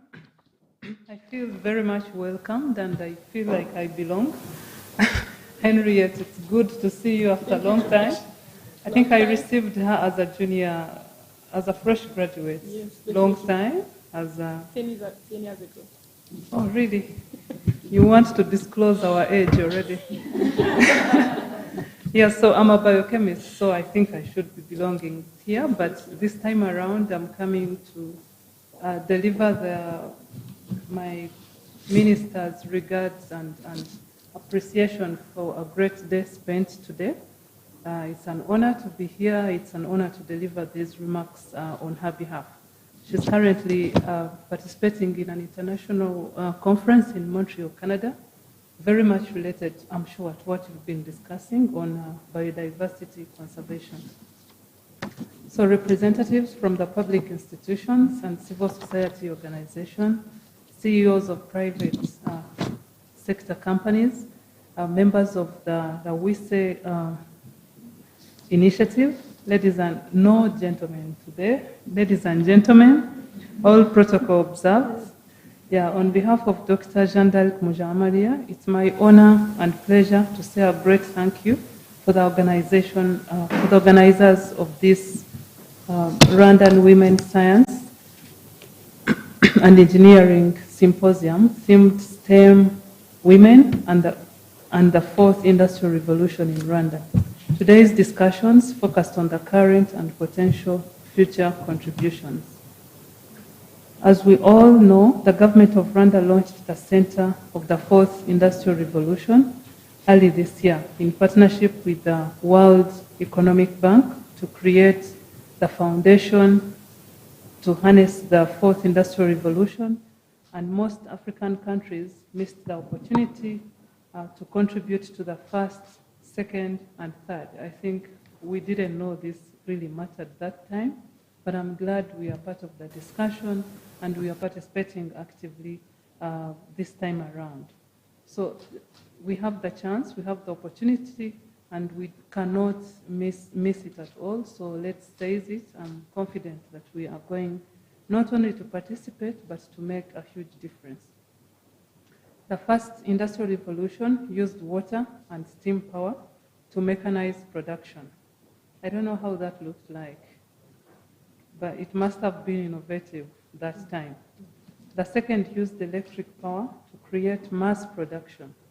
The third used electronics and information technology to automate production. Now, a fourth industrial revolution is building on the third, the digital revolution that has been occurring since the middle of the last century. Gender equality and equity is still considered as a global issue. Yes, it is, even when we see ourselves here, many as we are on, I think, maybe not luck, we have been intentional as a country to really promote the gender empowerment, equality, equity, but we cannot forget that elsewhere, it's still a big issue. When it comes to the STEM-related industry, it's even more felt. In many fields, however, women still make up minority of the world's workforce. We have all experienced this in the different spaces that we occupy. When it comes to the STEM, you kind of feel isolated and few and missing that sisterhood support. I'm glad that this kind of initiatives will continue to encourage our young sisters to go into the STEM related subjects. The response to it must be integrated and comprehensive, involving all stakeholders of the global policy, from public and private sector to academia and civil society.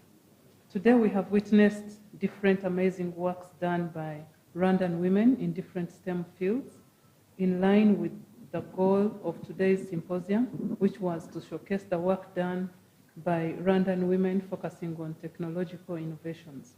We've heard from experts from digitalization in Rwanda, some innovative ways to protect the environment. This I totally missed. I would have loved to hear, to listen what is happening, what different women are doing in this area of environment management.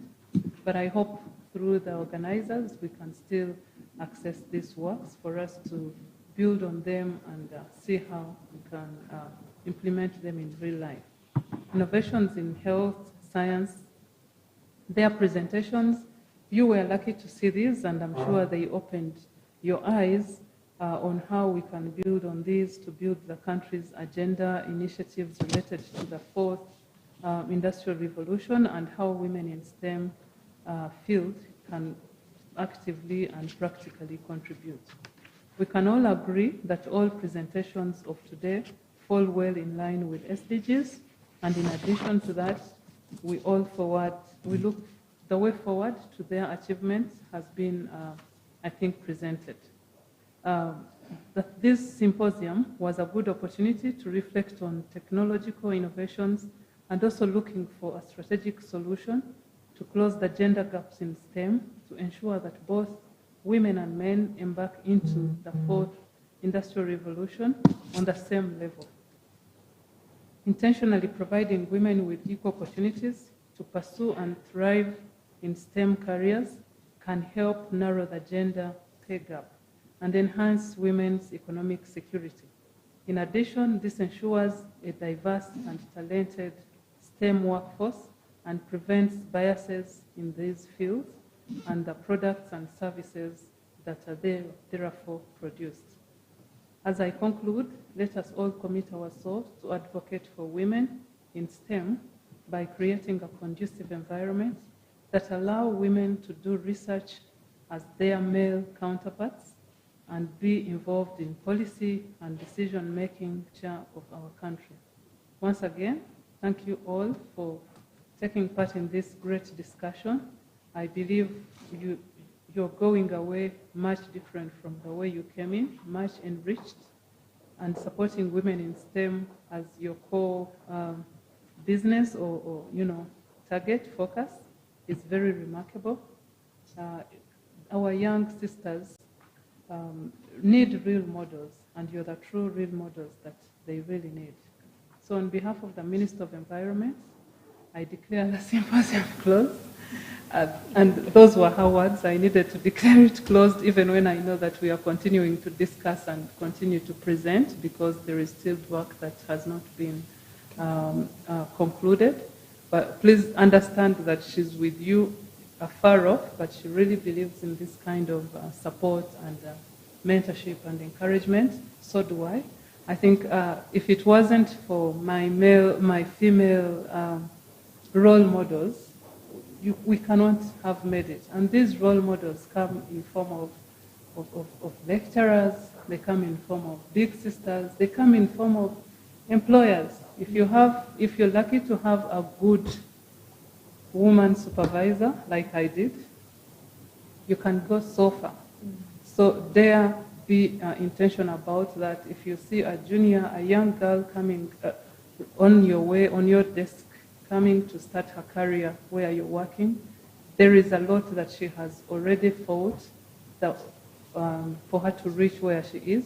And there is a lot more that you can do to even empower her and make her, the big, to allow her to achieve the big vision that she has, or even help her shape the vision. Sometimes we come out of school without a clear vision of what we can do, without confidence in our souls. And if you can get someone to actually remind you that you can do it, you have what it takes, go for the gold, you can never fall back on that. So my takeaway from this discussion is a reminder that we need each other and we need to support each other in the world of where we are, in the career world, in academics, indeed, in supporting the innovations. And unless we do it, no one is going to really be there to support the women. It comes from us to support one another, and that does not mean by supporting women we are not supporting the men, but we are only acknowledging that we probably need more support than our counterparts. I'm a mother of only boys. If they heard me say this, they could misinterpret what I'm trying to say, but from a woman perspective, I know that it takes more courage, someone to stand by you, someone to walk the journey with you, and yet we are actually sometimes more able than our counterparts. So without further ado, thank you so much for the invitation. Thank you for bearing with my coming late. It's not my making. I'm receiving another team of visitors who are here from Washington, so I only could step away for 1 hour, and I'll need to go back and see them off. We believe in what you're doing, and kindly, for those that are related to environment and climate change, we'd really like to hear more about this and how we can push them further. Thank you so much.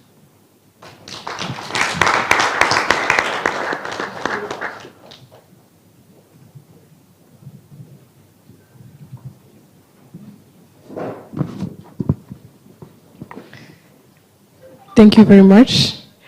I think you can proceed with the next presenter, Dr. Zubeda, for her presentation on phosphorus removal from anaerobically digested municipal slags centered by electrocoagulation reactor using metal.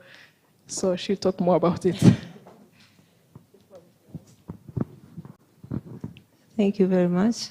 Also, although I have a headache, but I try.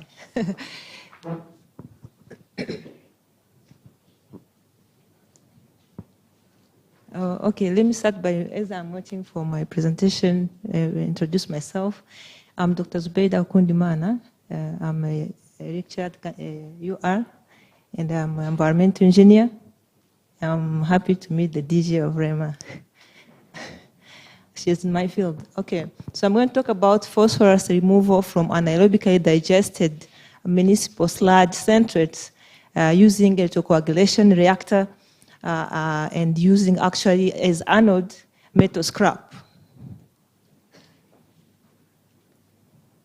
Yes, as we know, as you can move to the next slide, phosphorus is beneficial to either plants. You know, it's a nutrient. It's good also to human, but it becomes a problem when it becomes too much into the aquatic ecosystems.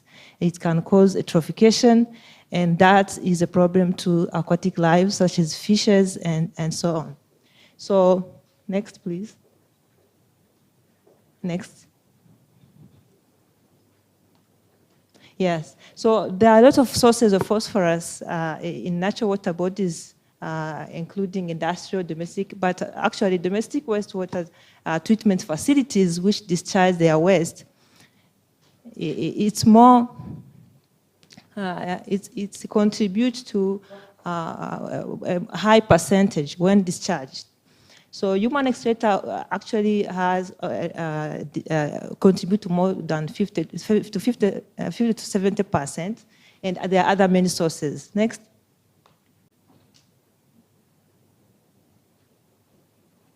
Yes.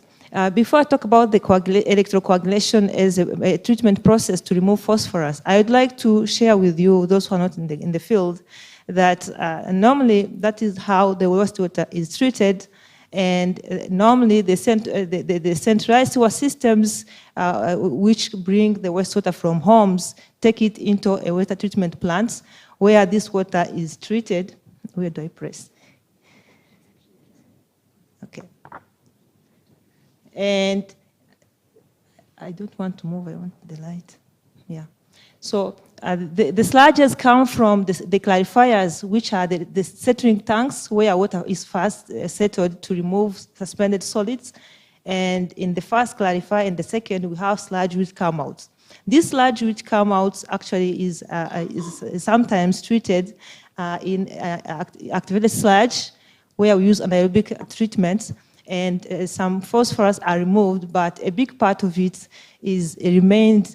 And after anaerobic digestion, where we remove valuable materials such as biogas and biomass, the biomass is taken into a dewatering process where water is removed, and the solids are taken either to landfilling. This water which come out of the dewatering process is what I called in my research the centrate. And it is very highly concentrated in phosphorus. And generally, how the treatment plants do is that they discharge this wastewater into the environment, either in lakes or in rivers, or into the environment, which cause a lot of pollution. So in this, there are a lot of methods which have been used to treat this large centrate. An example is the biological treatment, but it's not effective. It removes only 30%. Go, please. Go. Yeah, remain there. And in that case, we have to develop other technology to remove this phosphorus to protect the environment. So this study is aimed at investigating the phosphorus removal using actually electrocoagulation. And electrocoagulation, I will explain what it is. And it has another objective of studying the effects of applied current density. I mean, to optimize the operating parameters of that process. What are the best conditions to achieve a high level of phosphorus removal? So we investigated the applied current density, the initial pH and at bed density, and also we selected, of course, the best conditions. And we calculated the energy and also electrode consumptions and overall operation costs if this process is to be adapted. However, it is at laboratory scale. So the outcome can be, if good, actually be exploited to a high scale. Next. And it is important to mention that I used in this process, it's not me, I have a team, I co-authored this work. We used scrap, which are normally wasted from actually metal activity, like manufacturing of metal or any metallic materials actually have a lot of waste, which is metal. So here we used scrap of aluminum and iron to do this work. The sludge in this study was taken from wastewater treatment plants. Of course, where I did my PhD was in Turkey. They will have a wastewater treatment facility where we took the samples of the centrate. Next, okay, I want to discuss on that table. We first take the sample and we characterize the sample. What is in it? And we found that the phosphorate concentration was 50 milligram per liter, while the standard discharge requires a concentration of 1 to 2 milligram per liter, according to European Union standard. However, in more serious guidelines, since phosphorus is becoming dangerous to causing eutrophication, you find that standards require 0.0025 milligram per liter. Next. So this is the reactor we used. We took It has a cylindrical shape, and we have put electrodes, which is titanium, and we add scraps. We studied various, with a scrap of aluminum, and we studied scrap of iron, and also a hybrid between a mixture of iron and aluminum. And down there you have the image of the scraps. Yeah, so this I have explained how it was the reactor next.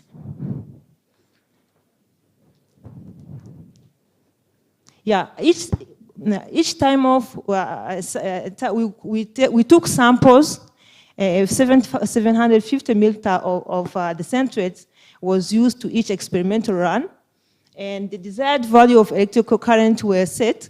Go back, please. I want to explain the setup. Okay. Sorry.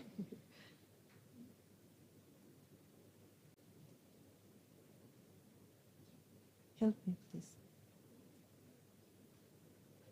Or I can approach my screen. Is it okay? Yes, this is all the reactor, and you have the scrap as anode, and you have a titanium metal as cathode.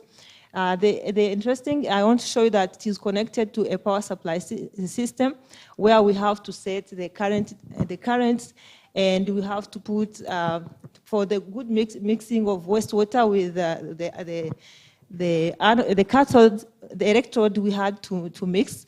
We have been supplying also oxygen for bubbling. Yes. And we have to make sure that we separate the two anodes to not mix to avoid a short circuit. Next. So the desired values of electric current were set in the DC power supply, and sample for analysis were actually collected from the reactor. So we put water, we analyze for each 10 minutes, we set time, taking samples each time, and analyzes for desired parameter. Here in this case, the pollutant we are looking for is phosphorus, measured in form, of course, expressed as phosphate. Next. Oh, wait. Okay, the percentage of phosphorus removed was computed according to the following equation. The initial concentration minus the final over the initial times 100. Of course, CI and CF stand for the initial and final concentration of phosphorus in the electrocoagulation reactor. Next. So in brief, electrocoagulation is a new technology which tried to replace the conventional coagulation, which use chemicals to remove suspended solids which are not able to settle. Some solids, even if you give them 100 times, will not fall by gravity. So we have to activate, we have to add some chemicals to coagulate and bring them into big particles which are settleable, and we can clean the water. In this case, this process, of course, is expensive because it needs to buy chemicals. But electrocoagulation for it does not use chemicals, but we generate coagulant in situ, in the reactor. So,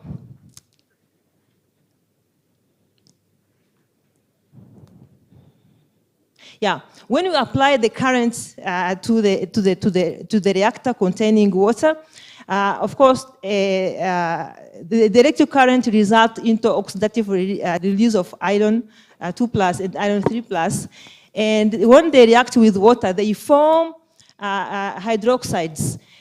If we control the pH, at a certain pH, the speciation of aluminum and iron, actually, they make solids, which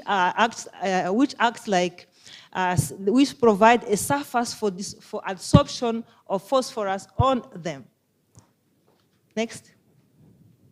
So how does the pollutant of phosphorus get removed is what I have been explaining. The pollutant here, they are removed actually by both electrocoagulation, which means the formation of these hydroxide which are precipitate, and they can form flux and settle. And they become actually a surface for absorption of phosphorus. But also, it can, apart from electrocoagulation, phosphorus can be removed by precipitation. It can form, as I highlighted in dark black. the reaction of aluminum and iron with phosphates, which of course contain phosphorus. You know, we cannot phosphorus free in the water. It is in terms of phosphate. So it's actually it forms solids when they settle. Next.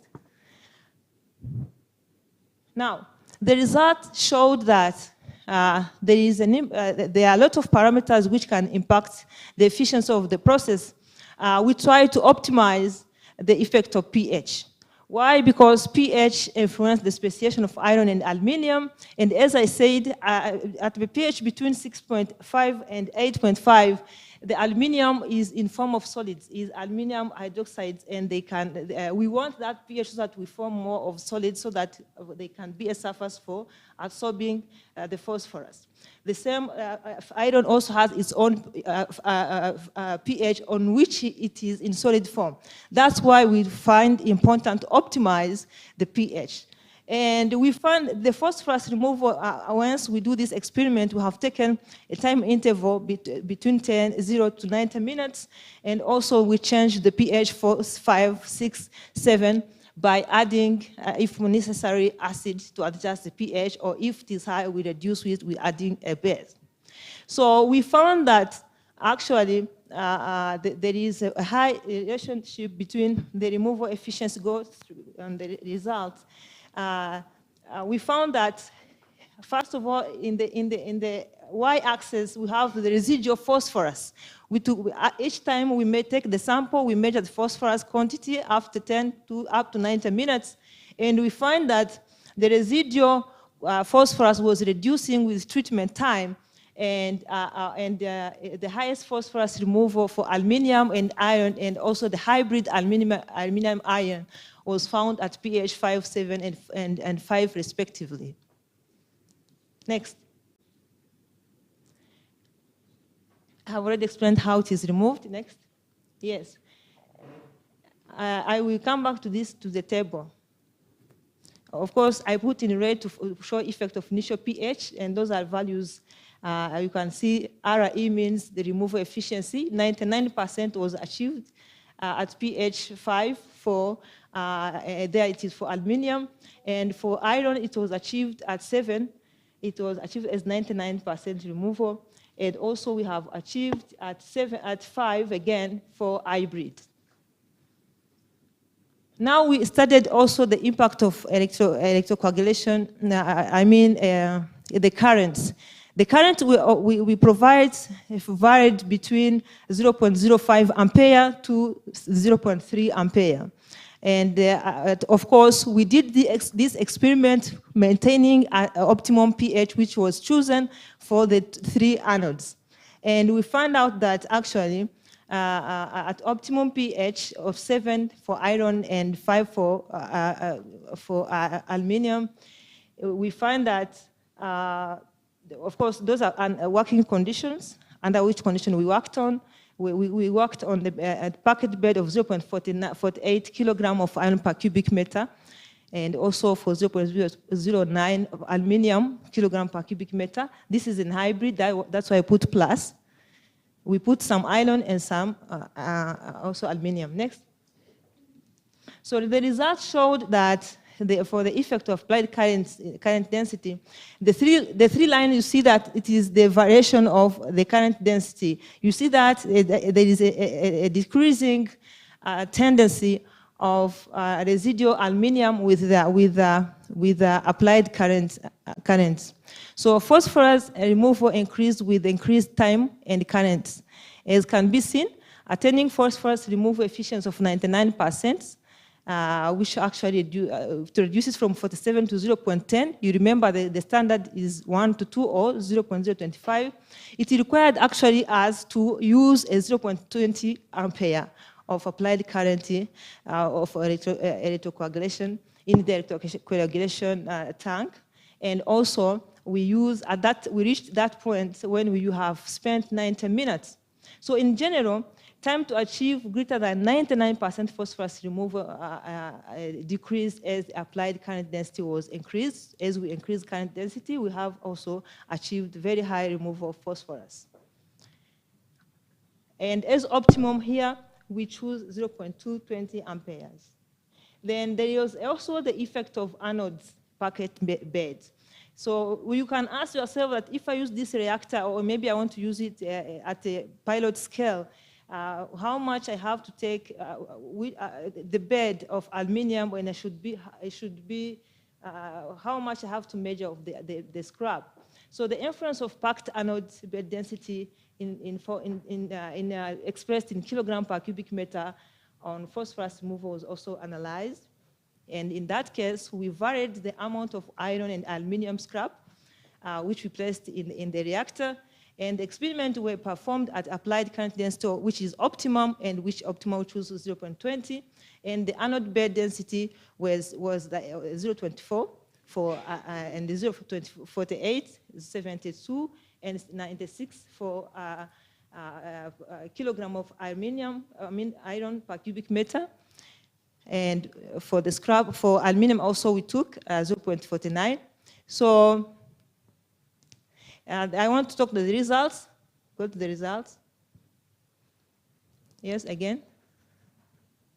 Yeah, you can see again that when you vary the mass of the beds, the coagulation time required to achieve satisfactory phosphorus removal, you know that what we want is to achieve the discharge limit, which is less than 1 at least. So this was, it took longer at low values of anode packet beds. Of course, as you put little beds, the surface area reduces, and therefore the amount of phosphorus to be removed was reduced. So at packet bed density of greater than 0.27 aluminum per cubic meter, insignificant variation of phosphorus removed was observed, and over 99% residual phosphorus was less than 1 milligram per liter removed was actually obtained within 30 minutes. And that is good. So this similarly to iron scrap obtained over 98% removal within 20 minutes. Next. Oh no, go back. So in conclusion for this point, it seems that higher bed densities provide larger effective surface area of the anode for the distribution of elements species, and therefore the absorption surface of phosphorus increase, and the efficiency also increase. Next. We also try to evaluate electrical energy and electrode consumption. As we operate for longer, the anodes actually get reduced, as you understand that it is a redox reaction. So in this case, we try to measure electrical energy and electrode consumption using the following equations. In the 3 equations, U is cell voltage measured in volt, and you have TEC is the operating time, and you have also the current expressed in ampere, and you have also the molecular mass of the electrode, which was taken to 56 grams per mole. Of course, that is for iron, and also we measured molecular mass 27 grams per mole for aluminium electrode. Of course, Z is the number of electrons exchanged in the redox reaction in the reactor. So the overall energy and electrode consumption was expressed in CEM in kilowatt hour per cubic meter. And next, we have calculated, go back. Yeah, of course, we have calculated them according to that. I'm going to show the results in the tables. Next. Before that, I want also, because there are some data in one table, I want to talk about operating cost estimation. We did also try to our best to think about the costs, or the operation cost involved in the electrocoagulation treatment technology, which actually encompass sludge disposal cost. It includes actually sludge disposal cost. It also includes electrical energy cost, and also the cost of anode replacement as they become inefficient. So this OC, which is operation cost, was computed in US dollars per cubic meter, and US dollars per cubic meter of phosphorus, of course, of wastewater. And also we can express it as dollars per removed kilogram of phosphorus expressed in form of phosphate. And that was the model. So the CEN kilowatt per hour, we have seen how to get it in the previous equations. And finally,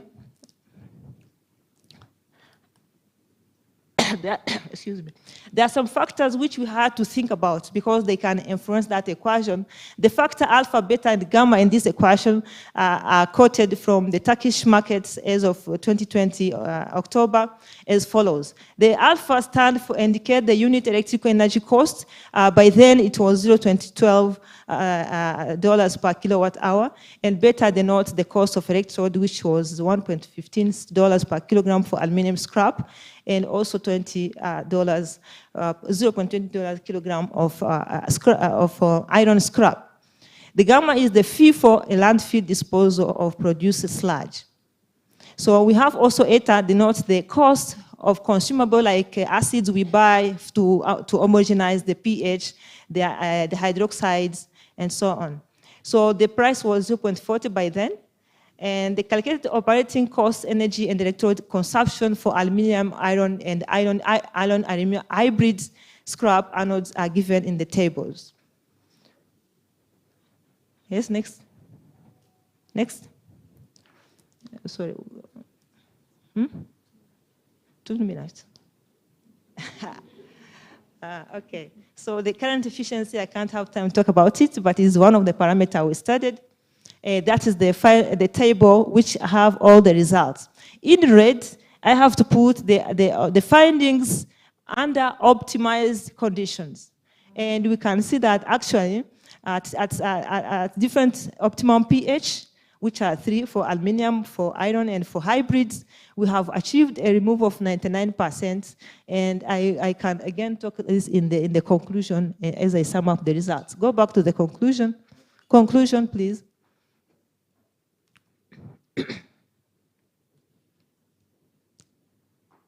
Yeah.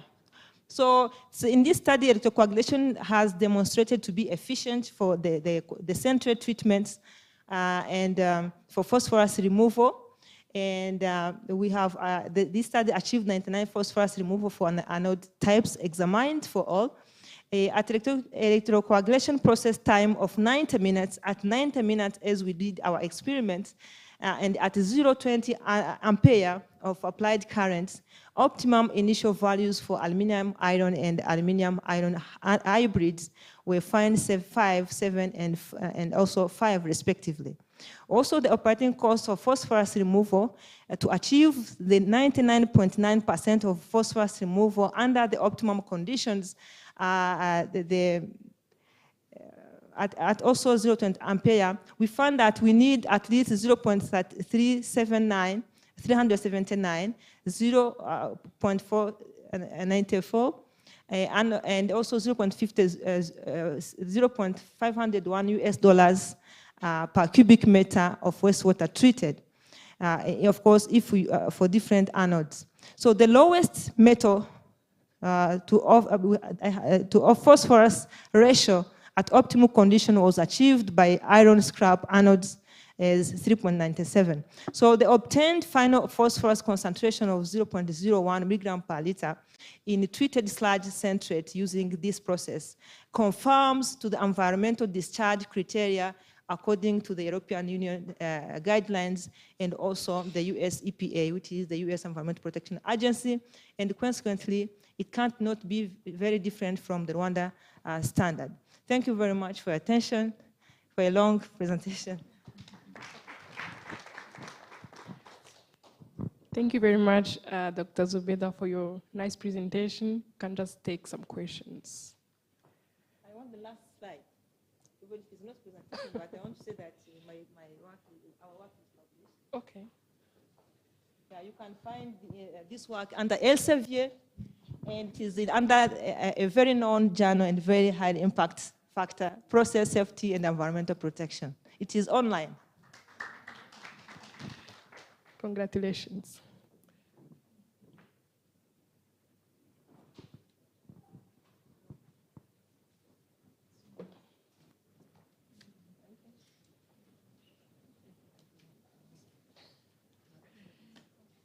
If there are no questions, we can just proceed with next.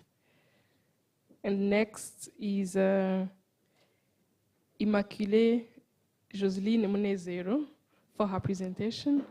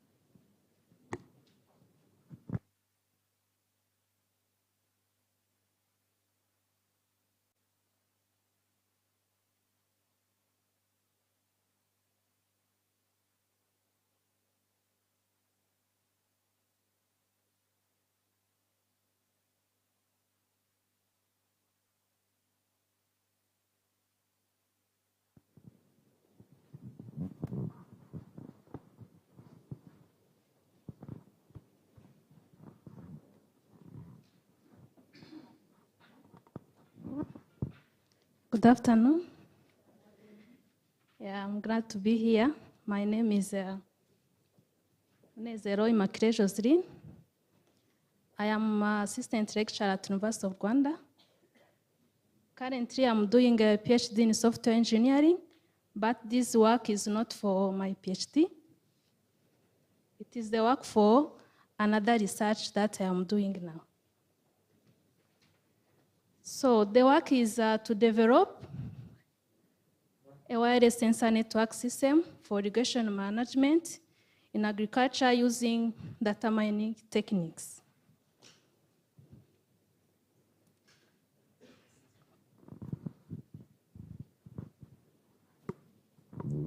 Okay, I'm going to go through this content. So let me talk about this research.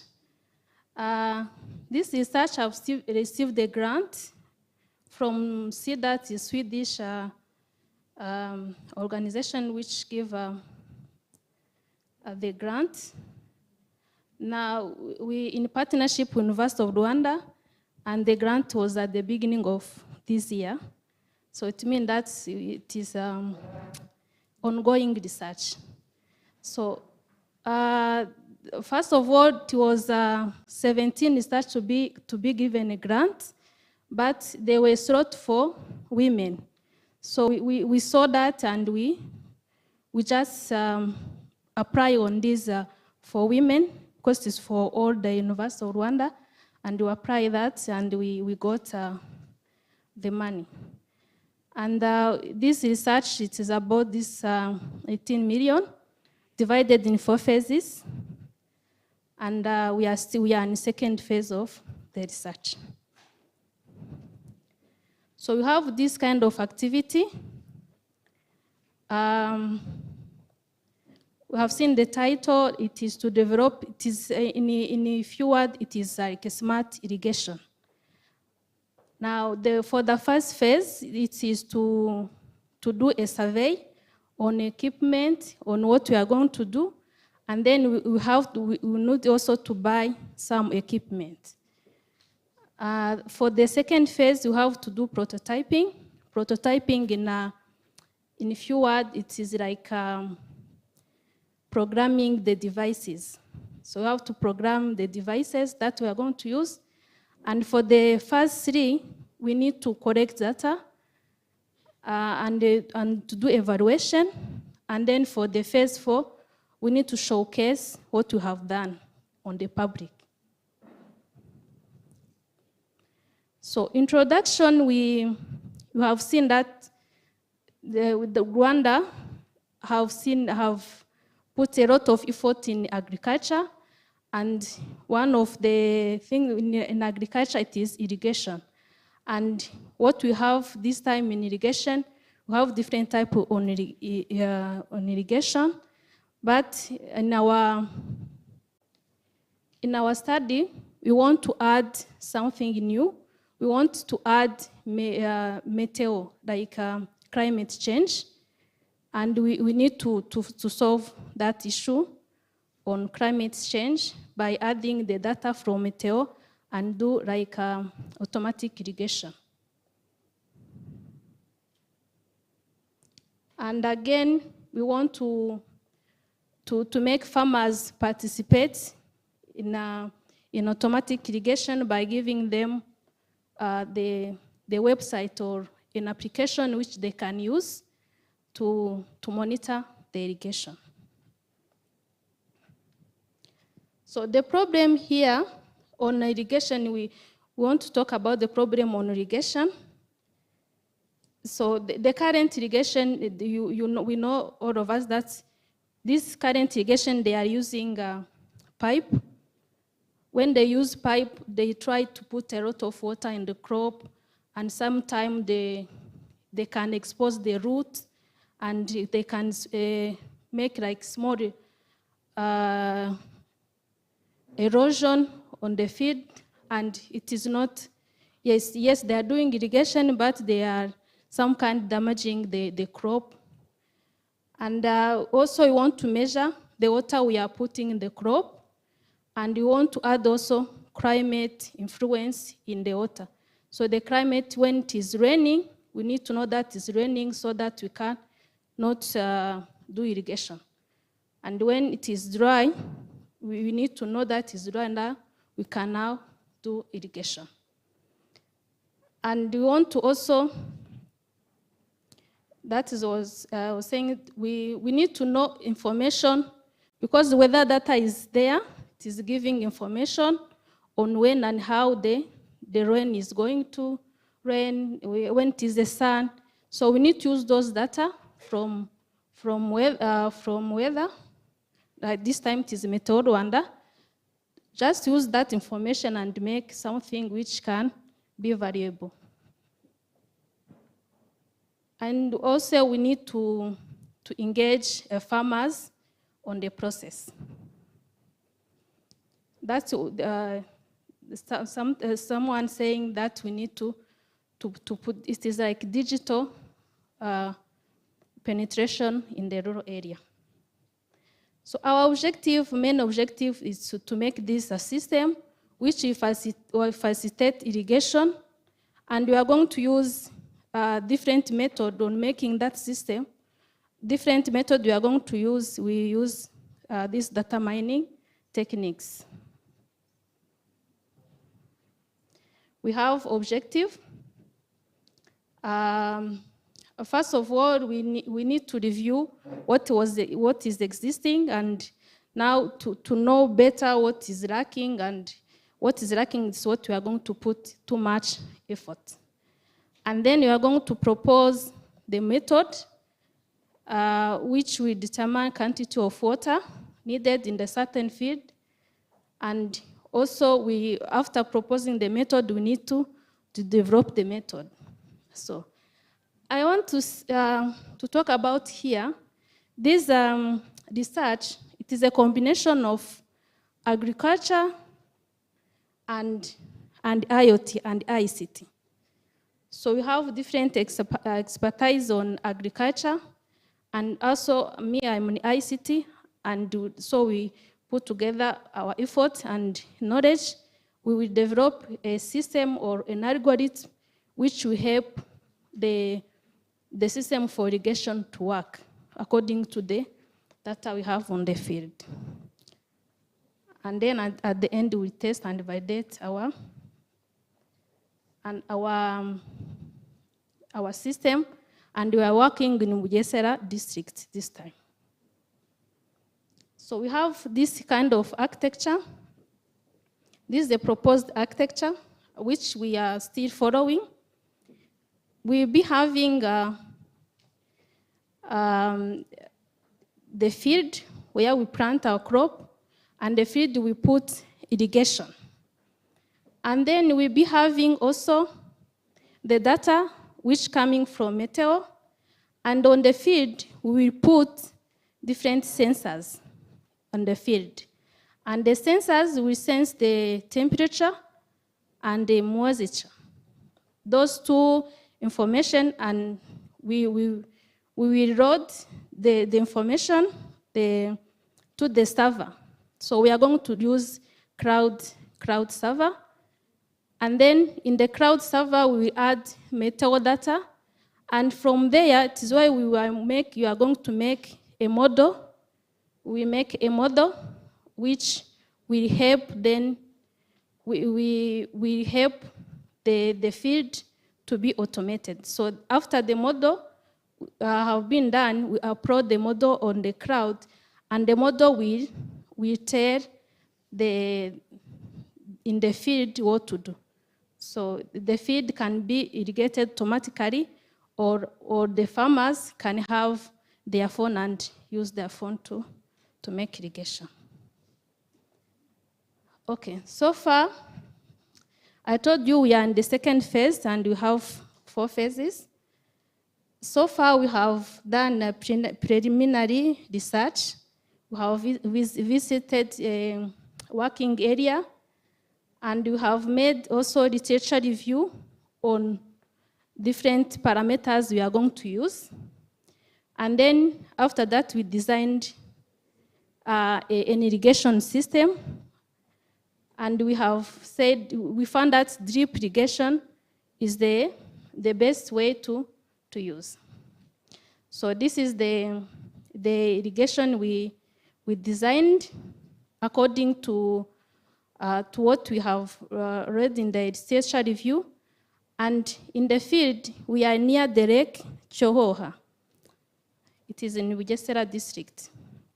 We have a land, and then we put a tank, and then there is a motor which will pump water from lake to the tank, and then from there, the tank, we give water to the drip pump in the field. So we step in, and you have done it on the field. What we designed, we have done it on the field. We put a tank, and then we have put these drip pipes, and then we have planted some crops, and we have started monitoring the irrigation. So this is in our crop. And then at the end, we took also sample of the soil, because the type of the soil will let us know which kind of a crop we can put in this kind of soil. So we have this data of soil texture, and we find that because it is mostly in sand soil, now we will know which kind of crop it will be better to be planted there. Even if there is irrigation, but also the soil also have impact on the crop production. So for the second phase, we have to add IoT. We have to add IoT material so that now that irrigation which we can see, that irrigation was like manual, we want to make it automatic. So we found that we need to buy this kind of material, like sensors, like solenoid vibe, like solar panel, because the sensors in the field will use energy, and those energy in the field will be in solar panel. We'll be having a battery, we'll be having a module or motherboard and microcontrollers. So we bought all this material, and then we have designed a motherboard. So this is like an electronic device which will help us to control everything. So it is controlling this, the sensors will be all connected to the motherboard so that the motherboard can give information to the cloud. So up to now, we are in this level. We have done this motherboard, and next step is to install these IoT sensors on the field. After putting these sensors on the field, we harmonize data from the field and meteor data. So we'll be having different parameters on the field, plus meteo data, and then we will be capturing data gradually. After that, we design an automatic model which will help now the field to work automatically. So now we create a platform for the farmers to monitor the irrigation. It's like a website for farmers. And then at the end, if that is done, we will showcasing to the system to the public. That we want to do. We want to show what we are doing in the public. Yeah, that's it. Thank you.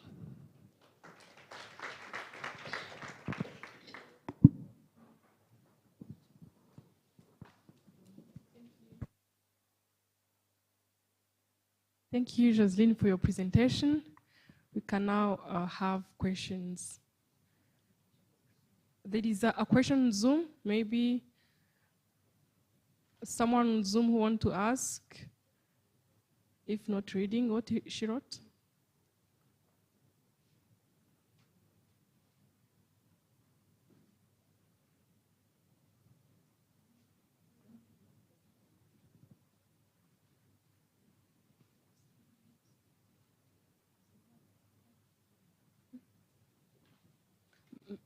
While waiting, actually, we can just take the question in the room.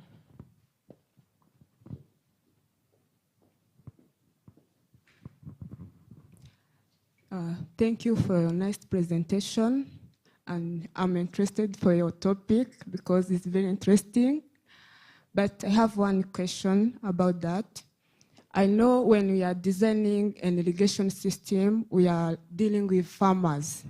And we all know some farmers are not yet having the capacity to buy them because some of them, they are highly expensive. I'm wondering to know if in your design you are considering maybe they will be your client when you are finishing to do it. Have you prepared the cost and what are your clients? Have you considered that in your designing? Thank you. Yes, of course. Yes, of course. We have considered the cost, and we can say still the cost is too high when we are going to buy this irrigation material, even IoT. And unfortunately, it needs also someone who might be there to guard what is in the field because it is expensive. But we are hoping that if it's going to solve the problem, why not people can be in a cooperative and they can buy? It's not too expensive. Like when we are going to buy this material, it costs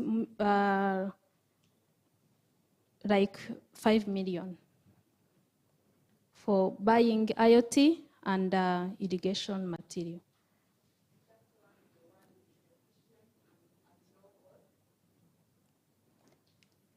So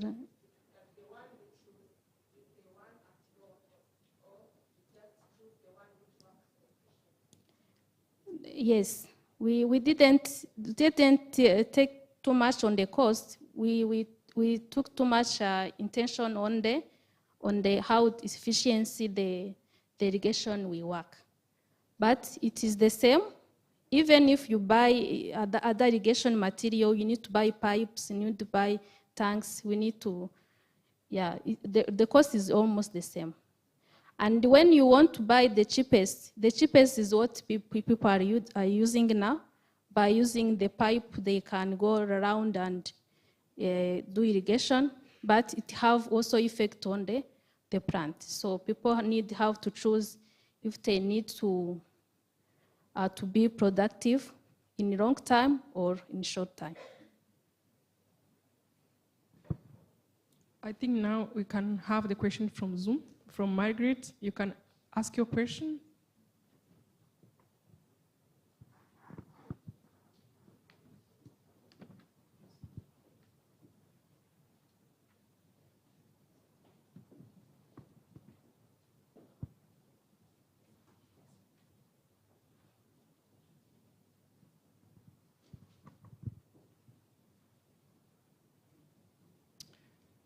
from techniques. She's not ready, or we are experiencing some challenges. Maybe we have another. Okay.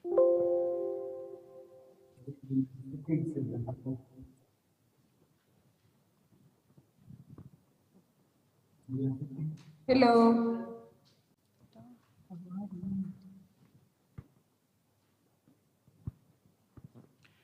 We can hear you. Oh, you can? Yes. All right. Thank you very much. I was thanking Jocelyn for doing a good presentation on this topic that is very critical to the development of our country. But I would like to ask her some questions regarding her system. As someone in the IoT sector, I would like to know how scalable is her project, because we all know that different crops require different amount of water for irrigation systems. So I wanted to know if this system will be working on more than one crop, or it's just one crop. Because if we say the amount of water that is needed for potatoes is not the one that is needed for vegetables or maybe coffee, so how are you going to deal with such differences if you say that this irrigation system is going to work? Did you look at that type of parameters to come up with a system that is going to be scalable in every type of crops? Thank you. Yeah. We look at that one because this it will be like dynamic, because the data will be taken gradually and sent to the cloud, and we are going to proceed those data we are receiving.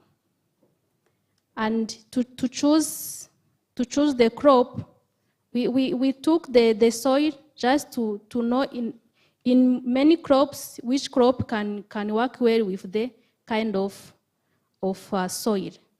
It will be the same when we scale up to other area. We can also know what kind of crop is likely to be developed in the kind of soil. And for water, those are dynamic. It will depend on the type of soil which there and which water that crop will need, which will be put into the data and will be studied.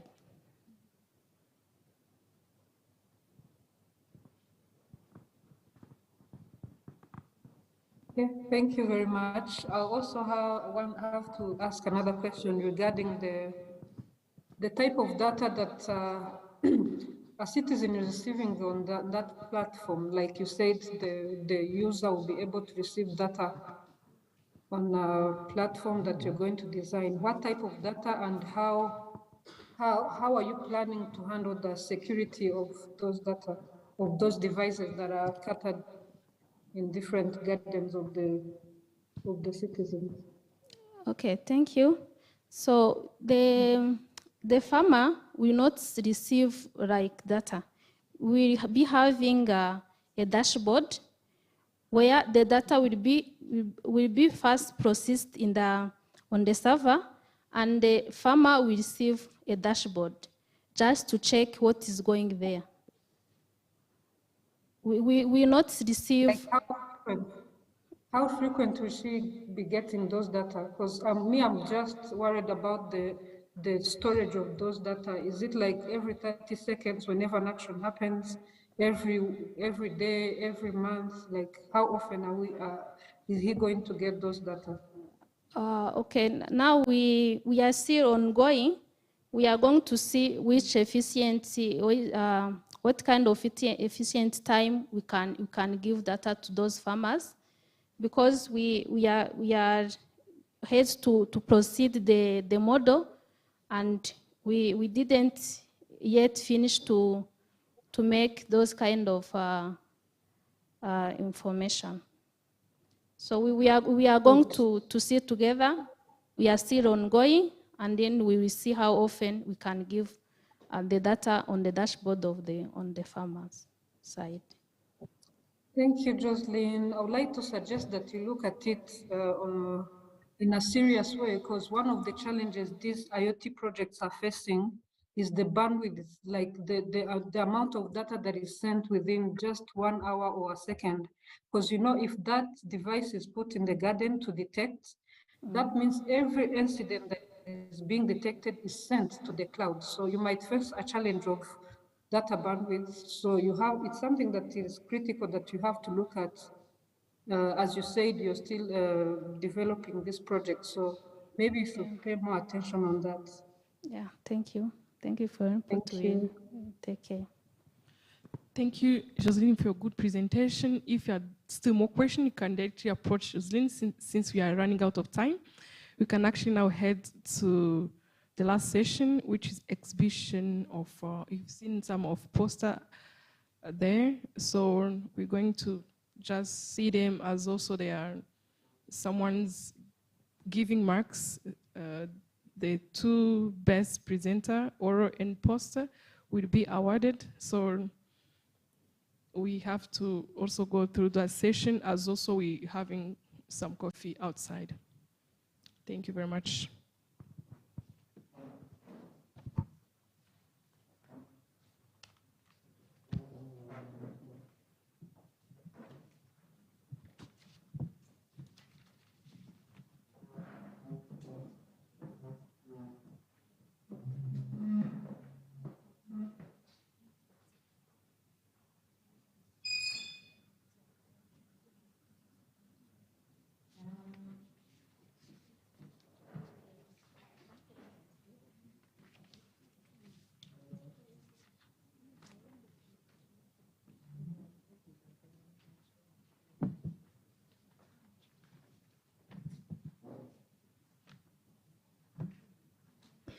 Hello? You still enjoying? Because we are moving to the exhibition. Yeah, I can see a drone there. I don't know what is doing there. Someone is going to take us somewhere. So let's go and see what is prepared. You can also get something to drink. And during the cocktail, we are going to know our best presenter. We will be also awarding them. And we will be also having some thankful message to those who came here and our support sponsor, which is Mineduc, because we couldn't be here if Mineduc didn't found this symposium. So we are here recognizing that Mineduc supported us for today's success event. And I know that everyone is rushing home. Maybe I can also take this opportunity to thank each one of you, especially those EMS staff who are rushing to go, I know. Thank you for your time. I know it wasn't easy to step out of your office, but you have been here with us from morning. We really appreciate that. So those who are still being with us, we are remaining with like 30 minutes. Please stay with us and enjoy the next sessions.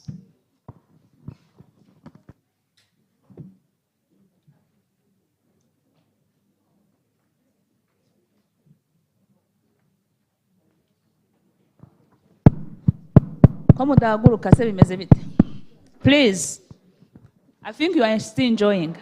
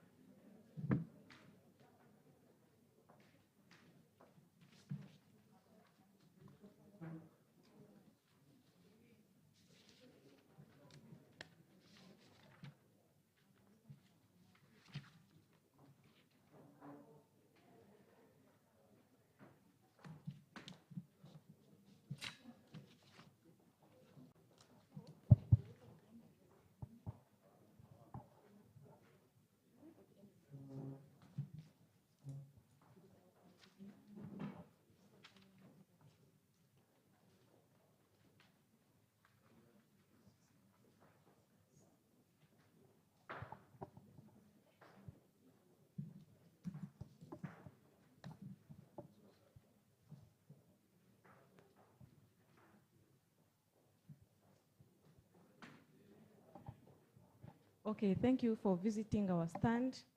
I'm Delphine Mukaneza. I'm a PhD student at University of Putra, Malaysia, and the University of Rwanda in a sandwich program. As you can see there, there is a drone. I'm not a certified pilot, but my colleague is. Her name is Christelle Rutabairo. She's a drone pilot. Can you imagine?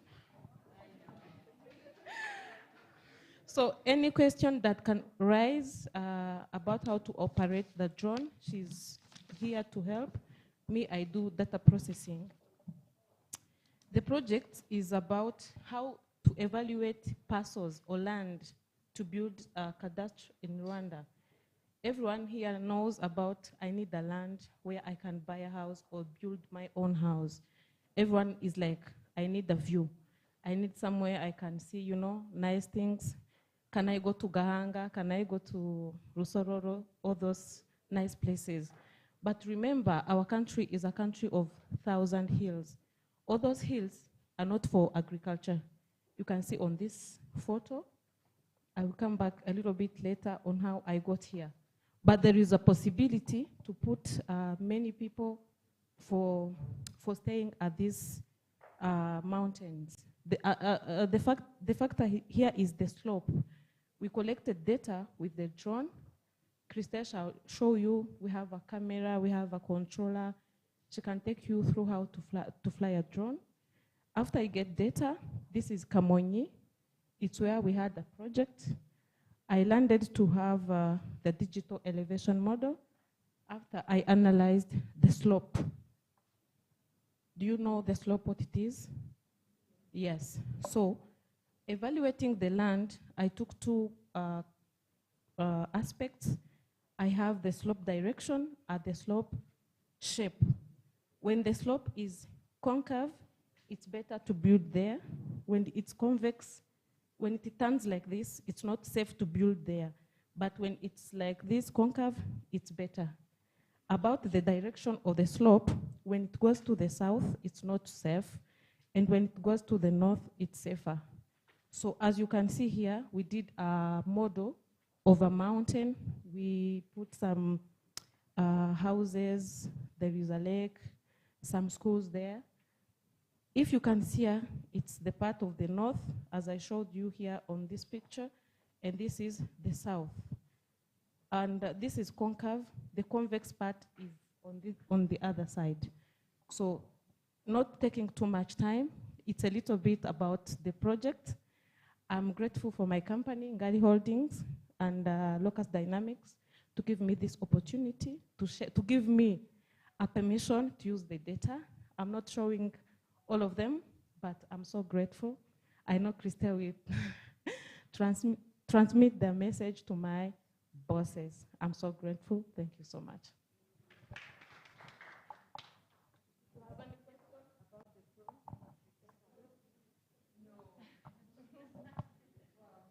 Thank you, everyone. My name is Christelle Rutabairo. I'm a systems engineer and I work at Locus Dynamics. I'm a certified pilot.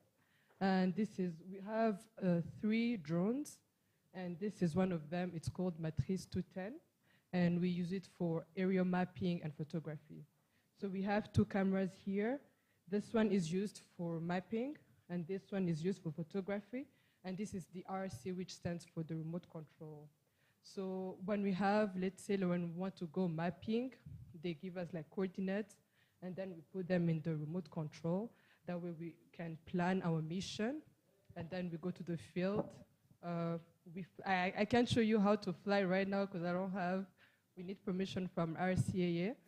But yeah, so we fly, we get the data, and then we give them to Delphine as our GIS, and then she give us, she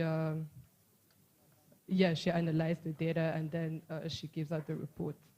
Yeah, so that's about it. Thank you.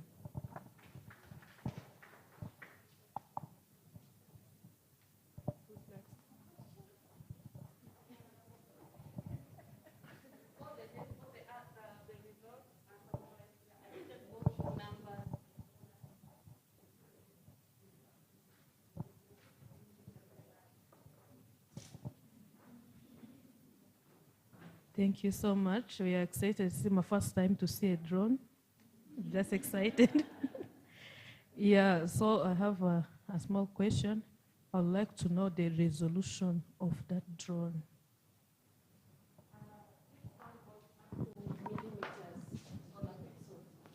The camera resolution, it goes up to millimeters. I said it here, when you compare the drone with other space airborne, like spaceborne, this is satellite, another airborne like Akagera Aviation, the drone is much better because the pilot, he can take it to down or up according to what they want. So the resolution of the camera goes up to millimeters according to what the clients need.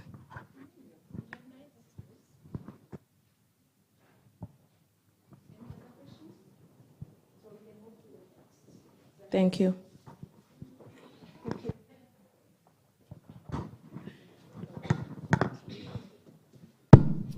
Good evening. Thank you so much for this opportunity. I'm Marisa Jesurukundo, a PhD student, of course candidate at the University of Rwanda College of Education. I'm doing mathematics education. It's a PhD by research. I'm conducting a research on the effectiveness of GeoGebra software on the teaching and running of mathematics, especially of the three-dimensional geometry. So what motivated me to do through this work, it's because there are some norms saying that mathematics is a complex subject, as even one can even say. And according to literature review, it said also that this mathematics course or subject can be a complex one because of some reason behind. Among them, there were I can say that it's a teaching methodology or teaching techniques, some behaviors and some norms that all Rwandans will know that already ladies and the men are not competent in doing science, especially when it comes to mathematics, it becomes something else. So for me, I decided about the techniques or technology that can be enhanced that way the mathematics is taught. I think about this software. It's called the GeoGebra. It's a dynamic software that can be downloaded once, installed on the computer, and then be used by both teacher and students. So it helps to visualize the content, maybe helping students to enter formulas, interpret formulas, and of course, sorry, I preferred only to go through the 3D geometry because, as you know, when I say this is a 3D object, everyone cannot understand what I'm saying. But when I came on the board and I draw a phone, everyone can understand that this is a phone. But to avoid all of those confusion, we said a 3D geometry is a complex because people don't manage to interpret and understand the concept behind that subject. As I can say in this room, and I can say that this is a space, but what does a space mean in mathematics? It means it's in a case where you can find the X, Y, and the Z axes. So GeoGebra came to facilitate learners and even teachers to visualize for sure what is X, what is Y, and what is Z. So by integrating this software, I conducted the research in 4 schools in Rwanda. The 2 were in Kigali and the 2 others were in Musanze districts. I only focus on those districts because our research fund was first of all limited to conduct a research in the whole country, but also I took a small sample to be concentrated on the way this software is going to be used. I know this software is not yet used in the secondary school, so as it was new for teachers and students, I was supposed to go and train both students and teachers on how this software is going to be used. So I collected data on both achievement and attitude, but I also wanted to hear from teacher what are them think about the integration of ICT tools. When talking about ICT tools, it's not only this software, but are them able to manipulate computers? When you say you click, when you say you type formulas, are them able to do everything about technology? So to avoid those, or to control those variables that should interrupt my research, I only decided to go into schools that are having some combination that deal with the computer subject day to day. Those are mathematics, physics, and the computer MPC, and the mathematics, computer, and the economics MCE. I preferred only to go through these two combination because I was found that when I go to chemistry, biology, and the physics, I will go to teach ICT, and my main objective was not to teach ICT but mathematics. So about the research, results, after analyzing data, I found that the group that have been taught using the traditional way of teaching, it means the use of chalks and the paper and boards, was somehow low compared to the one who studied using GeoGebra. So even if this GeoGebra was showed that it is a good software to be integrated in the education system, it was also found, compared to what other literature review said, that this software cannot replace the normal teaching system or approach. Either it can't, because even in our educational system we are still using pens and paper doing national examination.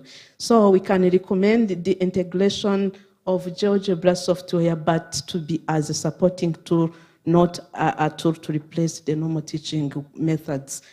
After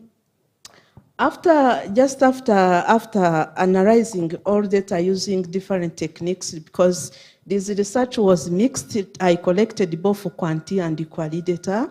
It have been observed that this GeoGebra can work on both student attitude, student achievement, and even on teachers' perception on how it can be used to teach and learn GeoGebra, especially the 3D or the three-dimensional geometry. The research is not enough. I can recommend to all of us, young or other researchers, to go and do more researches on even other subjects. It may be, or not subject, but domain. It may be also work or better work in calculus and trigonometry and the other domain of mathematics. So my recommendation goes through the policymakers and the Minister of Education, even policymakers in general, that once this GeoGebra software can be integrated in the educational system, it can facilitate the teaching and learning in general of mathematics. And it can even come to complement what the policy of integrating ICT in education says. Because as you go through the books from Minedik, from Lab, from literature review, in 2015, it has been introduced that ICT has to be integrated in the teaching of all sciences at all levels of education. But when you visit all schools and classrooms, you can even do a short conversation with the educators, head of studies at any schools, and they used to say that, how can you teach mathematics with the ICT? There is such confusion. They don't understand how maths can be taught using ICT tools. They don't even, when planning, when doing the timetable, they don't even put this course, this subject, they don't provide a time for students to go in lab. Maybe they say that no need of going in lab as you are teaching or running mathematics. Thank you so much. This work has been published. Once you can go on the website, ResearchGate or elsewhere, you can find my name's there and my cohort are there. Thank you.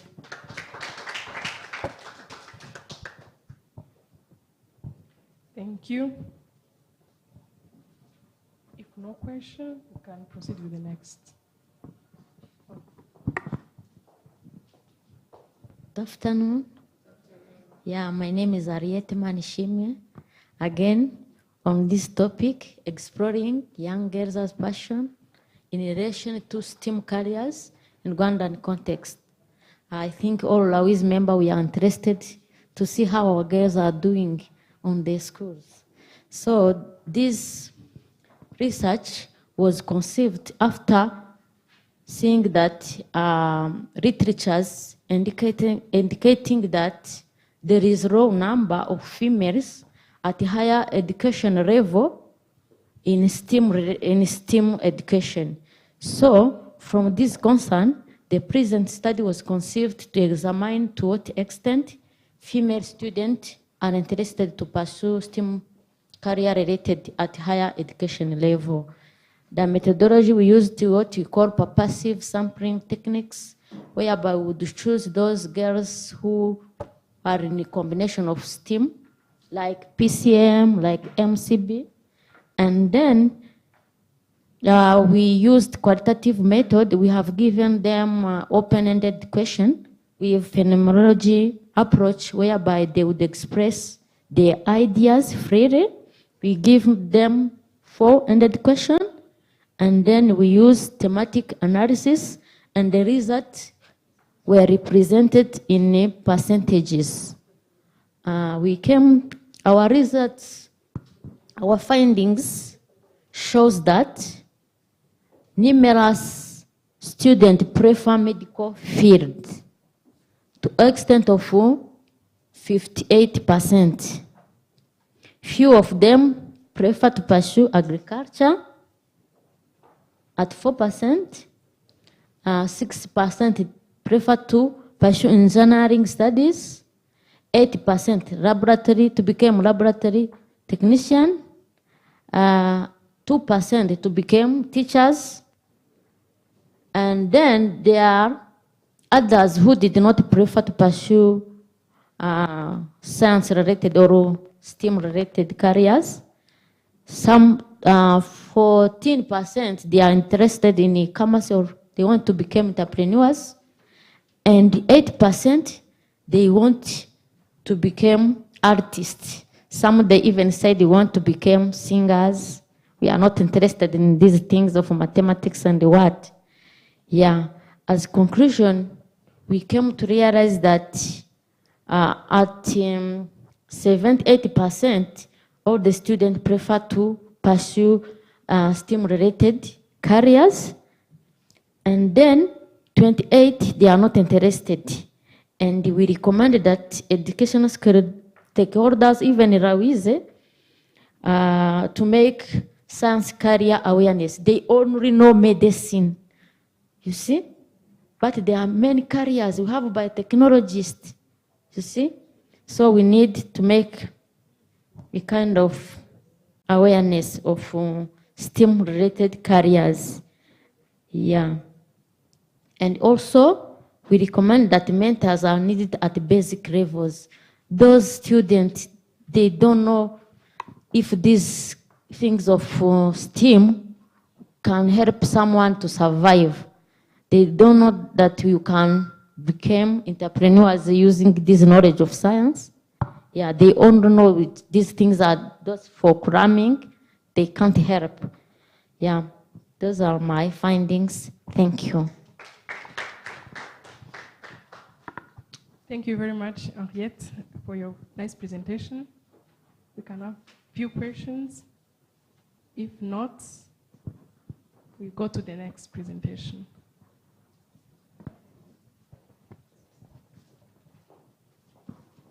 Okay, thank you for giving me this opportunity. I think I'm going to take through something different, applying mathematics into public health area. The project was about assessing the job satisfaction of community health workers during COVID-19 pandemic. So this project was done under the support for Partners in Health, and it was conducted in 3 districts that is supported by Partners in Health, as it is shown here: Burera District, Southern Kayonza, and the Kirehe District. Here it was a mixed method project where we collected quantitative data and also qualitative data as well. And the project was conducted from August through September 2020 during COVID-19. And also data was collected using telephone-based survey. And also here to analyze the data, we used some statistical method like Wilcoxon lump-sum test to assess the factors that affect the job satisfaction of community health workers. As a result, what we found that community health workers were really satisfied with their job, and also we tried to highlight some factors that contribute into satisfaction. Here we found some factors that are significant predictor of high job satisfaction, and those that are predictor of low satisfaction.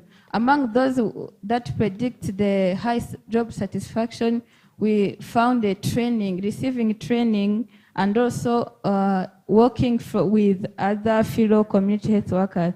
It means that those who received any kind of training, because they received different training, including how they use those protective material, and also how they administer some treatment to patients, because also they were treating patients from home through some introduced program called home-based care, where patients were taken care from their home. And also, among those factors that predicted low job satisfaction, we found filling gaps. So there were some community health workers that were not working at that time, and the others were asked to fill the gaps. Those who were asked to fill gaps, they were not really satisfied because it was exposing them to the pandemic. So that one was among the factors that for low job satisfaction. So as conclusion, we found that something that needs to be strengthened was to provide enough training before engaging those community health workers into fighting any kind of a pandemic, because we found that once they have enough training, they will perform better. Briefly, this is what I can say about the project, and thank you for your kind attention. Thank you. Thank you very much for your presentation. Question? Next, okay, next. Thank you so much. In the morning, I was talking, I was in environmental science, now we are in cosmology. So, first of all, we do have stars. And those stars are being born through evolution of dust and gases. And combination of stars starting from 1 up to 50, it gives us what we call the galaxy. And our own galaxy is called Milky Way. So we do have a lot of stars at our universe. We do have a lot of galaxies. So cosmology is all about now the combination of everything that we have in our universe. So in this study, through observation, it was observed that our universe is expanding. And if you take account of the content of dust and gases and stars and everything that we have in our universe, it wasn't giving the image of the universe we are having. So throughout this study, we we find out the evolution, or we find out that the sizes are increasing, and that's why we are having the expansion of the universe. This is the fact that maybe if I try to put it in an understanding way, if you have like a ball, this is a ball that we already know, and then you put different dots on that ball, if you try to blow up, you find that the space between those dots have increased. That is exactly what's happening in our universe. It's not like, it's like it's the space between those objects we are having in the universe that is increasing, and that's why we are having the expansion of the universe. So the purpose of this study was just to know about the universe that we are living in. It's so interesting to find out or to know the universe that you are living in. Thank you so much.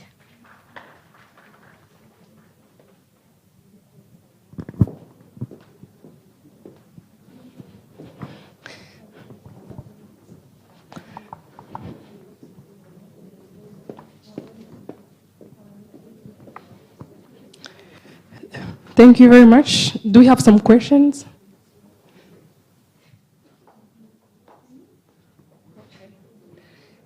If no questions, thank you very much, all of you poster presenters. I think we can head to have some coffee, but as I was saying, the best two presenters are in the slide we have to be awarded. Chantal? We can proceed for the cocktail. Then you take your things, and then we come back for the awarding ceremony and the vote of thanks. Please get something outside, and then you come back in the room.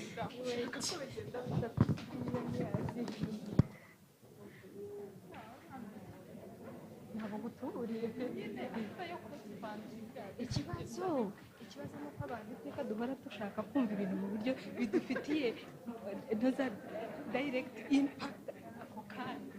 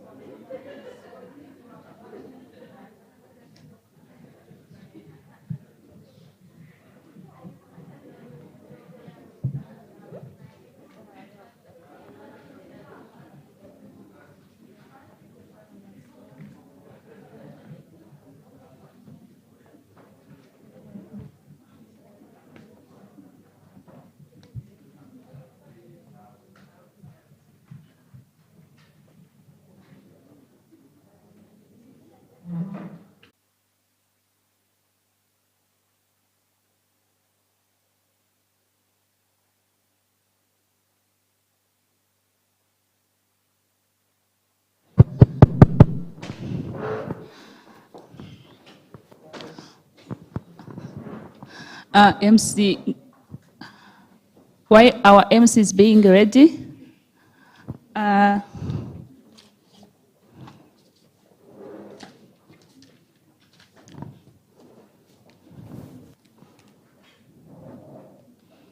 wish to do some recognitions.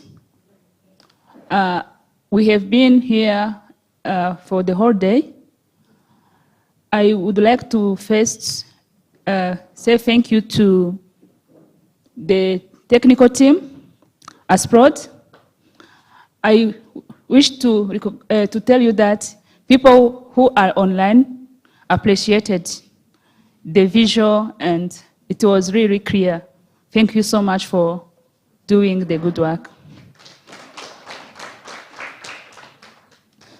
So the team from RURA, the team from AU, if she's not there, RISA, EIEE, we had MC staff, RSB, UR, MIGEPLOV, CST Locus Dynamics Ngari, Luna Smelter, Ngari Holdings, RGB, UTB, all protocol observed, even the consultants, people who are working on their own, they are here. So we have Fab Labs Rwanda, we have, Minedik, and particularly, even though Minedik is not here, we have provided something in the recognition. So they have supported us for the whole event. Everything that we used, it was for their money. So we thank you so much.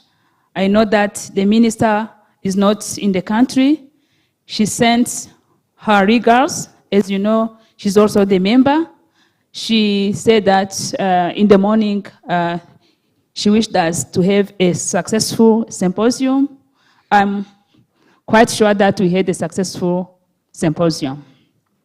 So we have these awards of recognition to Minedik.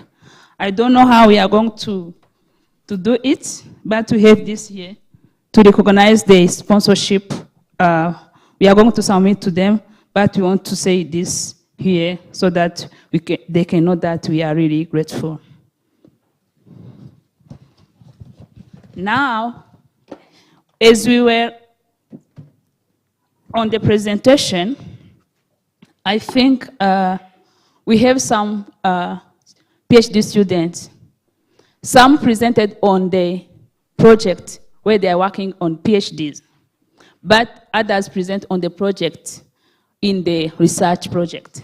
So we would like to invite Zubeda to take us through the process because she was among the judge.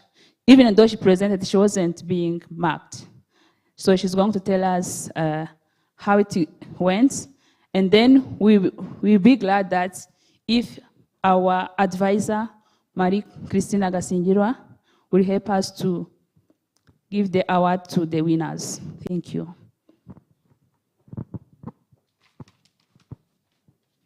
Thank you very much. I would like to thank all presenters. Without exception, you did a very great work, and your work was appreciated, especially PhD students who are still on their research, but are still have the courage to face the public, the audience, to present their results. So the assessment was like, we had 3 judges who went through, can I have that paper?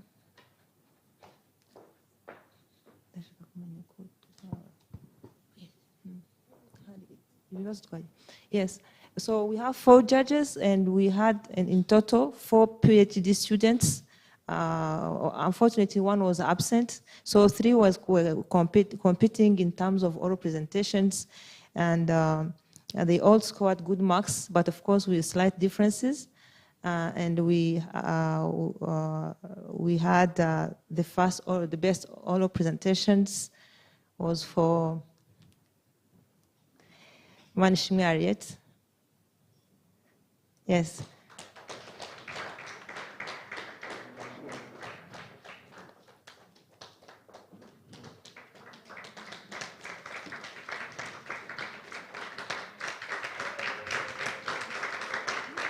She scored 83% of according to the all judges' decisions. And the next was Umuhire Ange, who scored 82.5%.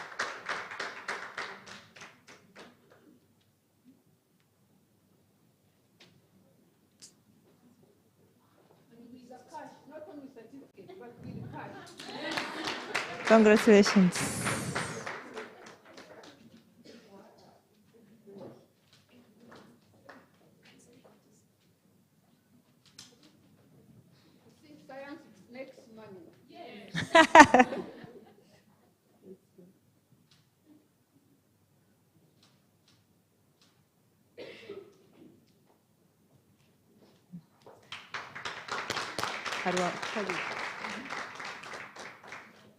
So as I said, out of the 3, the second was Umuhire Ange.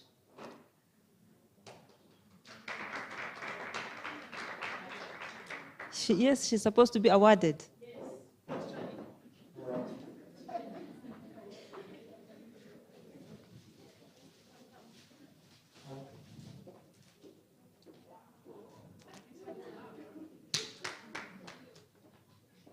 That's all.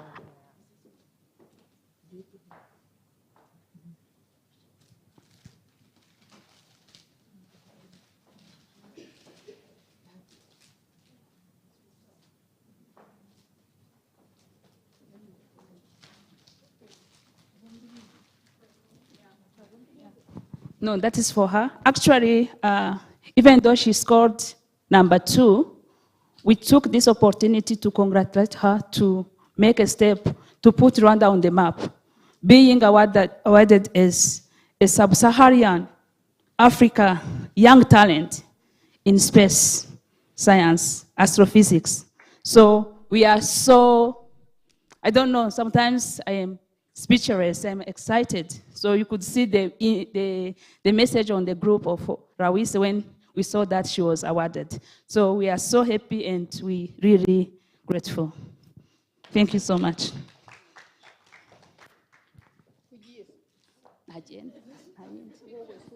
Okay.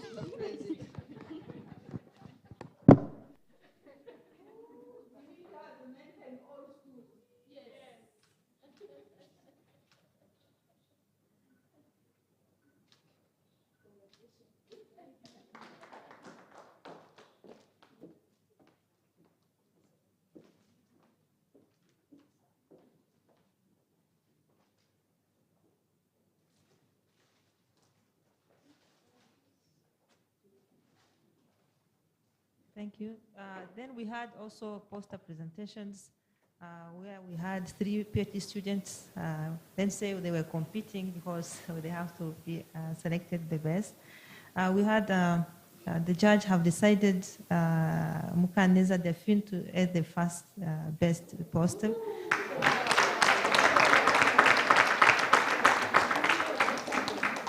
With 84% of the marks. Congratulations.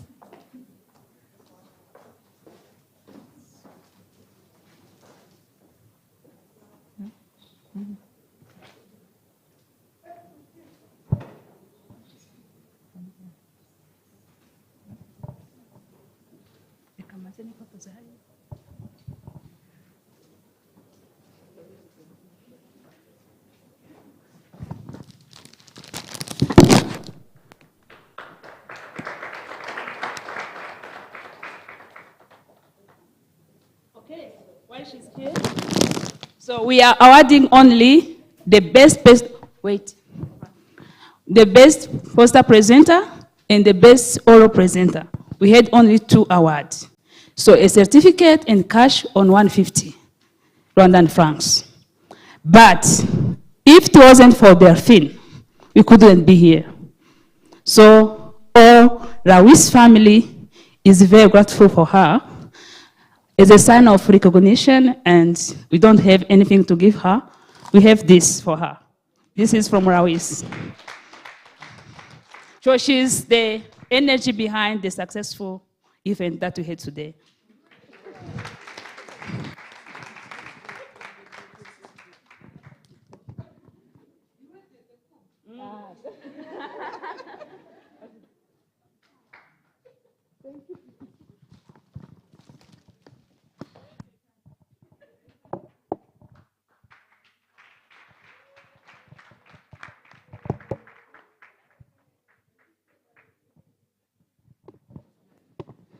So I think now we are at the end of the sessions. I can now hand over the mic to the moderator to tell us the next step. Maybe we have an after party, I don't know.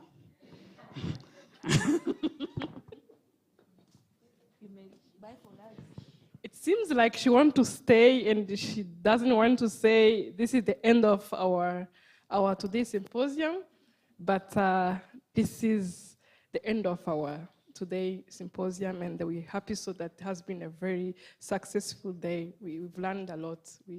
We networked, so it's like women together. We had a lot. So it's actually now us to put what we heard in actions. And as we collaborate, we are very able to achieve anything. Thank you very much. And especially I would like to thank our advisor. When we're out, everybody was like, I really appreciate seeing her when she's talking to us. It's like we don't get tired to be with her. We thank you so much for that.